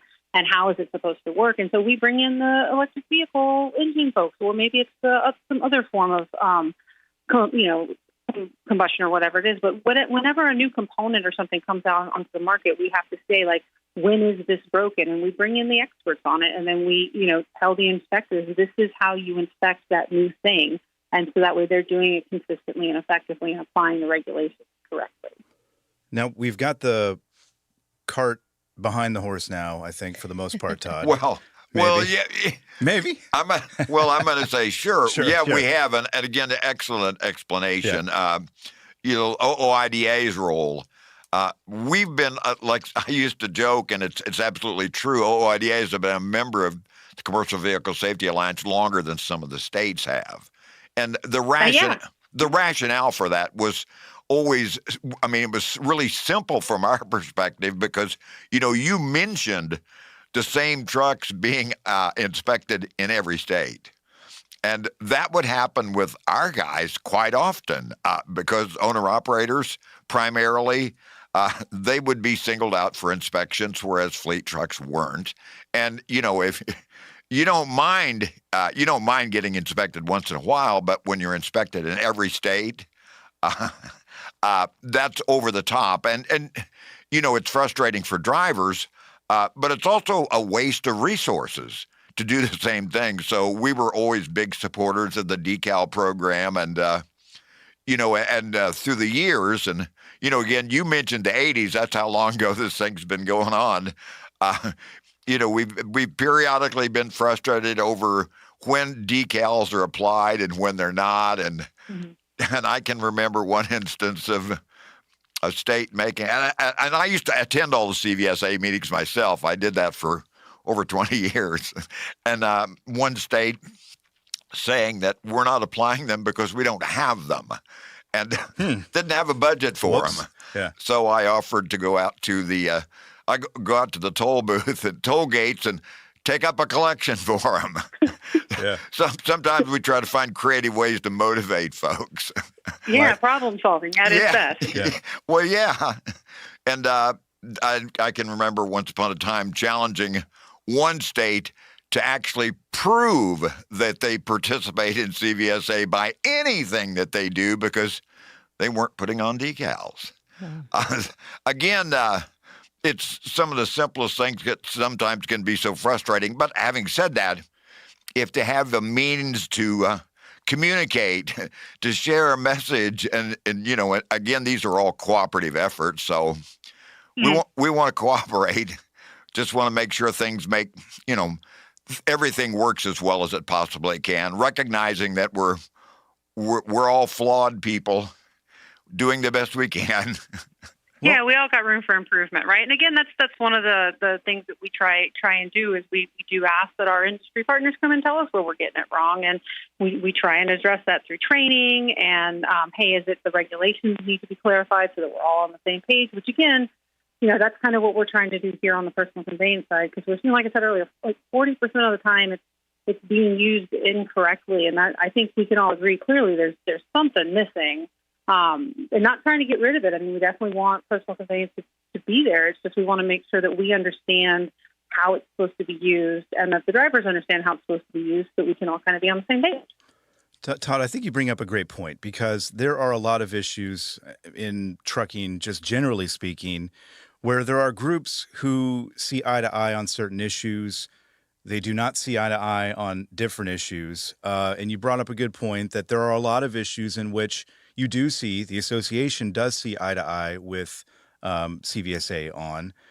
This is one issue, again, personal conveyance. And Adrian, I think you laid out the reasons there pretty well for why, your group is looking to maybe clarify some of the rules that are out there because you're seeing maybe a little bit of confusion. And you mentioned that was one of the roles that the Alliance plays there.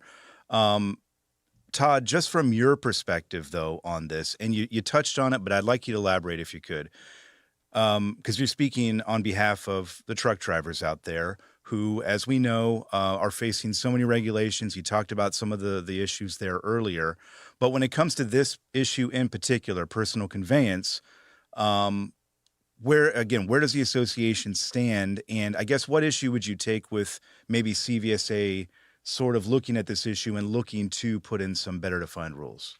Well, I guess I'd say I have absolutely no problem at all with better defined rules. Sure. I guess, where some of the discussion would take place is, well, what are those rules? And realistically, a couple of things come into play here.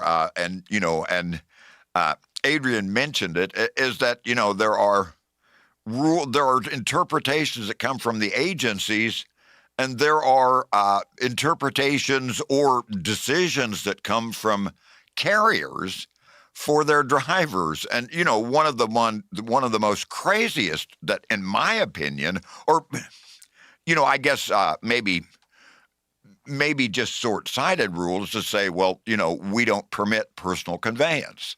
Well, there aren't many drivers that drive over the road that aren't going to be in a situation where at times the vehicle has to be used for a personal purpose. Of course, yeah. And then, of course, there also is kind of an issue that probably motivated the recent changes in personal conveyance more than anything else is that for the past, I don't know how many years now, but this goes back into the Obama administration, that both Mr. Johnson, when he was still president here on this earth, he and I would never go to FMCSA without mentioning the fact that every day since the advent of the 14-hour workday, every single day there are drivers that run out of hours sitting at a loading or unloading dock. It happens every single day. Yep. And they're out of hours. What are they supposed to do? They can't stay there. They have to go somewhere. And rules, no matter how well-intentioned they may be, they have to be workable. Yeah. So what do you do? Well, that's why we have to have personal conveyance. If you want people to comply with regulations, the regulations have to be written in a manner that they can. Yeah. And as long as we have drivers that are basically run out of hours at shippers and receivers, then there's got to be a way for them to move. Now, that doesn't mean run half a trip, but it does mean it's got to allow for them to go someplace. And, the issue we have with putting a cap on that is it all depends on where you are, how far you have to go. This was an issue that my participation in the Motor Carrier Safety Advisory Committee, this was an issue that the Motor Carrier Safety Advisory Committee looked at and discussed at length. And this is where a lot of the changes came about. the change that, the old rule said you had to be unladen. What difference would that make, whether you're loaded or not loaded? Because you can't just, you can't dump a load. So it's got to go. It's got to go with you. Right. So they changed that, and I thought we made a lot of progress, a lot of discussion, and FMCSA obviously used some of the results that came out of those discussions to get where we are today. And again, the issue that we have with putting a cap on that is that, maybe that works if there's something just down the road a little bit ways. And, but if it's a long ways, and I have to say a long ways, maybe within 100 miles, you ought to be able to find something. The provision that you can't be, that you can't use it to, I'm going to say, advance a load or go in a direction where the load would be going. If that's the closest place to find a safe place to stop and rest, well, then it's only common sense that you go that way. Yeah. And, and the dilemma, and, which Adrian talks about they're grappling with, is that how do you define what's reasonable and address issues that, that maybe issues where the rule is being taken advantage of. And, we look, most recent data I saw showed that last year there were 23,000 violations written for personal conveyance, 23,000. Now, out of all of trucking, that's probably not very many. Right. Having said that, that's still quite a few. So how do we get to where, Adrian, how do we get to where we have rules that we can enforce, but also, we address the scenario that it was designed for? Yeah, it's a really great question. And Todd, you're bringing up a lot of the stuff that we want to have some clarification on in our petition, because again, we want to make sure, we want to make sure the drivers get where they're going safely, and we want to make sure that the rules are rules that they're able to comply with in a safe and, livable manner. But we've got a situation what does enhancing operational readiness mean? Your example of the direction I need to go is west, but my load's also going west. So if I go west to find a safe place to park, am I enhancing operational readiness? Or am I operating a personal conveyance to find a safe place to park? And I think hey, I want to go grab some food, right? But the restaurant that I want to grab my food at is 10 miles down the road west, and my load is 10 miles down the road west. Am I supposed to go 10 miles back the road east to go to the truck stop back there just to make sure that I'm not enhancing operational readiness? That's not practical, but depending on who you talk to, they might, differing opinions, right? And so the idea is that we would like to have some clarity on the term enhancing operational readiness and what it means, so that we all know what it means. And I think, if FMCSA were to act on our petition and publish a notice, and that would give you guys and your members an opportunity to make your explanations and cases and give your scenarios and for examples and get them into the mix and everybody else, and give the agency the information they need to kind of draw some clear lines in the sand here so that everybody knows what is appropriate. And I think the other thing that we grapple with is that, there are the published Q&As in the regulations, right? Question 26 and 395.8 is the acceptable uses and non-acceptable uses. And we also get emails from FMCSA, and when we ask questions and motor carriers, ask a question and they get a direct answer from the agency that can sometimes be in conflict or questionable, or we don't really know what it means. And so we'd love to just make sure that we all are on the same page and we understand. Yard moves is a great example, right? Yard moves was one of the frequently cited reasons for personal conveyance. And sometimes it's proper and sometimes it's improper based on what they mean by yard moves. The term's not defined anywhere in the regulations, right? It just says that, yard moves is an allowable use of personal conveyance. Inspectors have asked the agency, what do you mean by yard moves? And they said, it's a move on private property, not open to the public. But we also see being used at truck stops and to reposition and things like that. And so, and folks, the thing here is that, there are, in all industries across all boards, you're going to have a bad operator or two, somebody who's genuinely breaking the rule on purpose and knows it. But that is the minority. we think that in general, folks are not using personal conveyance correctly because they don't know what it is. People who are coding personal conveyance and saying they're doing a yard move, and they genuinely think they are, but it doesn't meet what FMCSA has told the enforcement community a yard move is, but there's no definition in the book for a driver to go look at so that they understand what qualifies as a yard move. Like, there's little things like this that could clean up personal conveyance so that people are using it properly, and then that would really call into light the improper intentional use, and we could get a better understanding of the scope of that problem if we could clarify the accidental misuse of personal conveyance. I see some common ground here in a way, because Todd, you mentioned that the association is not against there being better defined rules with some of this.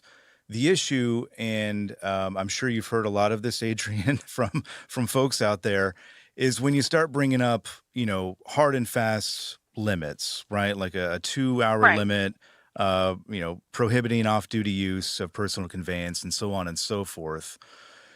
Is there, I guess, Todd, and maybe we can ask you this to start with, is that accurate? I mean, you said better defined rules, fine, understandable. It's the limits maybe that we're looking at and saying, hey, we're maybe going a little bit too far here? Well, let me tell you a story from the Wayback Machine. Love it. Back when Ray LaHood, who former Secretary of Transportation, when he was a congressman in Illinois, and this goes way back. I can remember stories, or a story that came out of his office, and he served on the Transportation Committee, that there were at least a couple of drivers in Illinois that would deliver in California and come back empty. And basically they said, well, this is personal use of our vehicles. And of course, that, this would have been a long time ago, but I mean, there are efforts where folks basically sort of fudge the system for their own ends. Now, because there was no way that we would be on board saying that's okay. Having said that, there are instances that will come up for if you're again a long haul trucker and you do it for a period of time, stuff happens. I can remember in my own experience driving, I remember leaving my load and trailer at a receiver in Idaho and bobtailing down to Salt Lake City so I could catch a flight home for Christmas. So that's a pretty good reason. And that was a pretty good drive. Yeah. But it made sense to do that because of airline connections. Sure. And of course I had to drive down and then I had to drive back. And that was totally personal use of my own vehicle. And would I want the regulations to be so inflexible that I wouldn't have had the opportunity to do that? Well, of course not. And neither would anyone else. So again, it's we want a system that's not abused, but at the same time it has to be workable. Right. And it's hard to write those kinds of rules, isn't it, Adrian? It definitely is, but I think it's worth trying to do so that we can get some clarity for the drivers and the enforcement out there, so we can get folks. Because again, we see scenario after scenario where a driver is using it improperly, unintentionally. They don't understand the rule, and the rules should be written clear enough for folks to understand them and for enforcement to consistently apply them and to kind of draw back on the personal interpretations and what do I think is reasonable. What do I think? There should be some clear lines. And again, we may not get it to a perfect place, but I think that we can agree that there are areas where we can definitely improve the definition. And, we do understand the concerns about putting a cap on it and what does that mean for, folks who drive out west and it's just bigger out there, right? But, yep. We also do see every day blatant abuse of personal conveyance and folks who are driving well beyond where they should, well beyond the time they should be driving. We know, that the driving task is fatiguing. And, we want to make sure that folks are getting the time to, we can't force folks to rest, obviously, but we want to make sure they're getting the windows to get the rest that they need. And so we do believe that by putting a limit on it, and I think my membership has currently settled on 2 hours. as what we'd like to recommend to FMCSA to consider. Obviously, FMCSA considers it and takes everybody else's input too if they decide to move forward on this. But the idea is that if you put a cap on it that is reasonable and it kind of hopefully allows for most of those extenuating circumstances, then it limits the ability of those bad actors to extend their drive time in ways that are unsafe.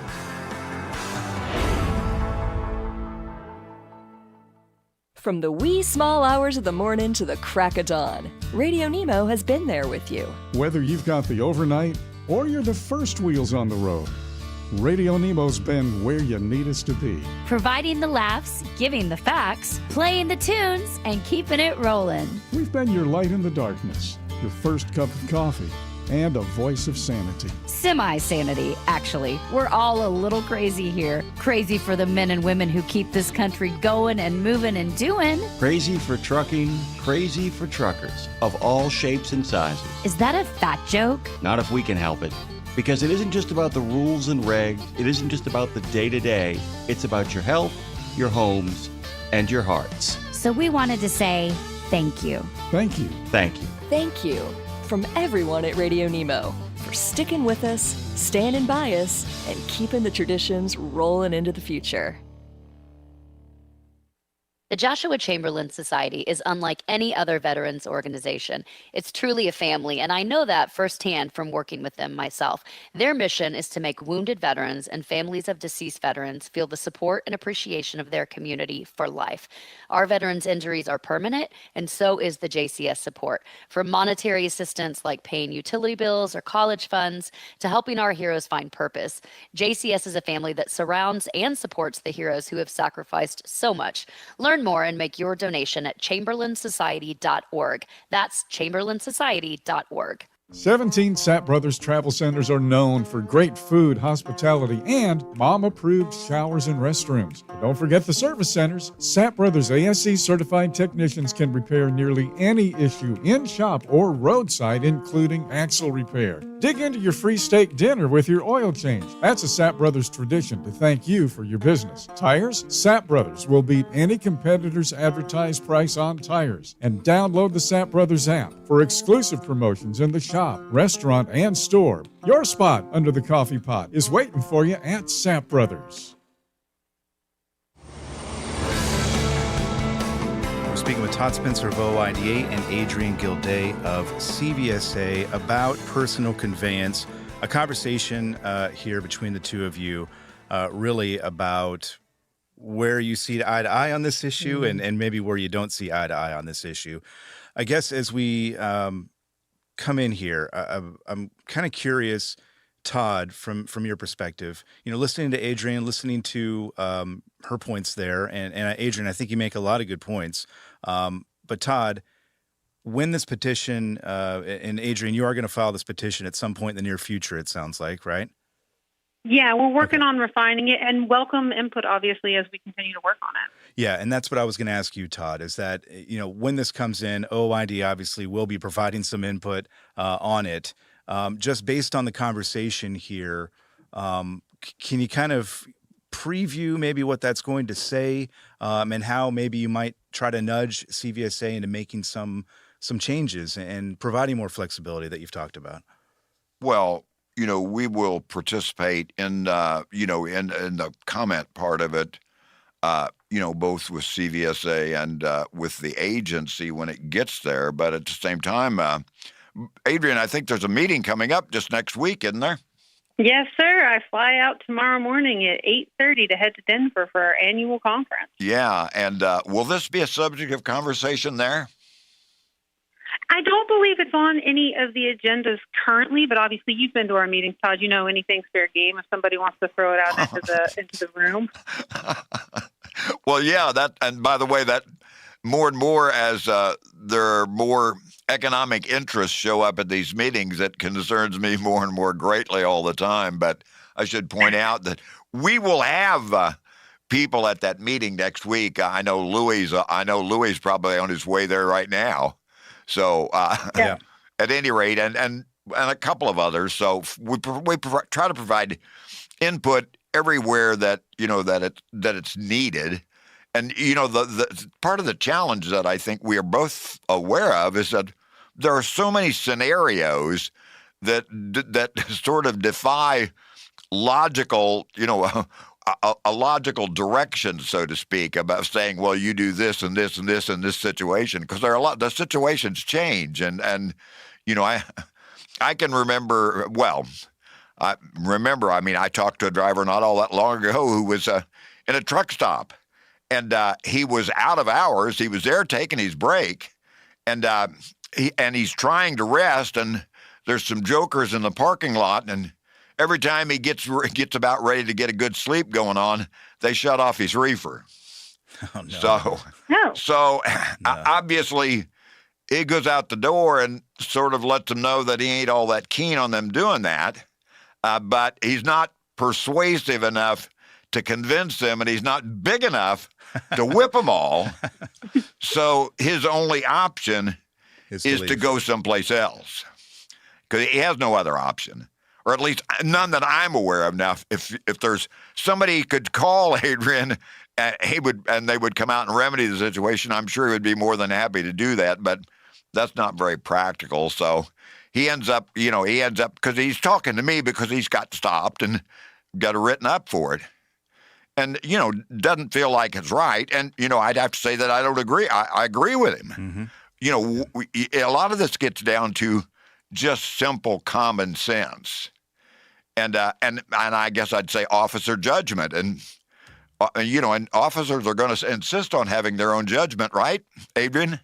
Well, I think they want some discretion, and we believe they should have some, but I also think we want to make sure that the regulations are clear and that they're being, because what we don't want is for, Officer 1 to think one thing and Officer 2 to think the exact opposite. I mean, the example of, do I have to drive backwards to the restaurant or can I drive forwards to the restaurant? You survey our driver committee, you'll get different answers from the different inspectors, and I don't really think that's appropriate for industry because they don't know which inspector is going to stop them, right? Yep. So we need an answer from the authorities on whether or not which is it, and then we all at least know the answer, and folks can know what they can and cannot do.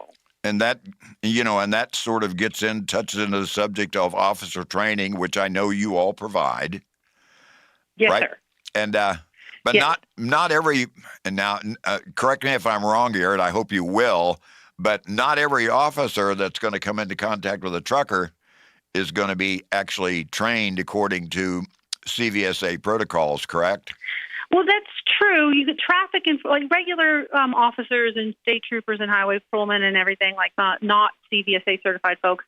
They can stop a truck for traffic enforcement purposes, but if they're looking at your logbook, they should be CVSA certified. Yeah. Now, Adrian, you'd mentioned the 2-hour limit. Todd, I'm curious, is there a time limit you feel could be placed on it, or no? What are your thoughts with that? Well, I can tell you that my personal experience with going from Idaho to the airport in Salt Lake City, that was more than 2 hours. Yeah. So now Can I ask a question on that? Sorry to interrupt, but Todd, I'm just curious because this is another thing that we really love some clarification from FMCSA on. So when you drove down to the airport, did you have a load with you? No. Right. So you were just driving your truck, right? You were driving your truck like I drive my Mazda. Absolutely. And so, from our perspective, you're not moving a load. You're not in commerce. You're not a commercial motor vehicle. So you're not regulated at that point. So those hours shouldn't count. And you've got to have some way to put them in your book, right? But that's not you're not regulated at the time. You're driving your truck like I drive my car. And so that's something else we need clarification on because, I think we all agree if you're just driving the truck and there's no load associated, you don't qualify as a commercial motor vehicle if the truck is big enough to be one, but you don't qualify one if you're not in interstate commerce. And so we need more clarity there as well because that's one of those situations where, I was talking to my inspectors, you're not a commercial motor vehicle right then. However, we have guidance from FMCSA that says if they pull you over and want to inspect you, that they can require you to put them on-duty time and so that we can do an inspection. And so there are just areas where the guidance and the regulations seem to kind of contradict one another. And we just want to get some clarity. And so in your scenario, the 2-hour cap wouldn't apply to you because you're not in commerce. Todd? In our thinking, Yeah. we would need FMCSA to say that too, obviously. Well, I'm going to say, okay, yeah, tell that to the cop. So, Well, if I can get FMCSA to agree, I will. I'll put it in our training. But we got to get the agency to clarify for us. Yeah. So, that's kind of the dilemma. And, as I mentioned early on, now you may have better data, and I hope you do, but the most recent stuff that I was able to run across showed there were 23,000 violations written for that last year. Does that sound about reasonable to you? It sounds, I had it here somewhere. I was trying to see if I could find my piece of paper. That sounds like it's probably in the ballpark. Where is my little sheet? So it sounds like it's probably in the ballpark, I think. But what I would flag is that those are the violations that were found, that were identified to clearly be violations of personal conveyance. And, the training that we do and the direction from the agency is that if, benefit of the doubt goes to the driver, and abuse of personal conveyance can be really tricky to verify and confirm, especially if they're not actively operating under PC at the time when you inspect them. And so I do think that the actual occurrences are higher. It's just that those are the ones that we can prove beyond, for sure. I mean, I think when I look at false logs, personal conveyance hovers in like the mid-20th in terms of number. It's like the 24th or the 29th or the 27th most frequently cited driver violation. Yeah, would it make sense to you, or the scenario that pops in my head is that when I'm doing this trucking, and when people are doing this trucking right now, there is no line on the logbook that says personal conveyance. You're supposed to annotate it in some fashion, and right. And would it make sense to have a different line for that? Yeah, I think there's definitely a conversation for that. We had for personal conveyance, while affiliated with a load. I'm on my trip, but I'm going to go grab some food, or I'm going to go pick up a prescription, or I'm going to go do any of the number of things I'm allowed to do on my. Yep. And then personal conveyance, I'm not regulated. Like, I am not currently affiliated with a load. I am not a commercial motor vehicle. I think there's a discussion to be had for a couple of different duty status, or not duty status, but designations within what you're using the truck for. Because again, like we talked about, if you're driving to the beach for the weekend and you're driving your truck and you're not going to a load, you're not hauling a load, you're just driving your truck, but you're just driving your truck and you're not regulated at the time. Yeah. And we need to be able to distinguish from that too.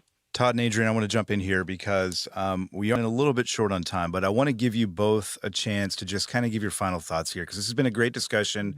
I think it's really been good in terms of seeing where you're both coming from. Just final thoughts here, Adrian, as we kind of wrap things up here about this issue.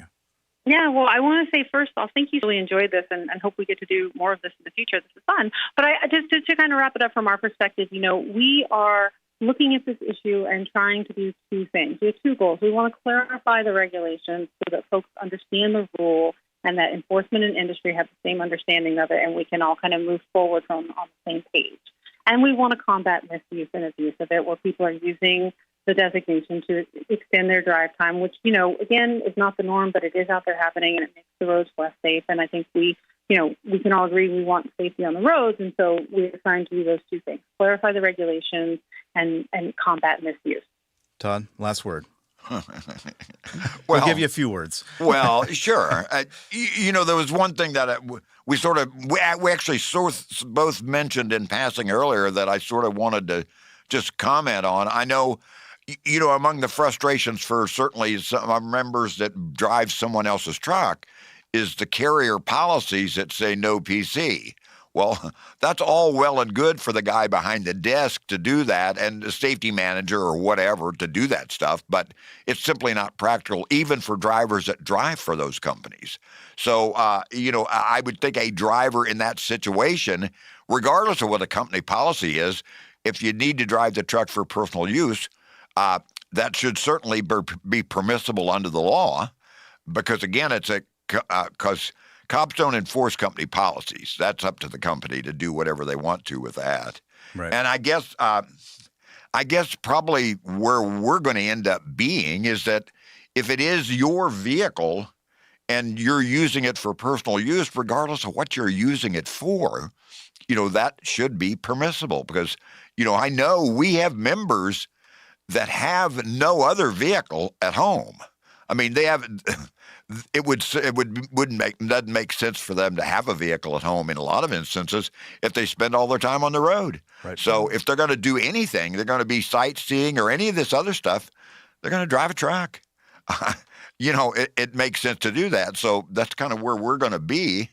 And I would think, and certainly in some of those instances, Adrian, where some of these things would be data queued, and you'd have an opportunity to basically explain your situation. And I would hope that would, in the instances where there was a mistake made, they would be resolved that way. Yeah, absolutely. I agree wholeheartedly, Todd. I think in the instances where, it was just a personal move and it had nothing to do with their job, and they're just driving their truck, like I said, like I drive my Mazda, that's regulated, and the data queues exist for that purpose. And so, yeah, I would agree wholeheartedly with that. Much more to come on this issue. Take you up on that offer to maybe have this conversation again after the petition is filed. But really appreciate your time, Adrian. Always appreciate your time as well, Todd. And we'll get you two together again here in the coming months to go at it again. But thank you very much to both of you. All right. Thank you. Thank you for having me. Since you started, what you've loved about trucking is the freedom. Heading out on your favorite route, a good driving song, and thinking about truck insurance. Well, maybe not that last one. That's why we're here. At IDA, we have a full range of truck insurance products, expert advice, and great customer service, helping you get the right coverage for your operation. Go to ooida.com, because your job is to drive. Our job is to help with everything else. At Truck Stop, we built a better load board for carriers like you. Sign up today and access Overstood Online Load Board. Learn why the best in the business rely on Truck Stop to make more money and start driving your profit today. Dispatch, I'm ready to roll. Sounds good. Remember, we're getting paid by weight, so make sure to use a CAT scale. I wouldn't weigh anywhere else. Forget misaccuracy when you truck on a CAT scale. House products provide your diesel with total performance and protection. Use Diesel Defender for a full system cleaning. Start treatment early with Diesel Treat to prevent gelling all season and protect yourself from winter emergencies with Diesel Lifeline. Stay moving with House. Penske is the trusted source for quality used trucks. Whether you search our website, call our sales staff, or bid at our online auction, you are sure to find the right used truck for your business. Visit PenskeUsedTrucks.com to view our inventory and learn more. Are you tired of the IRS following you around like a dark cloud? Call 888-557-4020 and get your life back. Welcome back to Trucking with OOIDA. The Guilty by Association Truck Show is right around the corner. This Thursday, the biennial truck show will get underway in Joplin, Missouri. To talk about the show, I brought in Jordan Sedgwick from OOIDA's marketing department. Jordan, how's it going? It is going so great. I'm so excited to be here. Did I say your last name right? You did. Oh, Sedgwick. good. Like the county Sedgwick. in Kansas, as I've been told by many.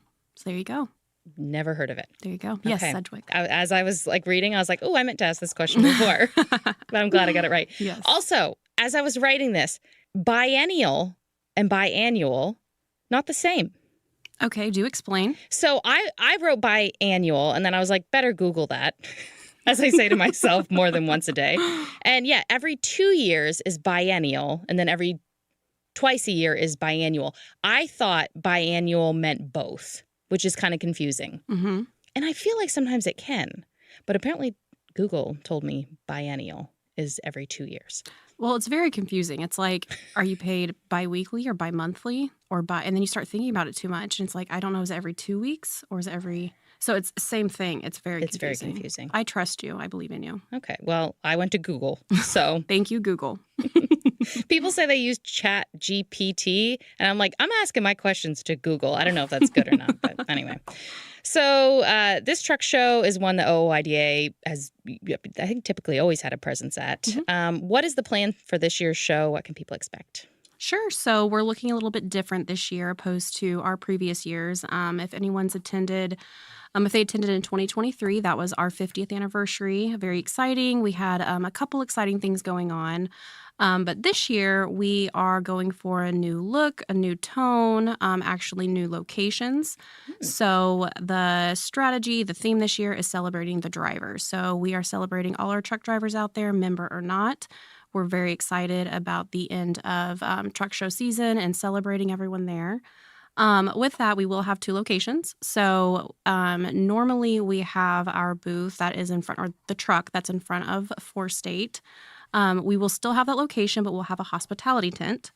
And really cool with that tent, one way to celebrate the truck drivers is we will have free food and drink. We will have some free swag for them, a place to sit down, some activities.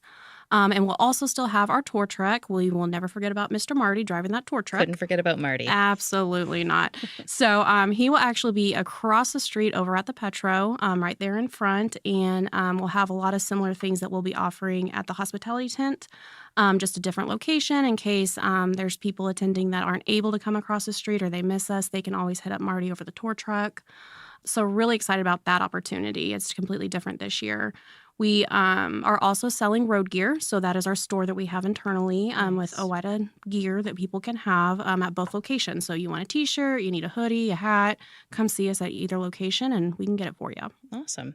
Now, you're someone, you go to a lot of truck shows with Marty, some, right? Mm-hmm. How does this show compare to other shows? It's as the young kids say, it's the vibe.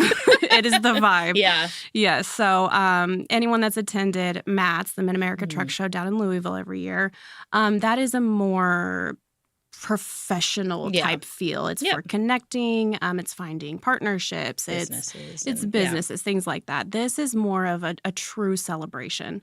When we work with Brian there at 4 State, Brian Martin, wonderful person. So excited to see him again. He even says it's almost like a fair. Yeah. It's a fair for truckers. There's going to be burnouts. There's going to be monster trucks. There's going to be derbies. It's full of activities and fun. Obviously, we're still focusing on offering our services and products to anyone that needs them. But again, the focus is on celebrating them and just having a good time. Yeah.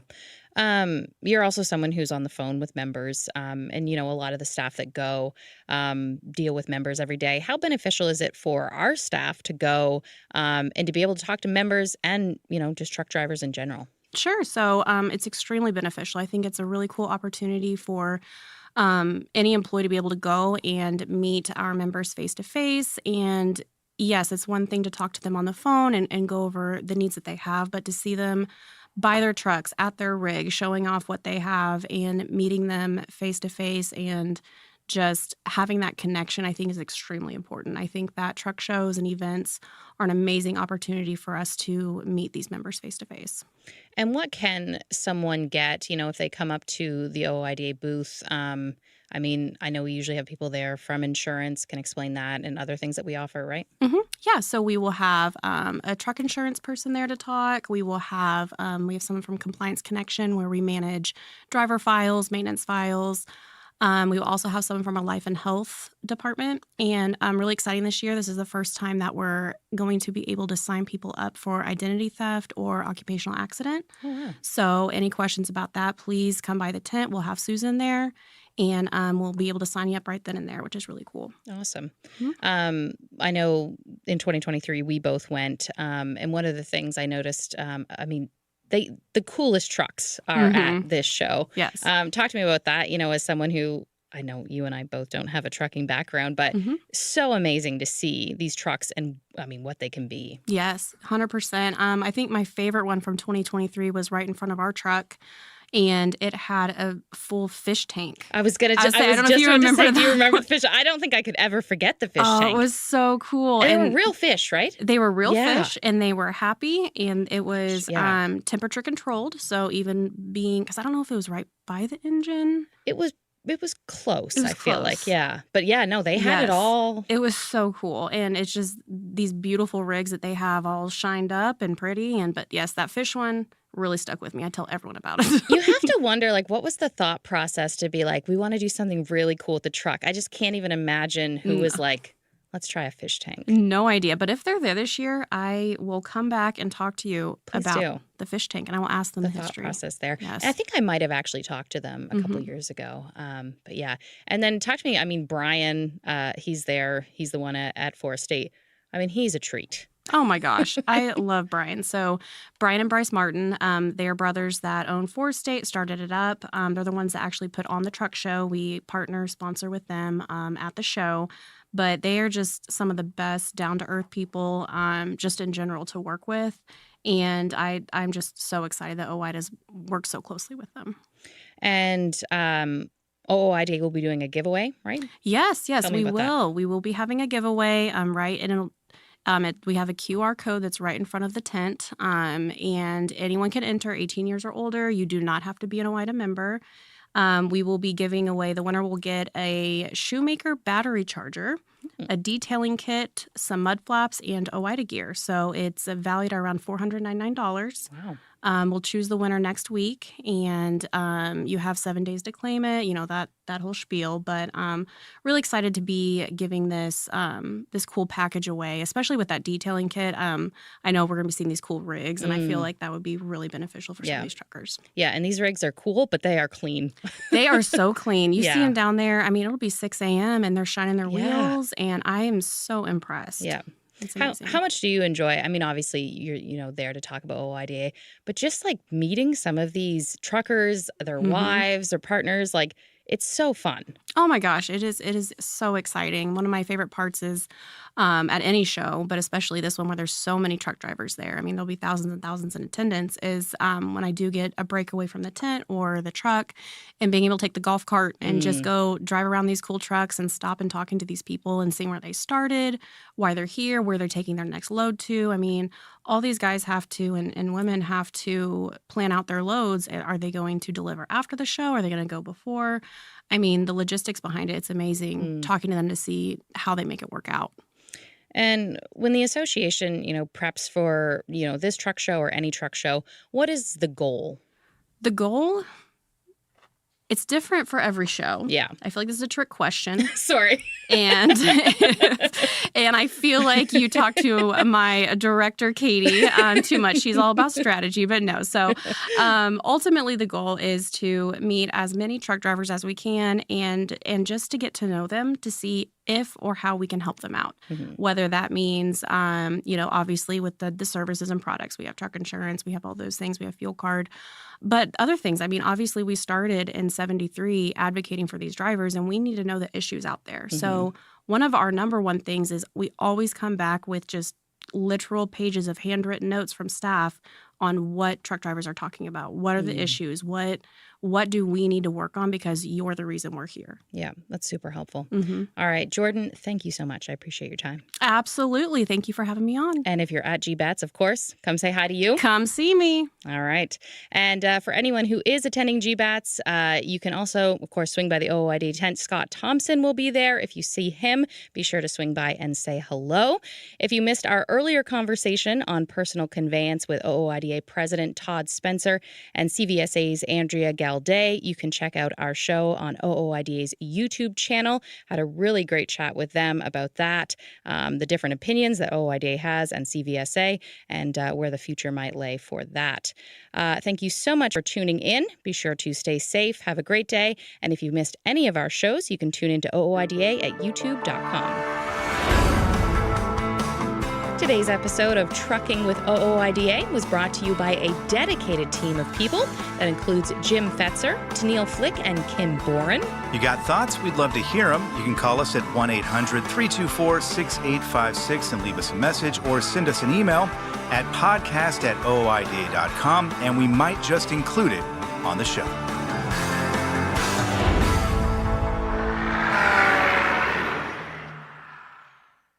Sept Brothers appreciate you. That coffee pot is a promise of customer service that aligns with their values. And those folks are showing what they think of you for National Driver Appreciation Week by celebrating all September with scratch and win games, prize giveaways like Yeti coolers and UFC tickets, not to mention 10 full sets of steer tires with any PM service or 250 shop spend, all in the app. Download the app and be a part of a generous rewards program for professional drivers. $2 all-you-can-eat pancakes, steak specials, and cookouts and celebrations. Sept Brothers serves professional truck drivers. First-rate travel centers, family-friendly restaurants, and world-class maintenance. It's a promise that they, the coffee pot, is there for you.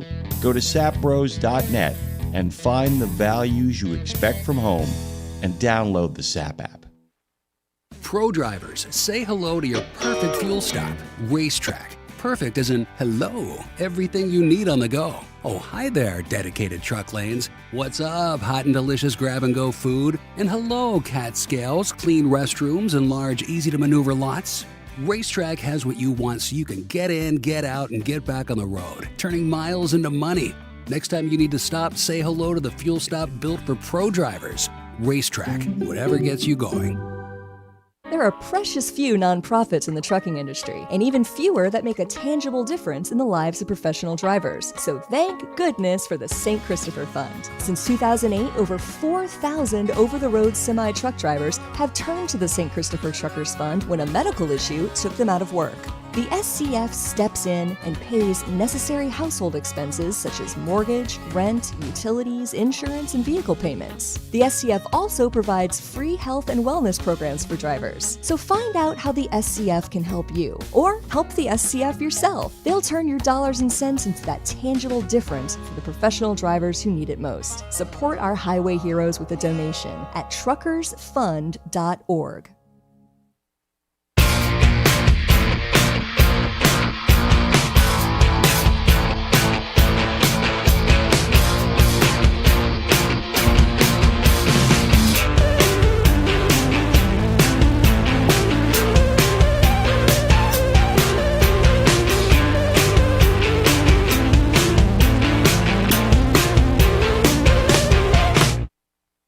At RadioNemo, we believe in finding your tribe, your people, your gang.